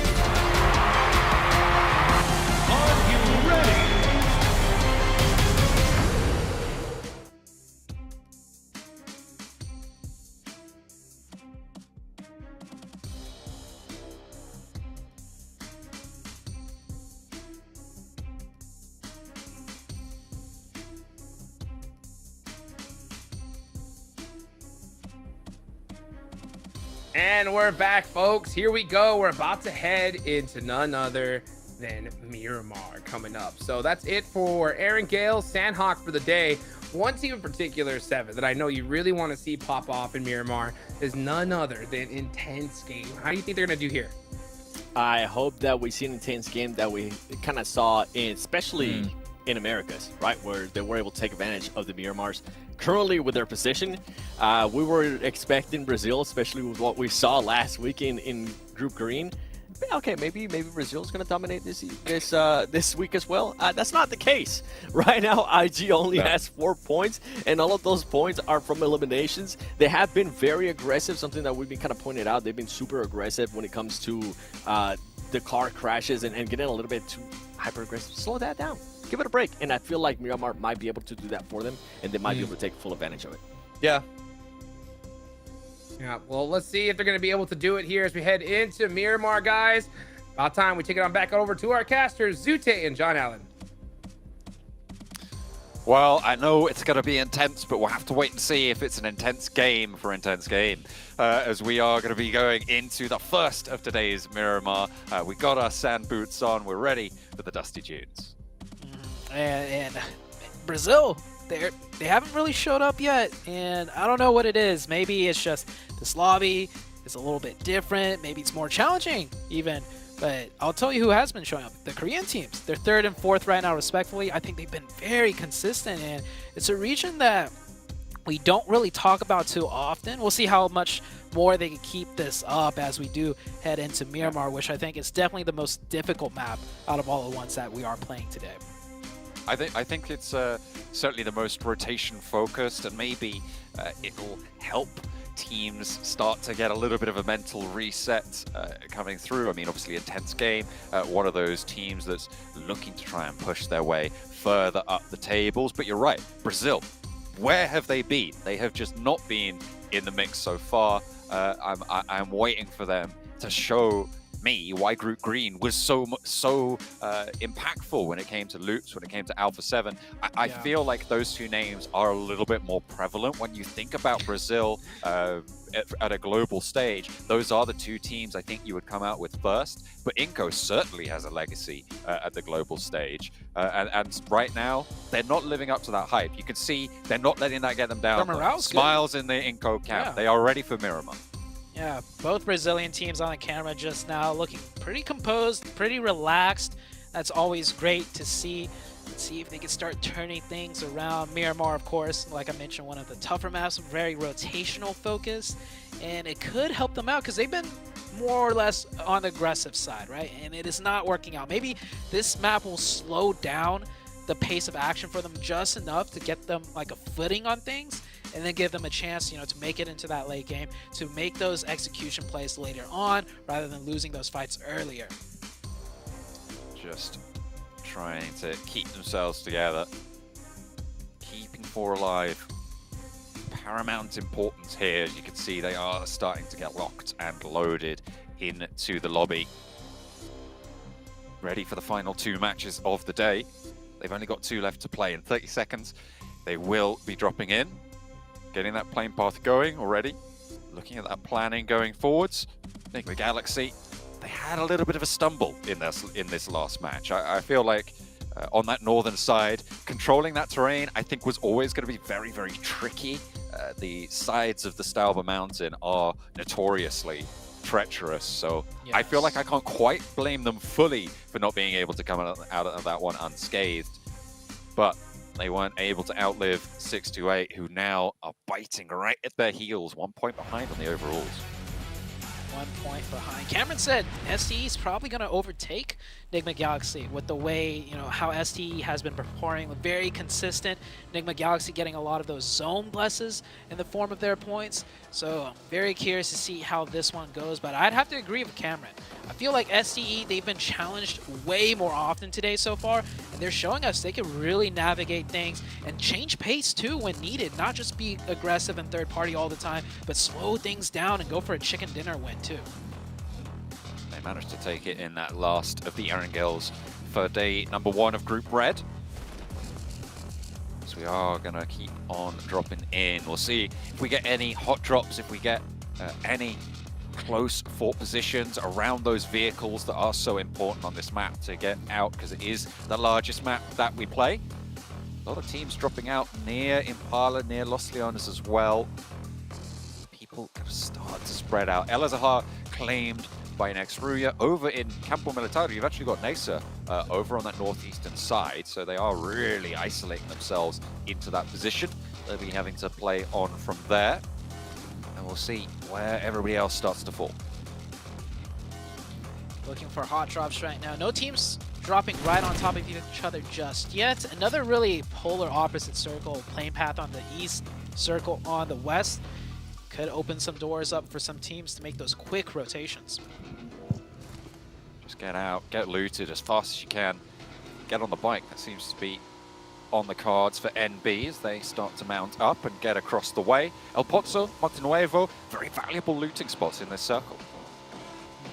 I think with a circle like this, with Miramar being so difficult to do those rotations, I really want to see teams that, you know, got the favorable zone, so to say, on the south side, just haul it into more central and, you know, cut down the loot time and just loot more in the circle. Maybe go to Valle de Mar, Chumacera. Those are also really good spots to hold down in a zone like this. I don't see a lot of movement just yet from teams, and we do have a knock coming in. Couldn't really make out which 2 teams it was, but some casualties definitely happening. Oh, ooh. That's a confirmation actually, and Hyper, I believe, got one onto FaZe. Yeah, I think it was that south point of Hyper, Koi, able to pick up a player from FaZe. Yeah. In the middle of it, yeah, he's got that point on board. Looks like there's ball knocks coming on through. Is that Winchester in action as well? I love it. I love to see it. A cheeky little headshot coming on through. Aesthetically, my favorite gun in the game. No way. From that distance? What? Adrian, you madman. Oh, go on. Do it again. Give us some more. No, he's not going to take the shot. He's going to wait. He's got to wait for the res. He doesn't have the angle. He's waiting for them to peek. There's a Winchester in hand for both of these 2 players. It's the Wild West out here. Oh, he's like, get in the vehicle, man. This guy's got some nasty aim. Doesn't even give him chance to finish that first aid off. Taking more shots. Can he hit it? Oh, what a shot. Maybe we could get a replay of that. Maybe one of the observers caught it, but no point conversion. Nice little shot for the morale, though. I wonder if that was on a moving target as well. I don't know, man. Maybe. I feel like the vehicle might have come back in for the backup, but imagine hitting a headshot at that range with the Winnie on a moving target. That would be my highlight of the tournament for sure. But I think he would have been standing still and the backup came in the vehicle. So we'll have to wait and see, though. See if we do get a replay on that. But in the meantime, Nisa have got a little bit of trouble brewing in the sidelines with Boboho stepping close to spec right now. Actually, he's been taken low already. A couple of shots popped off there. A couple more over towards the buggy. Wait for these here angles, comes the but rest, though. The rest of Nisa are there, and Boboho's got to get out of dodge pretty fast. Yeah, just within earshot of that vehicle moving in, so he repositions. But I think he's surrounded on all sides. I think if he took a look to his left, there was another player in Nasser at his left angle. Morph really just, I mean, it looks like Boboho is in control of this situation. I'm surprised he hasn't got taken down yet by J7. Yeah, J7 should have clear lines of sight onto him, but no shots landing on him yet. And he will reposition enough to... Yeah, this is a very scrappy fight for all the teams involved, and it looks like Nasser is just trying to get out of this alive with all four. Seems like it might be working, though, to be able to keep all four alive. In the meantime, across the map, you've got Nongshim Red Force moving over to Chumacera. You do have a team moving over towards Bahia de Mar, like you said you wanted to see. It's Enigma Galaxy who have made that push around on the south coast. And over into El Pozo, you've got NB Esports who have taken up residency there. No one quite in Montenuevo just yet. I imagine all of these teams are going to be fully looted at this point, though, even just through picking through the compounds that they move past. But STE potentially moving into Montenuevo, but Inco also on that road, potentially moving in there as well on the south side. Yeah, rotations are coming in heavy now. With a circle this far off the plane path, all these teams know even if the rotation's a little bit slow, they can still get in time due to how treacherous the terrain is. FaZe did lose that one player very early on to nHyper. It's going to hurt them for sure, as nHyper, the team to look out for coming in for the North American side. The North American representative, they've had a terrible finish to the America's Championship, but I will say they are looking to have bounced back fairly nice. They're not too high up in the leaderboards, but definitely high up enough that there is a good shot of them potentially making the top three. Top three already in the hands of STE. They have their split moved through by further in around the mountains that border the north side of this circle. Oh, QX out in the open a little bit there. Tag. There's a headshot, but Hero doesn't quite find the last shot. Just about getting away for QX. But now Zipian has a challenge to cross this open ground. QX very lucky to escape with his head there.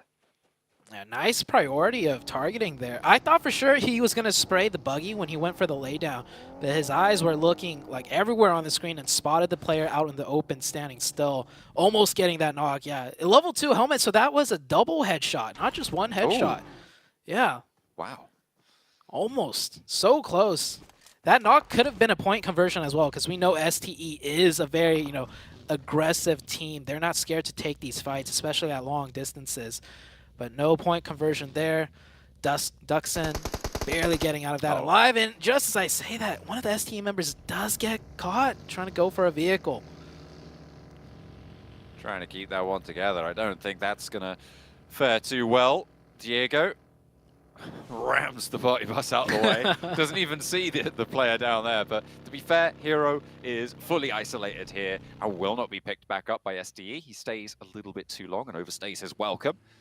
Hey, good news as well for Intense Game, right? They have managed to find this early point, the first point on this Miramar. Can they keep this train rolling, though? Will they be able to keep it through where they haven't so far in today's matches? Only 4 points, and this is their 5th in as many matches, so they definitely need to pick things up, pick up the pace a little bit. Is he just pinched a vehicle from behind? Nasa, what are you doing? Cheeky. Yeah. Wow. And there's a lot of teams. You deserve that. You deserve that. You can't be doing that. That's not allowed. Oh, you try to get away with things, but at this stage, very hard to get away with some shenanigans right there. Next circle does come out. Oh, a lot of high ground on that south side.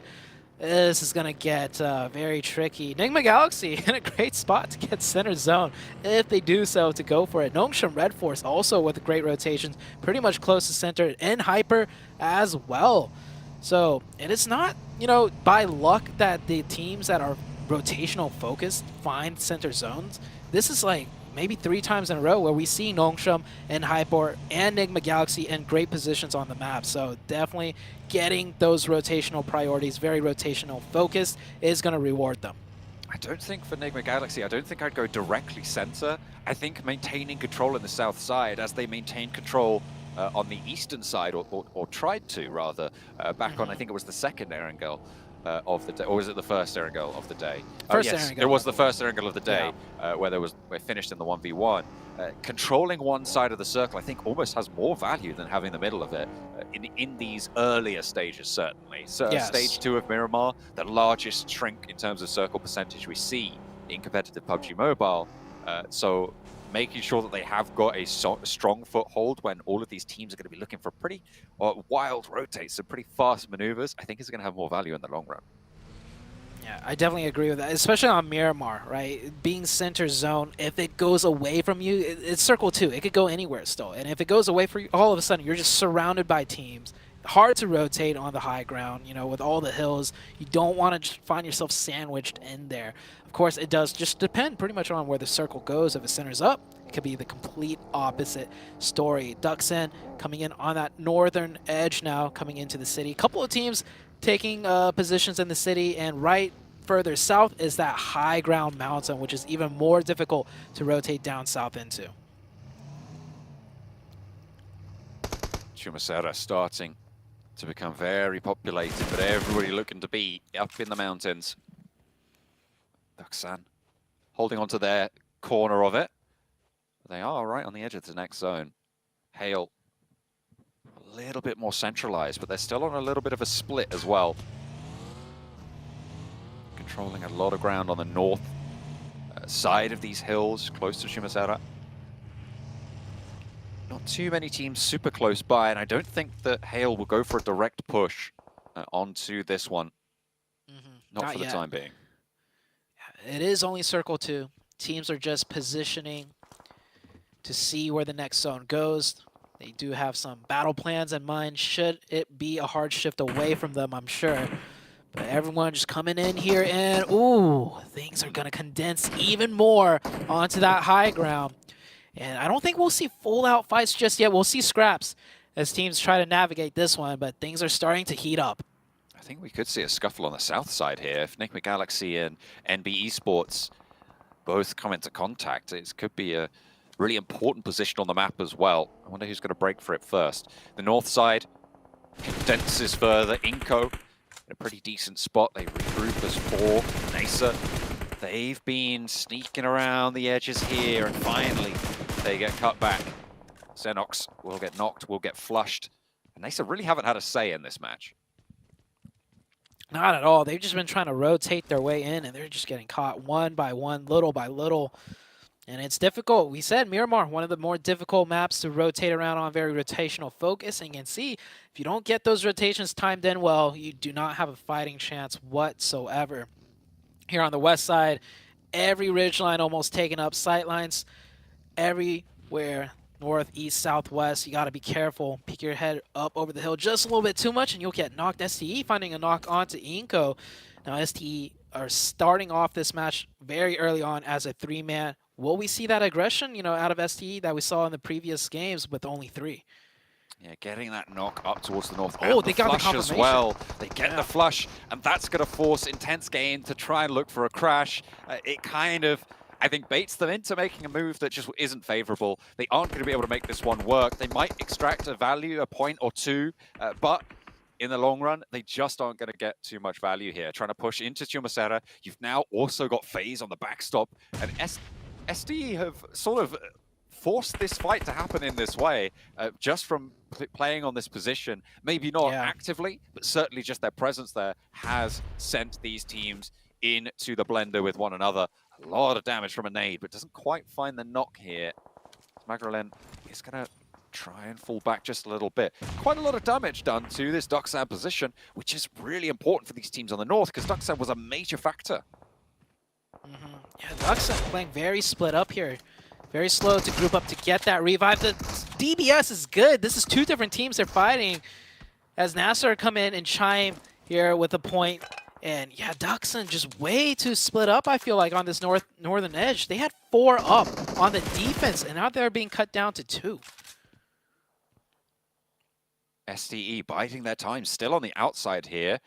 Wasn't too long ago, we would have said they'd just go straight for this third party, but they're playing a little bit slower. Now Xing may be starting to step forwards after hearing a bit of a cacophony start to pop off down towards Chumacera. Mormon for FaZe is giving Ventura's a backstop as the rest of the team looking to continue this scrap. A northern shift goes up towards the teams on the northern side, giving them a little bit more time to play with, keeping a bit of Chumacera still in the mix.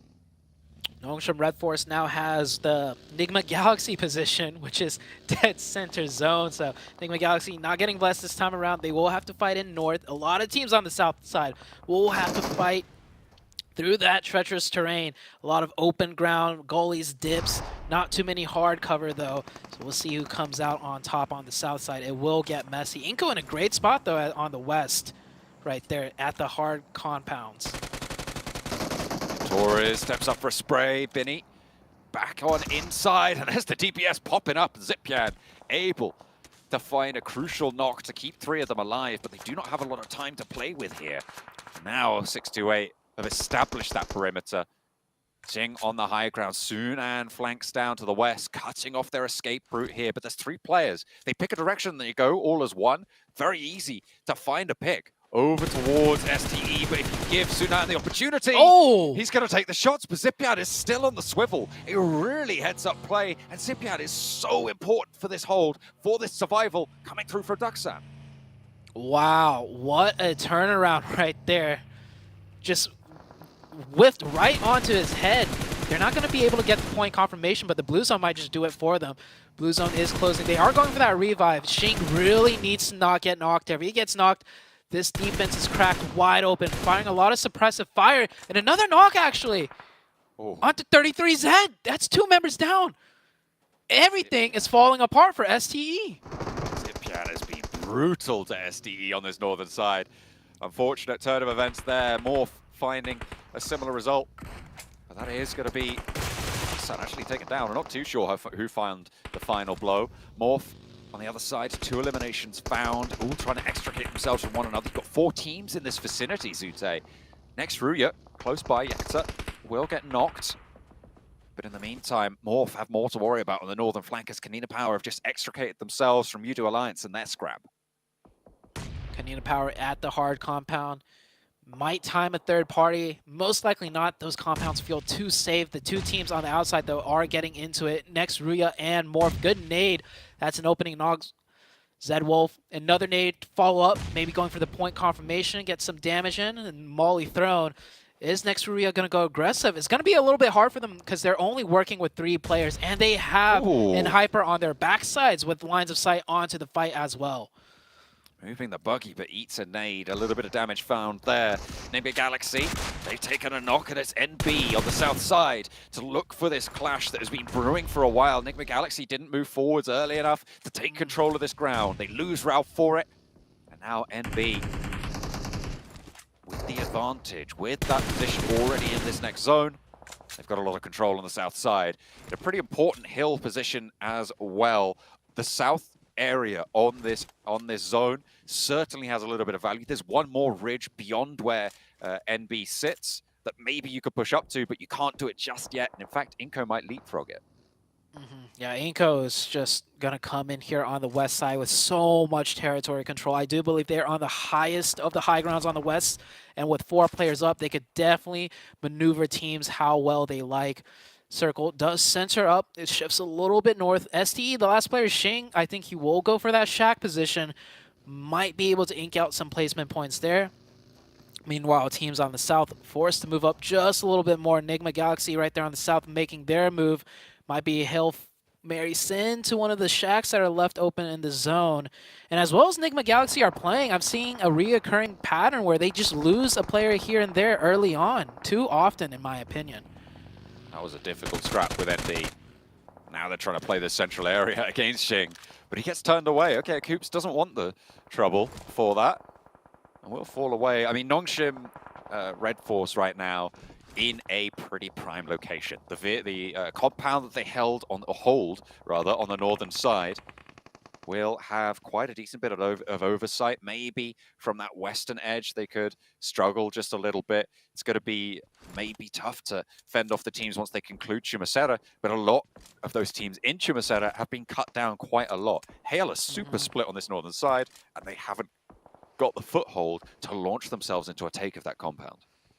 Yeah, Hale, I think just looking for some potential long-range third-party elimination steals from distance. N-Hyper with 4, slowly, and once again, this is like the N-Hyper that we're so used to seeing, just slowly, methodically working in towards the zone.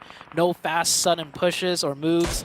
Sometimes that does, come to bite them in the butt where that aggression is needed. This time, however, it looks like they can buy their time, work the terrain in their favor, which they are so good at doing.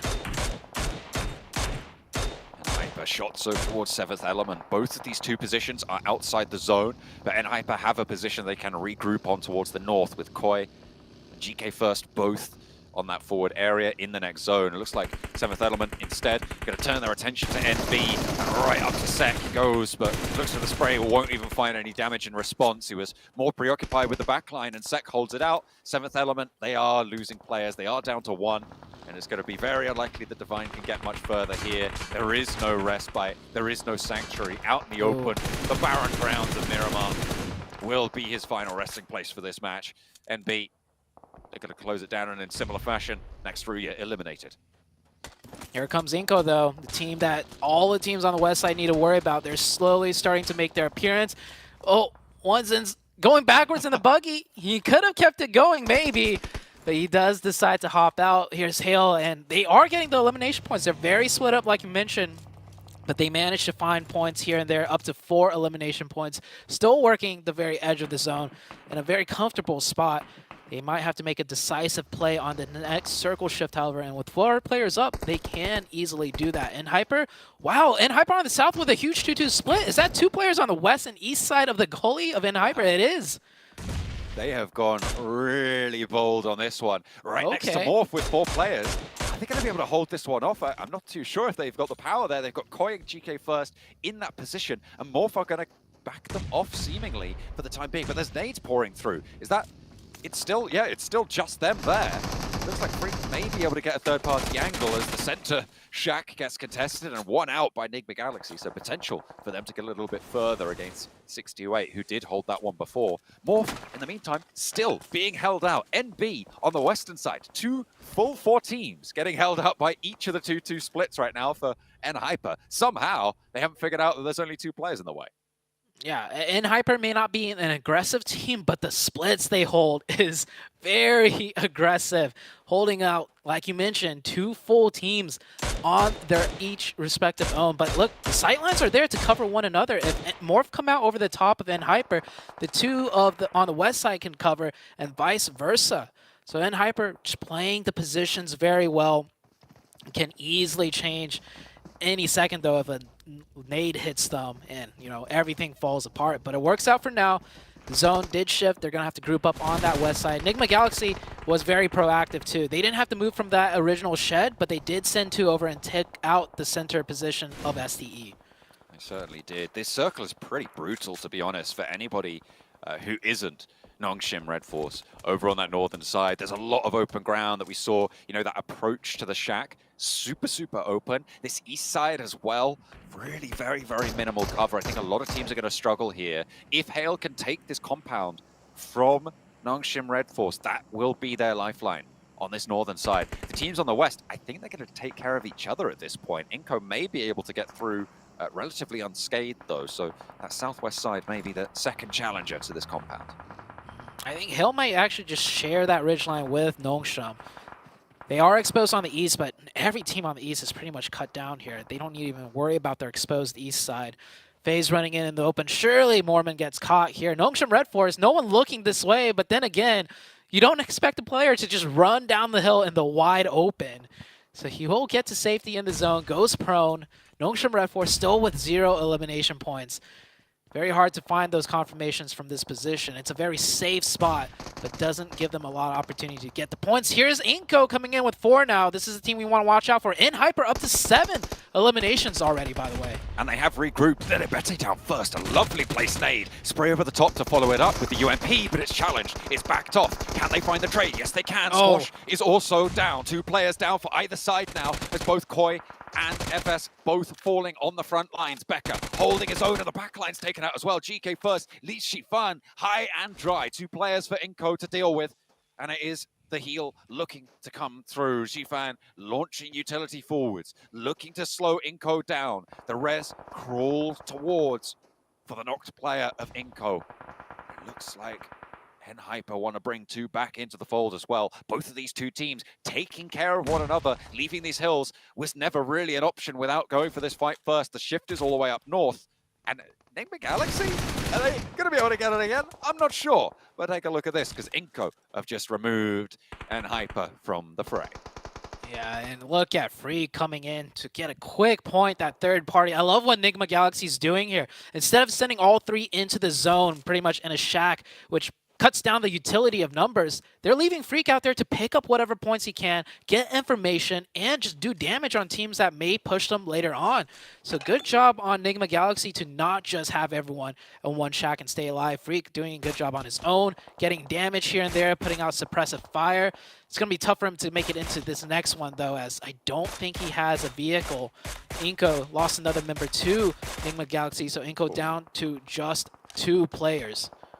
I feel like you've got to land a couple more of those shots, Freak. Unfortunately, with the Mini 14, he's even got the ATEX on board. He's just not quite landing them on the target that he's looking for. He's really suppressing Morph, sure, but the blue zone is pushing him out. He hasn't done enough damage to give him full safety, but he rolls on down the hillside nonetheless, as Inko are going to be eliminated in the meantime. They try and move further north, and they were shut out. Yeah, shut out about Enigma Galaxy, actually. So the one finish from Freak on the south side does help out with that. It's just Coops here, along with his teammate Lord. Dead center zone. They could just kind of wear things out here, as everyone else is going to have to start fighting now. Nongshim Red Force still with 4, still with 0 elimination points. They're biding their time, and hopefully they'll pick up some points here. And we have to worry about Morph as well. Morph may not be in the best spot, but they have 4 players up. Spotted Flash, just an ankle pokes through, not quite safe behind the tires there. A really good forward pick. Hale's position on these ridge lines down from the Nongshim compound. Really, really solid. This ridge line, though, is about to run out of value for Morph. They're going to have to cross it and into the open ground that I was so condemnatory of before. The ridge, really their last bastion. The more value they can extract here, the higher their potential scoring in this match. They do have a little bit of a crossing to make, but I think it's good. Hale losing that 1 player. I think Hale actually down to... they still have 3. But with 4 players up from Morph, if they just send 1 player over, they have multiple vehicles. The cover fire should be good, and it's not too big of a distance. They could get under that ridge line and then start suppressing them with nades and smokes. So Morph has a really good shot at taking up a lot more points here and potentially even winning the match, I'd say. Said before this one, but STE were looking good to take that top spot. Unfortunately, they're already out. Enigma Galaxy are still going. They've got more limbs this match as well. So STE, maybe. Just a little bit. Stuxan gets the nade over onto Coops. I mean, they had the door side available to them. There's no way you can't put that nade through, really. As they close on in. Looking to jump in through the window. That's the first knock. That's the first flush. And they want more as they push in, but Zipian's cut through. It's Lord to stay alive for Enigma Galaxy. The challenge of 1, knows there's a reposition, doesn't have any nades, has a Molotov to jump. Binny, he's showing exactly where he is. Both of them know exactly what the other one is doing, exactly what the other one is thinking. But Lord is biding his time. No nade in front, Binny. Scare shots, but nothing more than that. Doesn't have a nade of his own either. Maybe looking to loot his teammate. maybe blast the door off its hinges, but he's backed off the angle. He's going for it, a bit Oh! spoiled.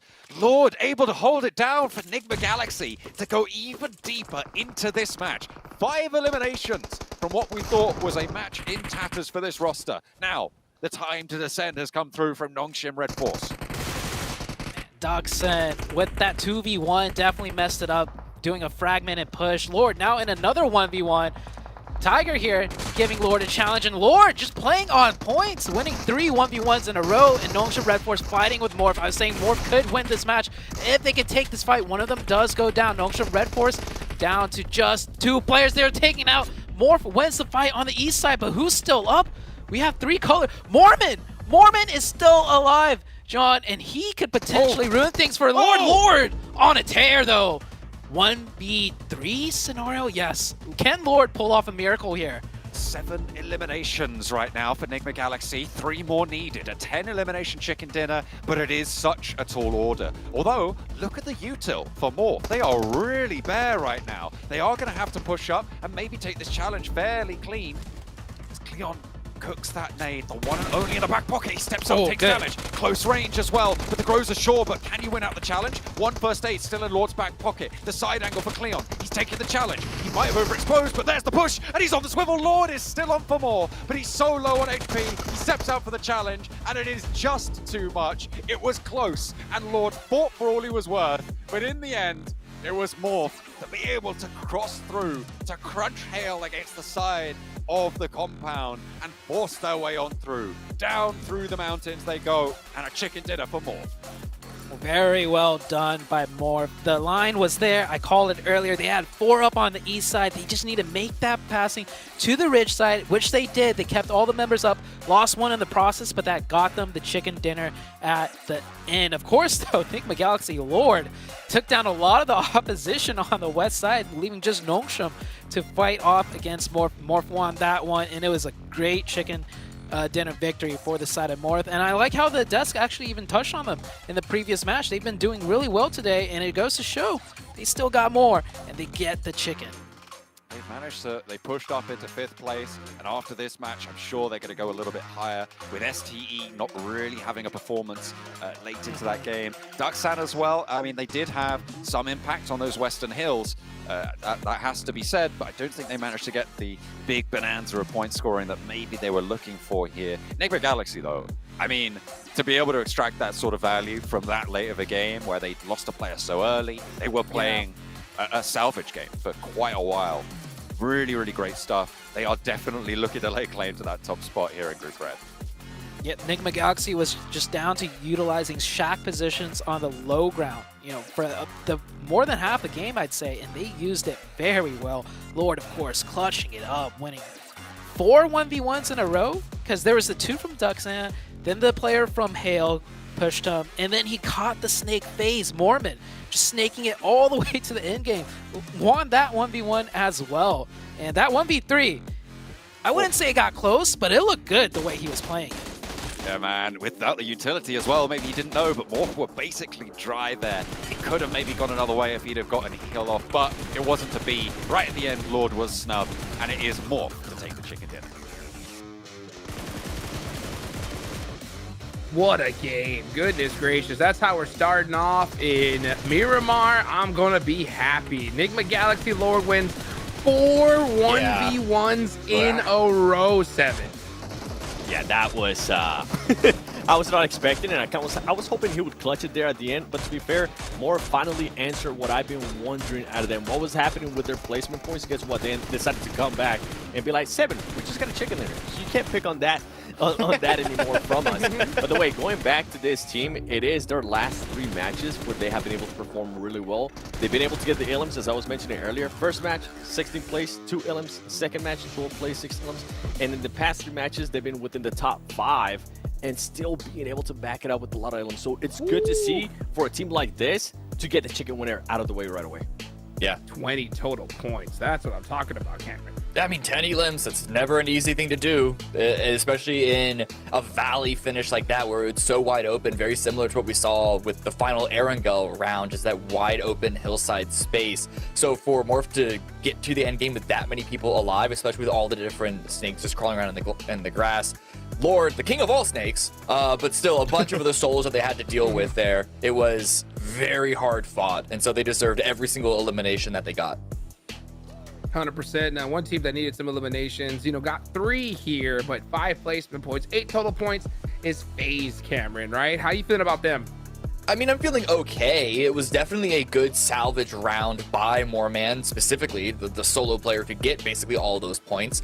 But that's not going to be a round that's going to make me super confident that this is going to continue to be a climb out. I'm going to have to see what this final Miramar looks like to have any confidence going into... I mean, there's going to be a little bit of confidence because it is still FaZe that we're talking about, but a round like that is not going to be one that's really big momentum building. It's going to be backwards momentum stopping, perhaps.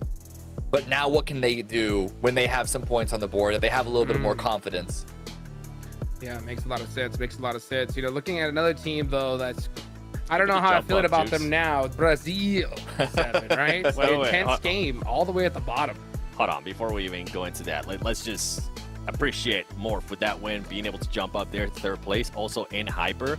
Now, in Hyper, so I'm going to pose the question to you. Where are your placement points? Because you've been able to put up those eliminations, but we really haven't been able to see those placement points. And I'm actually surprised that they've been able to put up the amount of eliminations that they have, considering at the beginning of the show, I was talking about how Kindness was one of their main fraggers who was going to be able to step up for them. FS, I've been seeing him do some work, and I'm happy to see that. And now going back to what you were saying, Jukes, in regards to IG, They didn't do what I wanted them to do here in Miramar, and right now with how some of the teams at the top are currently performing, that might be it for them in regards to them making it all the way to the Grand Finals, right, from this group. I feel like they can probably get up there within the top 11, though.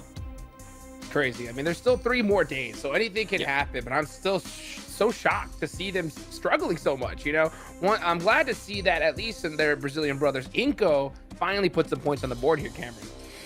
Yeah, they're still sort of in that middling mix right now. I think they're sitting at 8th place. The head-to-head that we saw against NHyper was definitely well fought there on Miramar, but I don't know. They're in the middle of that pack, 25 points. If you go down the line, 11th place, which is where that cutoff is that you want to stay there or above, is only 20. So, they're probably going to sit comfortably in the mix.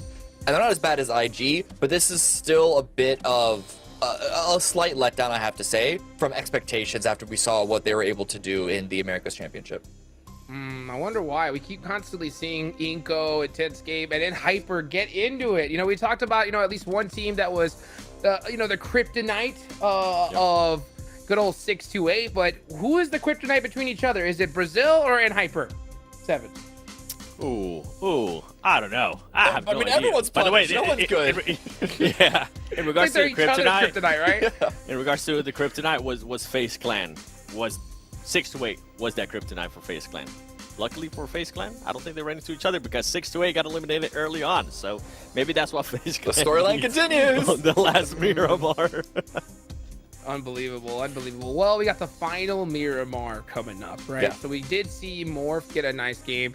We are seeing a lot of southern circles here. I think that's benefiting quite a the squads that are going ahead and going down to that southern position. But do you think at this point in time, right, those teams at the bottom, Cameron, right? Yeah. Do you think obviously they want to put some points on the board for tomorrow. Do you think they're just going to play it tried and true, or do you think they're going to mix things up here in the last game? Oh man, it's the final game of the day. I think you kind of want to mix it up a little bit. You don't want to just completely change your game plan, but at this point, I think your players, you got to have confidence to do this, so it's significantly easier said than done. But this is where you want to just let go of that leash, and if you see a play, just try and take it and build off of that. Well, let's power, see. Change your game plan. Yeah, Konina Power, come on, right? Where are you at? I missed the old Konina Power of old. Hopefully we can see it happen here as we take it on over to our casters for the final time today. We've only got one more to play. The last Miramar ready and waiting in the wings to get going as soon as possible. I mean, they closed it out there with Kanina Power. I have to echo those sentiments. Obviously, covering the European region for so long, I've seen these guys move through this season of tournament play, and they did have a couple of glimmers of hope towards the end of the stages, but they qualified as the last place seed team coming through from that European Championship. They didn't really have as big of an impact Sorry, they did. Sorry, I'll take that back. It was De Muerte who qualified in that last seed team, but 6th place for Kanina Power, so only 1 step up. But yeah, absolutely, definitely need to see more of them because they are right at the bottom of the tables and have not performed up to the name. Yeah, I mean, it's just how it goes. You come to this stage of, the tournament at the end of the year, the PMGC, all of these teams have shown up, to get here, and they have had massive success to make it all the way here. But once you're here, you're with all of the big dogs, and ultimately, there's always got to be some teams that just end up statistically in that last place position. And unfortunately, right now, it is Kanina Power, but not just them, right? Intense game. A Brazilian squad that did so well in the Americas, and their region on week 1 just absolutely crushed it. They're in 15th place, only 1 point ahead. So just goes to show, man, once you get here to this very big stage, it is not forgiving whatsoever. All of the teams you're challenging, all the fights you're taking, it is just against the top-notch players of the entire world. And sometimes the first day, it just doesn't go your way. When you're used to playing into such an aggressive lobby, into such an aggressive play style, it can really throw you for a loop, having to readjust into it. And to be fair, it was towards the later couple of days that Loops and Alpha 7 claimed those top spots. Right at the start, it was Stalwart who had a massive, massive lead. That is true. Getting an incredible day 1, right? Coming on through and laying the groundwork for what put them into that 3rd place. But Alpha 7 and Loops, they held it together and they came through. Not that I'm saying that being down in 15th place is going to afford you that opportunity, but could be pretty rough. Sky Only trying to duke past FS, but it's going to go for another turnaround and then look to disengage. Okay, so they're going to allow Hale to get away. Nope. I'll take that back because Koi's here. There's the good old bait and switch. He's like, oh, they're going to let me live. Nope. Koi's there with the SKS getting that quick pickup right there. The plane path opposite of where the circle is once again, so maybe we'll see some more teams trying to elect for faster rotations because all the teams that did rotate early that last game did work out pretty well for them. Inko right next to another team. Nenebete stopping here, definitely hearing the enemy player, so he wants to take this early fight. And they think they have the numbers advantage, but FaZe is right, answering them right back. Now in a 3v2 situation, forcing Inko to kind of slow down their roll just a little bit. Where is Inko here? Inko has 2 here. Where's the other 2? I think they're too far away right now. And FaZe is definitely getting the numbers advantage and the angle advantage now. Yeah, you saw in the backline Mormon looking to reposition there on the high ground off angle, and Becca going to eat the bullets, eat the damage for it, has to force himself in, but Nenebete is there. He's tearing through them with a pump. 2! Finds 1, finds 2. He's doing the devil's work on the inside right now because FaZe are falling apart. Just the 1 player left, and he turns the corner. It's a 3rd for Nenebete on the pump action. Incredible hold on the inside. He doesn't need armor. He doesn't need a helmet. He's got the chunk through and through. The rest of the cavalry arrive, and Vitali puts it to sleep. FaZe fall flat. Wow. That's all I gotta say. Wow. Nenebete with the shotgun. Not just, the DBS that, we've seen mow people down. That's the pump shotgun. That takes some skill to use. Only 2 shots, per pump right there, and he gets 3. I think FaZe just got scared after the first knocks. They definitely took that multiple 1v1s against Nenebete and FaZe. They're a team that's been struggling today. They had a little bit of a success the previous game with Mormon, snaking it all the way in, but the way they went out in the very last game of the day, that's really got to hurt their morale. That is the fattest L that FaZe have just taken. It is incredible stuff. As I said, he didn't have any armor. He didn't have a helmet going forwards. He was just like, I'm just going to go and get this solo player. And they roll up as like, don't worry, we got you. They, dear reader, did not have him. They very much lost out on that one. That was spectacular from Nenebete. I mean, yes, this is what we've wanted to see, right? This is what we've been waiting for from the Inko roster, to pull out these special players. We've seen Nenebete do it before. It looks like he's just about found his foot here, but that is only mechanical play. And I say only in the most respectful of terms because it was spectacular. But they have to rotate here. They have to play strong and find these openings that they have been denied so far. I think Inco's really starting to feel themselves, though. I think it was just the very last game that they finally showed a bit more signs of life, picked up more points than they have been, and now starting it off with 4 elimination points. Not just any 4, right? It's a 1v3 from Nenebete that can really pump up the team, get the squad, fired up. So great job for Inco. Question is, intense game. The other Brazilian squad that we have in here, can they do something similar? And they are going to be challenged right now by Nexruya, it seems. Oh, maybe not. Sprayed down for intense game. A lot of damage found, and Nexruya, they're just going to divert. Get a little bit further around. Oh. Unfortunately, Diego's on the swivel and able to rip one out of the vehicle. Frozen looking to reposition for the res. Yeah, a little bit of a communication mishap, it seems. That Jeep was driving in like they wanted to take the fight, and then it swerved off at the last second, causing them a lot of damage. And now, intense game, we know they're very aggressive, but with the way things have been going, I think they might switch it up and not look to continue this fight, just hold this position down. They're in a decent spot, not really center, but definitely in a good spot to continue the rest of the game with some smooth rotation. So they're going to hunker it down, especially with another team close by in Hyper, looking for some potential third-party action. They picked up 1 point in Hyper onto a different team, not the teams that we were just looking at. So both teams will reset. Just looking to disengage, find their feet. Nice little hop there from Diego, finds the top floor. Nicely. Tail look to play a little bit more central over towards Minas Generalis. They got control of the compound, playing as 3. After losing Sky only earlier. Remember to the SKS shots from Koi. Oh, right. From N Hyper, right on the drop. It was the first blood of the lobby. As the circle pushes out east a little bit further. The north side of Los Leones occupied by 3 players of Canina Power. Not too sure who picked up that point. It might have been Nasa, but I'm not entirely sure exactly who was able to pick that one up, because that's the only other point I see on the tables. But Nasa kind of far away from Canina Power, so maybe it was on the drop. Yeah, it might have been on the drop. It is definitely Nacer that picked up the point, because we see 4 from Inco, and, well, I mean, we know where those 4 points came from, as there's only another team on here with 4 players missing, which is FaZe. Like you mentioned, a big L for them. And then Hyper picked up that early point with the SKS off drop. So Nacer, the likely culprit of Konina's 1 missing player there. And it's got to be rough for Canina Power, man. Coming into this match, starting it off with 3, you're last place right now with 5 points.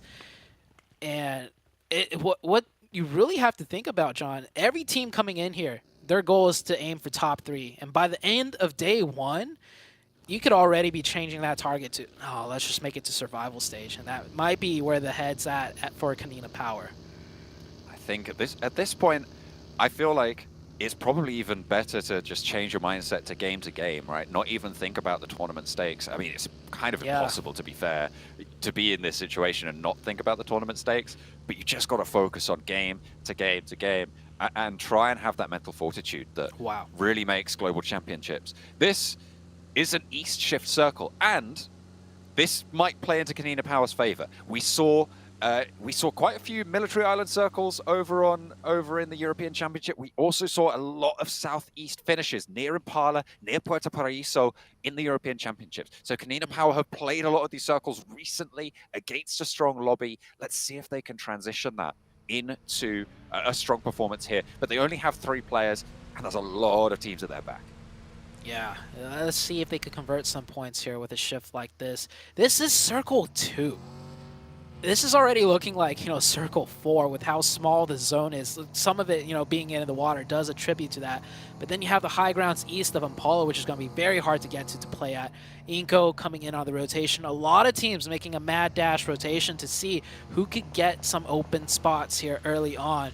And Inco swerving around, Squash, and that bus definitely might go down here. And yes, he does get caught. But that's the risk you got to take for these long rotations. Position is great, but you might lose players along the way.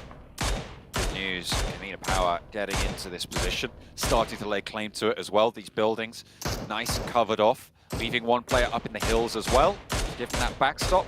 I like this position for Kanina Power. This is a good rotation in my eyes. 7th Element starting to push in from the western edge, trying to cross these open fields.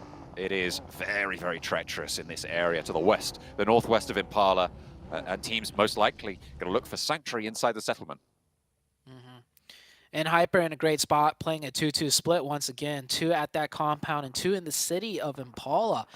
I feel like this is the only team that maybe it's because, you know, I'm used to in Hyper who always play these splits, but really I'm looking at other teams and I don't see these like central position 2-2 splits from really anyone else. Correct me if I'm wrong, John, but I'm not really seeing that from any other teams.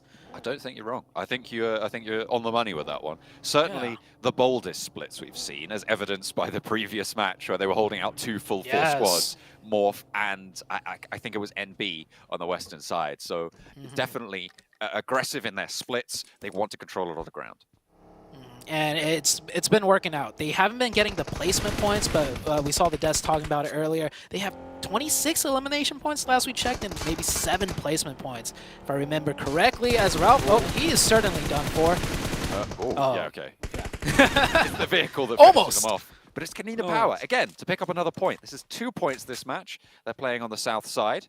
Hopefully, they'll be familiar enough with their progression forwards from the experience they've had in this area recently to be able to launch a campaign for this match. But STE on that sort of crossroads in a really, really strong spot. Yeah, that's a dangerous position.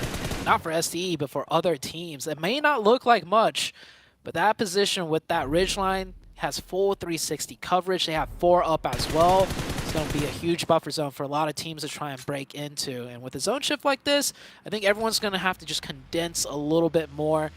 No hard shifts to be had. Everyone should have a decent game plan coming into this zone. Speaking of strong spots, we spoke about this aggressive split. The regroup for N-Hyper can come from Impala to fold them back together. I think they are going to look to find that as well. The position that they have is very, very central with Shifan being that outpost. But Kanina Power spot the rotation. They find Koi, they tag him. Really, really good pickup here on the south side to try and give them a little bit more of an opening as the ridges start to give way to gunfire. NB Esports on the south side, maneuvering around here. The center, not super condensed, but that's just because there's so many strong positions in the center that give out so much strong buffer zones like the sight lines that nobody is able to get much more closer.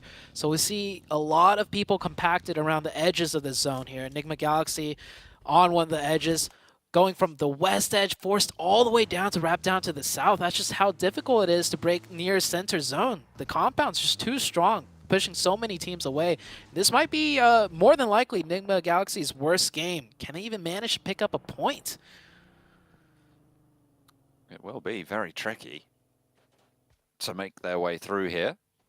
A chance for SDE to climb that value ladder, get up towards that top spot, but more importantly, solidify themselves towards the top 3, because that is what a lot of these teams towards the top will be gunning for, right? It's basically, at the moment, the race of 1st to 5th, although everything very much can change. We've got 4 days of games, rather, to play out, and this is only the first of those 4 courses, so there's still a lot more of the meal left. But if you can get up into the top 3 at the start of the first day, it's got to feel good. So making sure that you're isolated in that position as much as possible. STE and Enigma Galaxy might be able to just open a really, really strong lead, certainly for the mental game. Nasser on screen here, working the west side, very split up, getting as much information as possible, trying to open up the playbook depending on whatever shifts may occur here. 3 points already, so this is a better start for Nasser, and they have 3 members up. Or not 3, 4 members up, which is good. Circle 4, stage 4, about to come out here. Let's see where it goes. It's going to be a huge zone shift for all the teams involved in this match. And the shift goes out with Impala still in. This is a really interesting finish, actually. I mean, the ground to the west of Impala, there's a couple of ridges, there's a couple of divots, but the position that next Ruya hold right now on the north side has a lot of control over that ground, not to mention the teams in the settlement itself. Yeah, it's going to be really hard for all the west teams to break into the eastern circle, and Hyper in a fortress. Next Ruya on the north, like you mentioned, in a fortress as well. Same with STE. They have 4 up on the roadside. It is going to be difficult for any team to drive by any of those teams. So let's see how this goes. Meanwhile, on the south, Nongshim's going to head straight on into Impala, cutting through many teams and finding a nice little opening pocket deep in Impala. They arrive at the same time as Inco, which allows them a route on through. They're going to bring one up at the back, and Becca bites the dust, unfortunately. It's not going to be good for the health. Nasa trying to leave their position out on the west side of this open ground. They're going to leave Spec behind. Victims of 7th Element. It is a really tricky progression for them. Very, very difficult to make the break here. Might be able to look for the res if the smoke was there in enough time. And on the north side, Adrian goes down as well. The Brazilian team lackluster in their performance today. Intense game, not really having a say so far. Inco have had more prevalence in these lobbies, but even they have kind of let Brazil's reputation down from that Group Green performance. Day one, certainly a fall from grace. Yeah, it was definitely going to be a hard performance to match. We have Duxon coming in here on the north side, the north edge, against Intense Game. Can Intense Game pull something out here? They really need the points. Going right into the compound, going up to the 2nd floor. The Duxon player is on the 1st floor, however, and he got a knock, I believe, onto the player on the outside. Confirms the point, too. Intense Game. I think they started off this fight with 4, if I'm not mistaken, but now they're caught in between Next Ruya and Duxon. And Intense Game, no matter what they do, it just is not working for them. They lost Adrian on the approach. They lost that second just there to not checking if Zipyan was in the building, and he hops straight back in. I wonder if they're aware of it this time. Takes a lot of damage. Not too sure where that one's coming from. I think there might have been an off angle, but Cielo, in the meantime, for Intense Game, has been knocked, leaving only one player surviving. The drop down is there, but Zipyan is so many steps ahead of that one. He was already covering off the angle, and Zipyan breaks wide away from the blue zone, allows him to keep the building. He says, you know what, fine, you stay there. The blue zone's coming for us both. But it's going to damage us either way. I'm going to get ahead of the game and leave Diego to it. I think both those players have been taking damage, not from each other, but from third parties in the distance. So Diego trying, oh, what an angle to hold. And both shots going back and forth, and Cielo will go down. Not to Zipyan, though. It was actually Next Ruya that picked up that point. And both players, will meet the demise. Like I said, from the west side, east, I don't think anybody made it across. Nacer, Nacer just went out. We had Duxon on the west, same with Intense Game. All of the teams on the west side not finding any success coming into the deadly side of the east. Next circle shift. Is it going to go to Impala again, or is it going to give the open ground a little bit to breathe? It keeps Impala in for the most part. Next Ruya still have the outcrop that Zenwolf is sat on right now. And they have got a lot of control of these teams on the east. So STE, work cut out for them. They're going to have to find their way through this valley of death, really, between N-Hyper and Next Ruya. I think we might just see STE take the fight with N-Hyper. There is a line for them to take that fight. It's not going to be easy, especially with Next Ruya on the north side with the high ground. They're going to have a lot of sight lines onto everything happening in the open west. But we'll see what STE decides to do here. STE with 4 could mount up the next big fight. Meanwhile, in Impala, things are just getting scrappy out here. A lot of shots back and forth. Very hard to find confirmations with players sitting right next to compounds and in buildings. Just trying to make their way through now. Kanina Power have been surviving through this with the 2 eliminations that they were able to find. They are going to bide their time a little bit longer. Transitioning to the compound, they have to push further north now, though. And they'll meet a roadblock. All those teams agglomerated on the south side of Impala. Sunan lighting up the hills with the M249. A lot of damage sent towards STE, though. The 7th Element are down to 2, but the nades are ringing true. And 33Z now under threat to this angle. Only the 1 knock sent back their way. It's Hero by the ramp. And the rest of the team, they're just going to fall together. Oh, and Hyper. They know they need to come through. And Hyper have broken from their sanctuary. They've moved out from their stronghold. We've implemented this sort of play before. Are they going to find effect here? Let's see it. This is a great spot for NHyper because STE condensed way too hard. I'm not sure why they sent all 4 players to one spot to deal with 1 player of 7th Element. This gave up all control on the roadside, giving a huge opportunity for NHyper to third party this, which they are. But NHyper, they haven't found an opening just yet. And NHyper, they usually take things slow, and this third party definitely is a little bit more on the slow, methodical side. They're gatekeeping them out of the zone, however, and that's exactly what NHyper wants to do. Still 4 up for STE, and they actually get a knock onto NHyper. This is, I feel like, the biggest pitfall out of NHyper. They're just not aggressive enough as a team. They recognize these opportunities, but the execution is rarely there.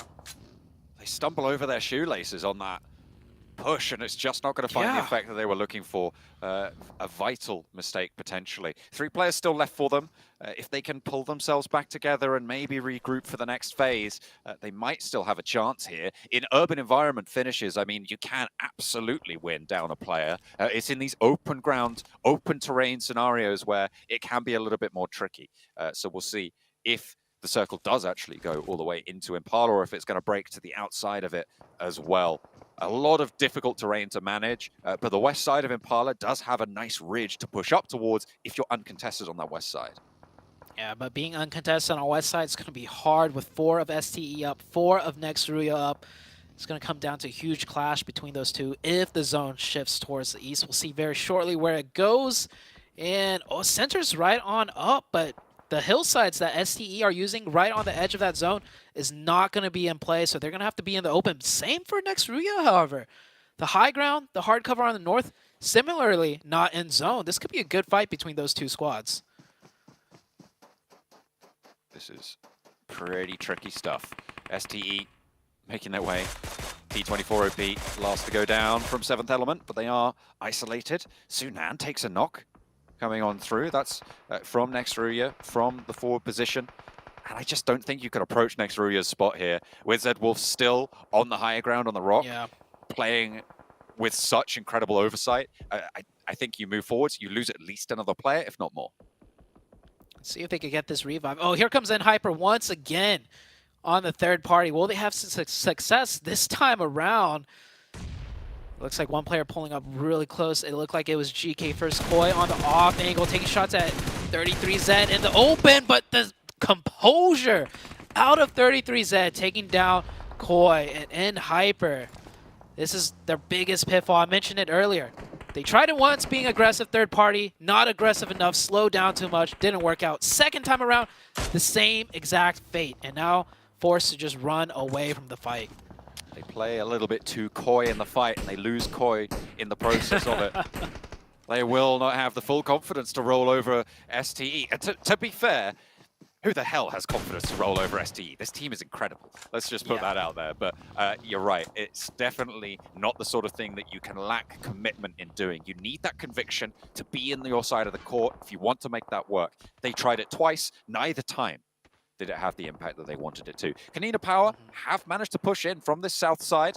They have managed to get to that ridge line that I was talking about on the west side of Impala, but they are not uncontested. They very much have challenge in the form of Enigma Galaxy as well. Freak finding the first knock over onto Gory. Becca now cowering behind the vehicles, trying to get an answer. Lord is down and Freak is very, very low. This could be the end of Enigma Galaxy as STE are getting cut down in the open as well. Neighbors pretty much right now between STE and Nextruya. Nextruya definitely in a better defilade, not eating the shots that STE is. STE down to just 33Z. One player alive left for STE. Given the way the zone shifted, I feel like STE maximized the amount of points they can in the form of eliminations. You see they are up to 8. So it won't be a terrible game for them if they were to go out now. Nextruya will be the kings of the western side of the road. Kanina Power still here as well, though, on the west side of the road with 3. Enigma Galaxy did get taken out, couldn't break in through that open terrain, and we are heading into the next zone shift. Will the west side, the open terrain, get a little bit of a blessing here with a western shift? We'll see very soon. I think if it does, Kanina Power are the first to fall, right? Because you've got a lot of teams on the south side. It's a very nadeable position for Kanina Power. You can see the terrain is covering Kanina Power from next Ruya's position right now with the crook in the road, with the way that the terrain falls down from it. They have got a lot of cover for the time being, but they're right on the edge. They don't have as much threat as they did from STE, sure. But as soon as a team like Inco wants to cross out, try and play that side of the road, the nades find them. Almost like magnets, they'll be right on top of this Kanina Power roster. Morph, though, I feel like this is a team in a prime location to have a good game here. And after their campaign so far in the second half of this first day, I feel like they deserve it as well. Hopefully they can hold their nerve. What a molly right there. And it gets the knock. That's the opening that Inco might need. And with the new zone shift, right, it splits it right down the middle, 50-50. West side still has a lot to work with. Of course, the west side will go to the side of next Ruya in a comfortable position. Kanina Power could still use that ridge just a little more, but everyone in the east side in the city will have to push up, and Inco tries to do so off that opening, but it's the third party from Morph. Great sightlines. Inco cut down to 2. Unfortunate. They'll have to push further north to try and move through here now. NB still holding strong on this front line. They've got worries of their own on other angles because they themselves are going to have to move a little bit further north. Do they want to try and disengage from Inco? And can they? Even if they do. 33Z, ducking, diving, bobbing, weaving, but it's not enough. Down he goes. And with it, STE out for the last match of today. Kanina Power picking up that point. Kanina Power doing so much with just 3 from the very early game. A point here, a point there. Now they find themselves in the late game in a good spot with 4 elimination points. Morph, of course, in the best position, like you mentioned. Up to 8 elimination points. Looking for more. 4 players up for them as well. They have great sightlines with Yor on the high ground. NB still in a fight coming on through with Nongshim. Red Force rolling on in, but the last player for NB still in action. It's Sek to look for the challenge. Maybe pop in through a window. Try and find those players that you're looking for. But this east side of Impala is so deadly. The nade on through comes in, and that is actually Hale third partying and trying to find the backline of Nongshim, Red Force, but there's still 2 players to worry about. In the meantime, NB are cleaned up, and Inco, they are right on that south side, but still in it, just about. Oh, Kanina Power making some things happen on the west side, getting an opening and a finish. That is huge. It evens things out to a 3v3 on the west, and the circle keeps both sides of the road in zone once again. Does Kanina Power still have 3 up? I think they still do. This fight could go either way, as the east side very focused on each other in the urban fight. So the west side might be an isolated 3v3. Hale still looking in across the road, seeing if Flash can find anything here. Becca up close. No nades in hand, however, for any util knocks. You can see Frozen broke down wide for next Ruya. I'm not too sure about that, to be honest. I feel like Kanina Power couldn't have gone for that position. The only reason you do that is if you need something from the body there for Frozen, because you can keep control of these ridge lines maybe a little bit more effectively, or maybe you're just trying to stop Kanina Power from going for that full side swipe with impunity. Either way, I feel like there could have been more value for Frozen staying with the rest of the team here. I mean, Frozen went down for a revive on a knocked teammate, but your question still stands. Why was that teammate down there in the first place? They will lose that player. Here comes the finish. Inco does finally go out. Morph just holding down this fortress right now. And that is nade range of Kanina Power, if they should throw some nades there. So that might come into play later on, because Morph pretty much dealt with everyone here. We have 2 of Nongshim and 3 of Hale on the northern side. Nowhere close to the Morph members. And Kanina Power looking to make a play now. They isolate Frozen out there on his own. One more util should be good, but I don't think they have any left. I don't think they necessarily want to expend it here either.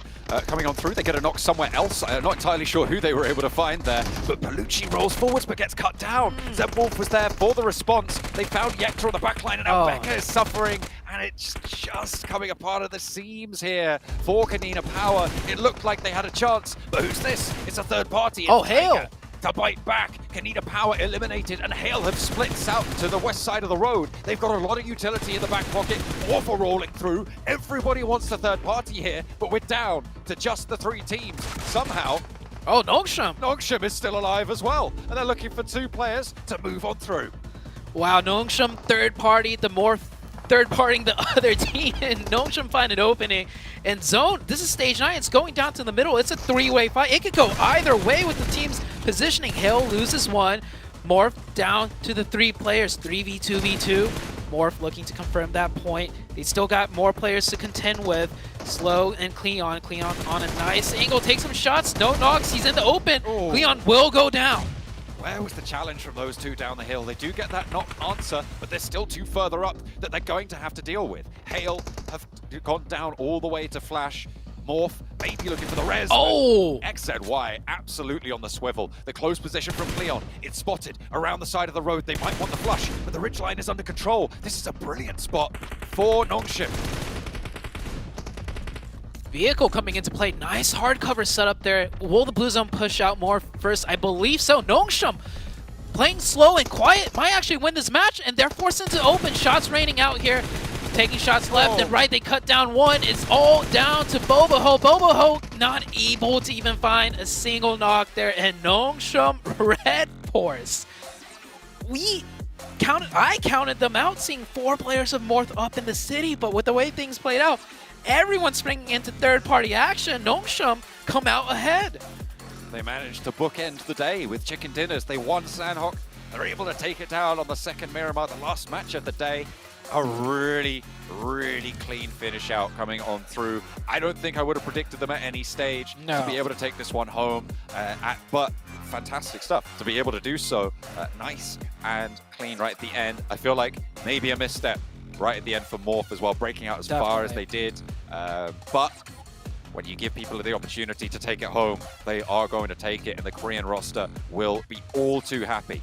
Qualifying for the Rivals Cup, they've certainly stood tall today. The first matches under their belt. You could see on their face just Nongshim Red Force. They knew they kind of, I wouldn't say lucky, because they played that extremely well with the 2 players left, but they definitely got a little bit blessed there underneath all that chaos. Came in at the very end and swept up that chicken dinner. But it was a great game for all the teams involved. I feel like towards the very end of the match, everyone was looking to be proactive. A little bit slip-ups here and there for some teams that should have won the match, ideally looking at Morph. But hey, a lot of points were earned from all of the teams. Morph, actually, they got a lot of eliminations in that match. I think it was something close to 14 or so, finishing second place. That could realistically put them in first place at the end of today, which is a really, really solid rise up the rankings for them. They'll certainly be, I think they'll be in second place, almost guaranteed, but we'll have to wait and see what the overalls end up saying. But a really, really solid run. They held down the quarter of Impala really well, and it's easy to just like hide behind the windowsills. But let's roll it back to this Nenebete play. I'll let the shotgun speak for itself. 1v3 by himself, 1 by 1. Nenebete making magic work right there. Great game for all of the teams. Oh, I can't say all of the teams in day 1, but great action for all of us. And we're going to close it out on a day and toss it back to the desk as they break down this last match. Let's go. Nongshim Red Force started off the day with a chicken dinner, and they get the last laugh here at the start, Cameron. Yeah, and to be honest, they were not in the driver's seat for the majority of that. Impala, it was all Morph. They had the best position, but in their search for the most eliminations, Morph actually ran out of Impala to try and finish off the clearance of the field, which gave Nongshim the opportunity, the opening to swing on in behind them and clear them out. So a really, a great round played by Morph. Like, they still won with overall points with 20. But at the same time, they gave Nongshim just a little bit of slack, and Nongshim made sure to secure the chicken dinner there. Only 2 points behind overall. What a comeback from Morph, huh, Seven? Yes! I got the biggest smile on my face right now. I'm pretty sure everybody in Indonesia is going to be so happy seeing that the performance from Morph. I mean, from awful first 2 matches, yeah, they were able to get some elims here and there, but for them to be able to bounce back from it and almost get back-to-back chicken dinners here to end the day, that's gonna put them in such a great place, and I can't wait to see it when we actually end up seeing the overall. By the way, another team, you know what, just want to throw this out there, Clean Power, good to see that you ended up getting some points. 9 points, we've been wondering where you've been. Well, you know what, it's good to see that out of them. By the way, more 14 elims. Is that the most that we saw all day? Oh, yeah. I think so. I think it is, right? I was over here hoping that we would see more than 20. okay, all right. I see you, Group Red. I mean, on the first day, 7. I wanted that. On the first day. I wanted it on the first game. Actually, no, it was Sandlog. I wanted it on the second game. 25 elims on Sandlog. Let's go. You know, I will say that I think that if it's going to happen, it would be on the first day, right? Because as teams go on, they're only going to get more warmed up and better as we take a look at the overall rankings here, Cam. Wow, so not only do Morph overtake Nigma, Nongshim Red Force overtake Nigma as well. It's still very tight at the top. There, 6-point gap between first and second is, you know, it's okay, it's good. It's not amazing, but it's not terrible either. Like, it's there. But look how tight it is up until 4th, and then a 10-point drop-off, then a 13-point drop-off to 6th place. This top section, it's going to be a fight for top 3 if it maintains like this right now. By the way, we're hyping on Morph. I kind of want to keep an eye on DS from South Korea. I mean, this team, they were started off really hot, right? And then in the second half of the day, it felt like they slowed down. They ended up with what, a 9th place finish, 4 elims, 8th place finish, 0 elims, and they just continued to spiral down. And then to end the day here, they ended up with just 2 points, and it came just from eliminations. Something we got to keep an eye on, right? Because we're gonna have those teams like Morph that they are gonna be able to step it up, and then we're gonna have some teams that do start off hot and they're gonna start slowing down. I can't wait to see what's gonna happen tomorrow now with the way some of these teams were able to close out the day. Dude, same. So I'm gonna go ahead and kind of reference the last group Green, right? It was Stalwart that started off so strong, right, with such a huge lead. And after day 1, we thought that, hey, it's gonna be hard to even catch these guys, but they did get caught and knocked all the way down to 3rd place. So Morph, they have a nice point gap, but they definitely cannot let off the gas here coming up for tomorrow, 7. Oh, 100%. I feel like a lot of teams, and as you were mentioning earlier, Jukes, yeah, it would have been easier for them to break that 20 elim record, right, for one match or whatever on the day 1, because I feel like a lot of teams are going to be able to adjust tomorrow, and it's going to be a little bit harder too. With Morph, continue on what you're currently doing. I mean, it worked out perfectly. Now, for some of the other teams that are towards the bottom, we kind of have to call them out. At some point, we're going to have to see some life out of them. IG, FaZe, Kanina Power, we at least were able to see some good points out of Kanina Power here towards the end. But tomorrow, at least for the first 3 matches, I want to see them being able to put up good points. 100%. I mean, one team in particular that can't be feeling good, it's got to be FaZe, especially after Nanabete. But we got a nice interview. Let's go ahead and bring it back to the stage with Choo Choo. Welcome back here at this stage, here right live in Malaysia, Beta Arena PJ. With me here today, I'm Chichu, your stage host, and we have none other than our translated Jung's very tall person, as he always does. And also, we do have the IGL for Morph. It's going to be Boo Boo Hoo. Very amazing hairstyle, by the way.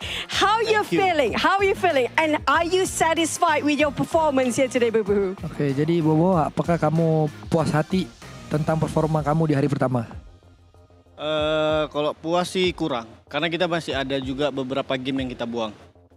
So basically, I'm not really satisfied about the performance. It's because there's a few games that we throw away and we could perform better. Why do you say throw away? What happened? Jadi kenapa kamu ngerasa kamu ngebuang? Apa yang terjadi di beberapa match itu? Mungkin kayak ada sesuatu yang bisa kita lakukan lebih, tapi gagal. So basically, there's the things that we could done better, but unfortunately, it's not like success for us. So yeah. Well, that's the thing about PUBG Mobile. It's so unpredictable, and that's the beauty of it as well. But speaking of which, you are so consistent for Morph when it comes to game number 3, 4, 5, and 6. You got top 5, and you landed your chicken as well. And what is the main reason of such consistency? Is it the circle or is it your strategy?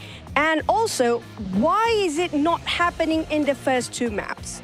Jadi untuk Morph buat hari ini di match ketiga, 4, 5, dan 6 itu kalian sangat-sangat perform dan kalian tetap berada di top 5 lah dan hampir-hampir juga mendapatkan chicken dinner di game 6 tadi.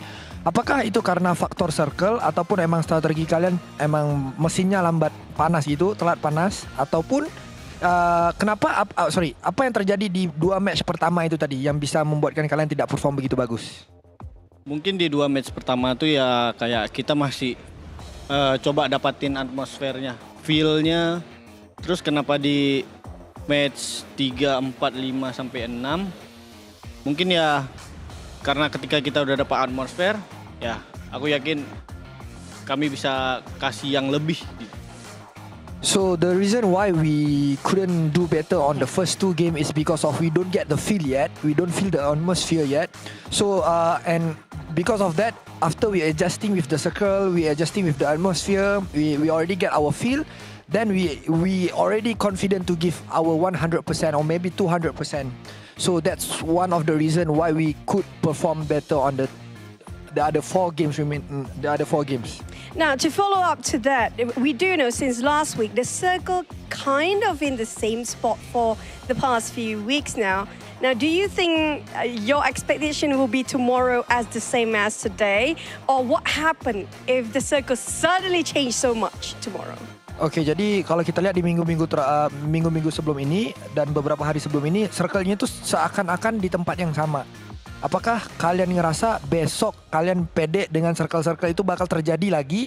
Ataupun apakah yang bakal kalian lakukan ketika mana circle itu tiba-tiba berubah nggak sesuai ekspektasi kalian?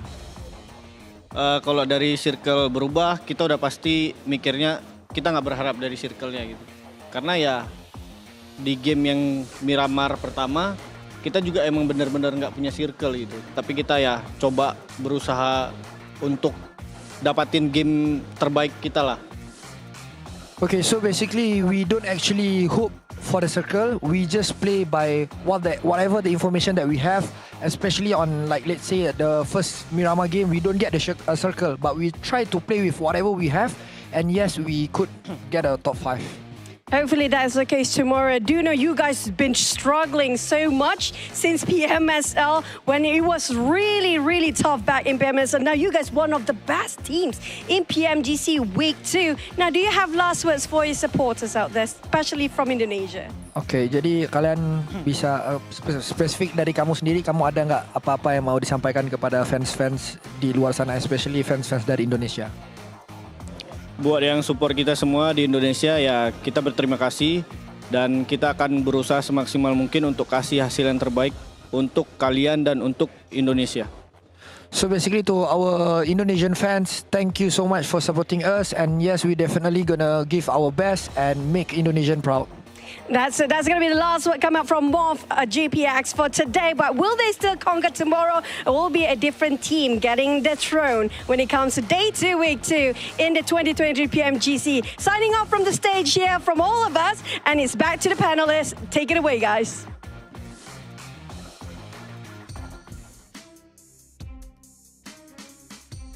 Morph, I love to hear that because you know what? It is true, right?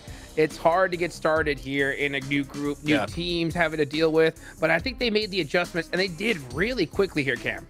Yeah, very, very much so. Like they said themselves, it's all about getting your feet on the ground and getting comfortable. These teams have scrimmed against each other. There's been some practice rounds, but nothing matches the actual experience of playing live.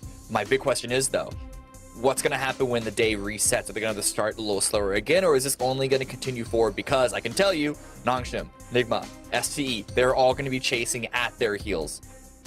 100%, man. And so in group green, it was Brazil on top. And to start off group red, it's Indonesia 7. And do you think that they're going to be able to maintain here and hold on with how they play today? According to what he was saying, they should be able to, right? He was talking about the mood. He was talking about they weren't feeling it on the first 2 matches. After that, they were able to get on a roll here. I'm hoping that kind of continues on tomorrow. But the big question mark is, you did mention Brazil there, and I kind of want to get a chance to talk about them a little bit more. I wonder if I was just blinded by how well the Brazilian teams did on week 1, that we were just all expecting Inco and also IG to do good here on Group Red. I'm hoping we see some kind of reaction, especially out of Inco. I feel like if we see any reaction out of any of the Brazilian teams here, either IG or Inco, I feel like Inco has the better chance, even though going back to Americas, they didn't place higher than IG. Yeah, I mean, I'm still shocked to see a 10th game at the bottom, and not just at the bottom, but with only 8 points here, Cameron. Yeah. Ah, man. I'm trying to think of like looking at week 1, how the points are going to scale up. Like, what's the cutoff for 3rd place? What's the cutoff for 11? I think week 1, last place had like 60 odd points, and so IG aren't even on track for that. I don't think, unless my math is garbage. Like, so it's not looking great for them. But hey, again, anything can happen. Hopefully they can reset after this. They can use these 6 games that we had today as an more understanding of what this lobby is going to look like. Because even, you know, comparing to bringing up the fact that Alpha 7 and Loops did so well, Inco and IG not so great by comparison, even though during the championships in the Americas, they were a lot more closer there. Lobbies are different. Every 16 teams, when you throw them in together, it's going to act in a different way. So perhaps it is just a more stylistic adjustment that IG and Inco are going to have to do for this particular collection. You never know how they would perform if they were in a different group, whether it would be green or yellow. But either way, this tape that they got today, the experience that they got today, tomorrow is when they need to turn it around, because this isn't a situation where you want to wait for the last 2 days, the last day, to really make that final swing, especially if you're gunning for not just the middle of the pack, but just top 3. And going off what you're saying there, Cam, something that if we do have any hope, right, for the Brazilian teams, and when we've been covering those regions, when we did America especially, we know that these teams can get the chicken dinners, and when they get those chicken dinners, they can back it up with a big amount of eliminations. If for some reason IG and Inco can come in tomorrow and start putting up those performances, it's going to be a completely different story from what we're talking about today. Let's hope. Well, are they going to be able to do it? We're going to find out tomorrow. But before we do that, we got to give a big shout out to the official smartphone here for PMGC, the Infinix GT10 Phone Pro, a phone created directly for esports players. If you guys want to dominate the lobby, check out the Infinix GT10 Pro. Also, of course, make sure you're following all the socials and check out the TikTok, hashtag PMGC 2023, the new TikTok. I've been keeping a look at it. So much cool content. Make sure you go ahead and hit that follow button on that as well. Well, guys, that is it for us today. What is going to happen tomorrow? I think we had a great start here to Group Red. We'll see some more action then, guys. Don't go anywhere. We will see you tomorrow